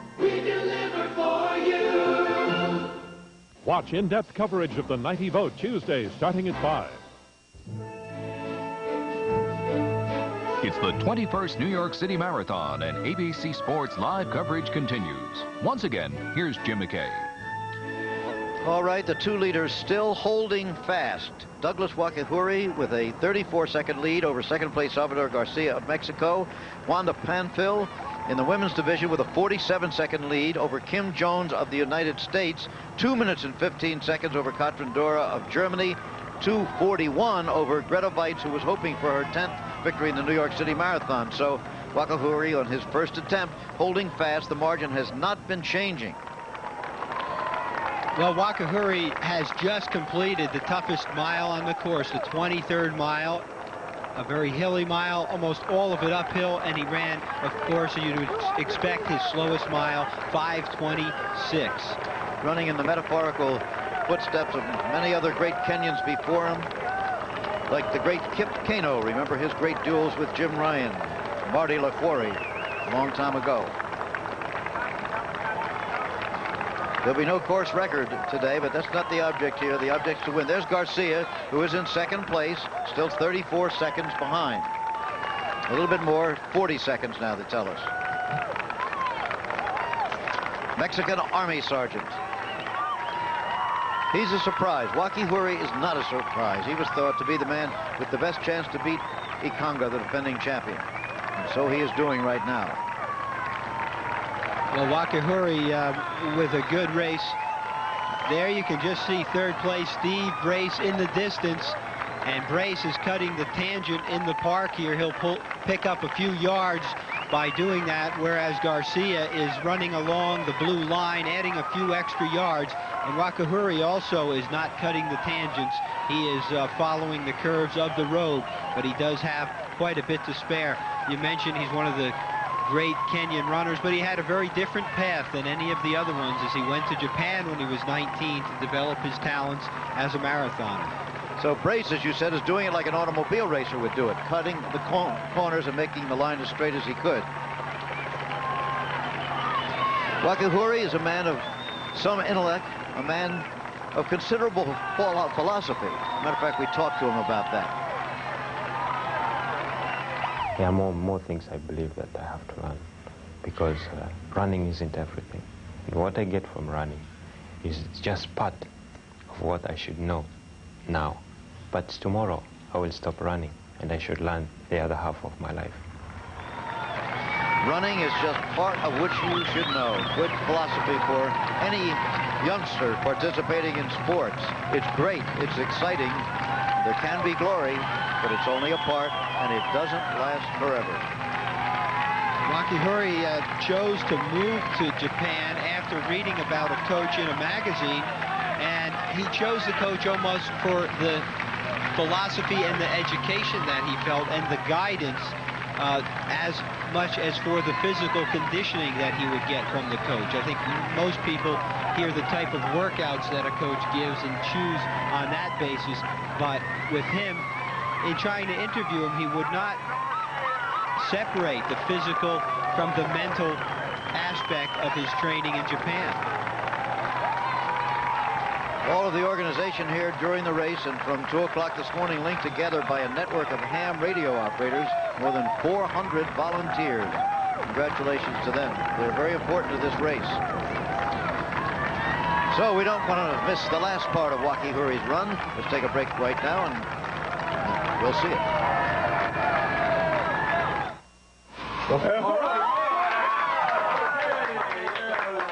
Very funny. Very funny. Very funny. It was his idea, not mine. Yeah, it's his idea. Nothing to do It's his idea. All right. You can have that. I'm going to stand up to read this. Yes, all right. Oh, he made it. He made it. Oh, thank you. Thank you. When you were 21, we drank a toast to it. Yeah. Looks like you. I wasn't old enough.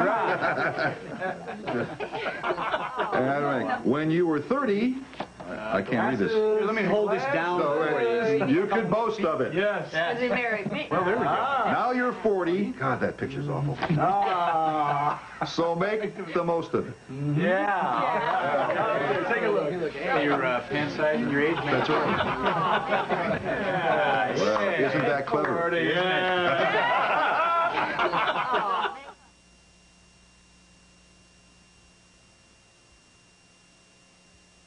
That was me, Christina Ferrari, before I lost 25 pounds in 3 months on the Ultra Slim Fast plan.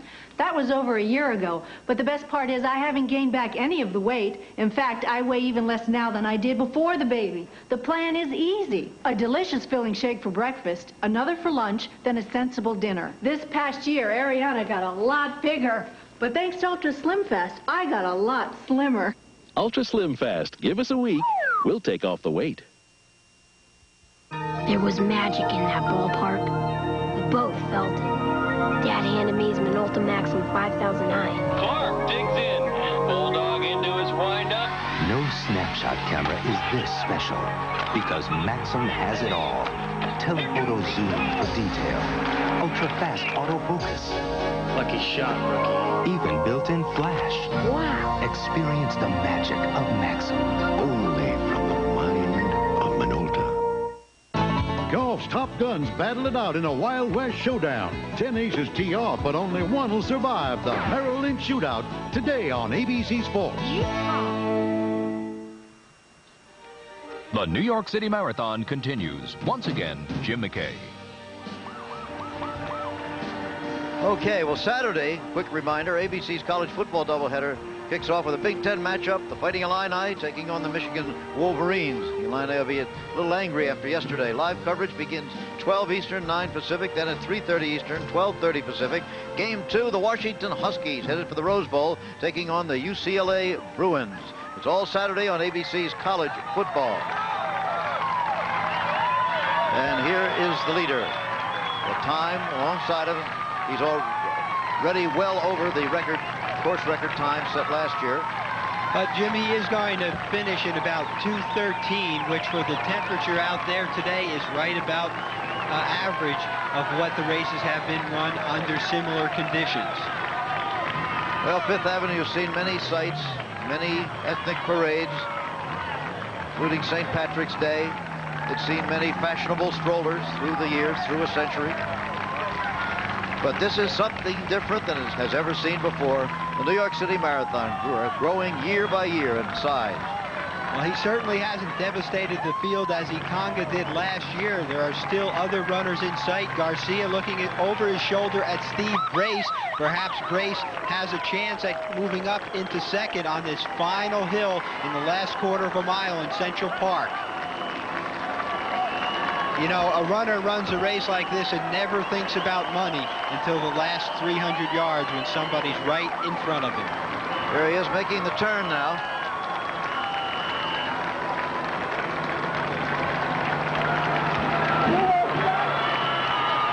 And listen to the crowd welcoming Douglas Wakihura. Most of them never heard of him until this morning. But they welcome him all the same. Douglas Wakihura. Let's listen to it.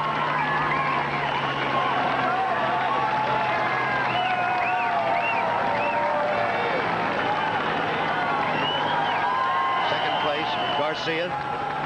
He's coming into the park now. Not that far behind, but Go back and get Campbell. he's not going to catch him. Back, I don't think, and document him.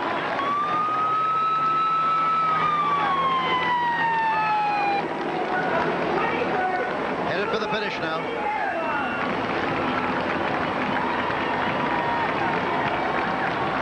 Half a world away from his Nairobi home and from his other home in Japan, where he trains most of the time. This will show you the relationship to the finish line, stretching ahead. You can see the banner going across. And, of course, the beautiful leaves changing color here in Manhattan still on this unseasonably warm day, the temperature over 70 degrees.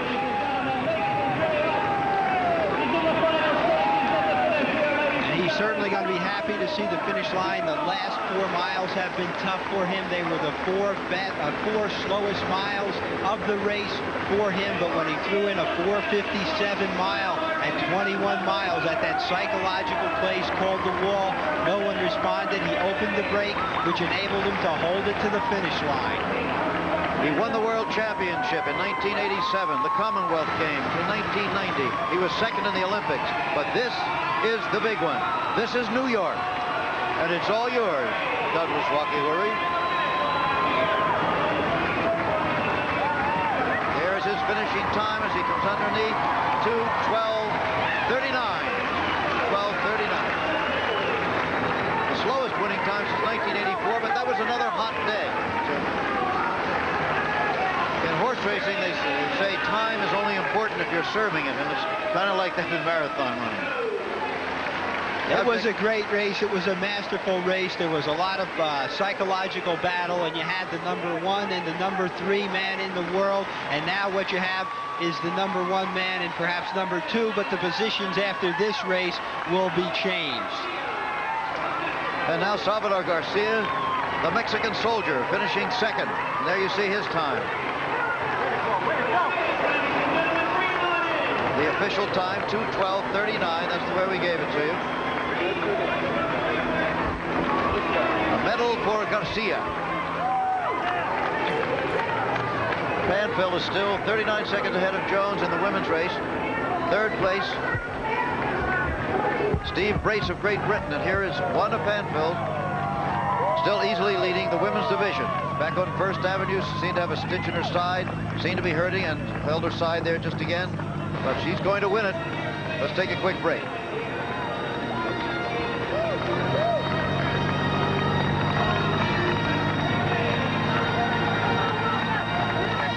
One day there was just too much gray. I thought, should I or shouldn't I? I didn't.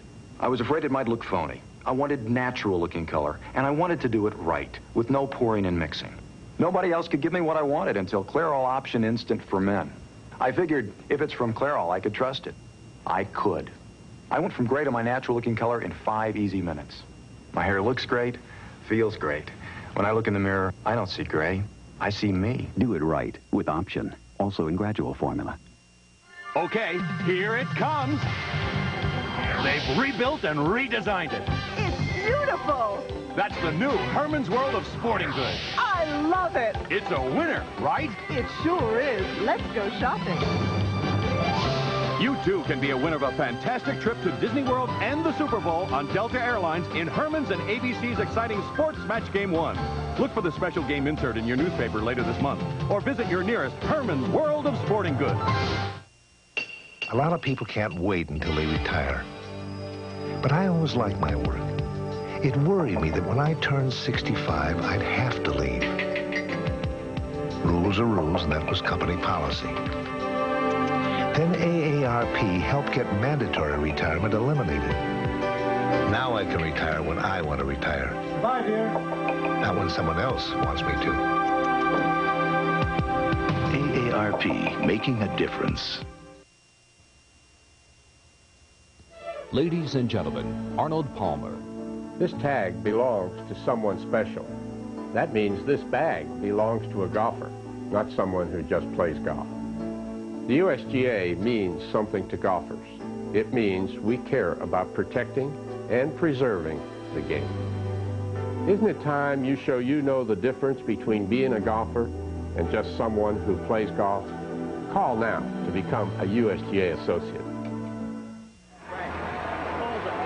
So here are the finishers in the men's division. Wakihuri, Douglas Wakihuri of Kenya, the winner. Garcia of Mexico, second. Steve Brace of Great Britain, third. Both the second and third place finishers. Surprises there. Juma Ikanga, the defending champion, finished fourth, but narrowly ahead of John Campbell of New Zealand, 41 years old, who won the Masters division easily. In fact, set a new course record for the Masters of 2:14.37. Now here's Wanda Panfield. She's still leading, but maybe Kim Jones isn't out of it yet. What do you think, Catherine? Jim, I'm right with Kim, and look at her face now. She is digging in. Her mouth is open, and she is really trying to keep that form. She's having a bit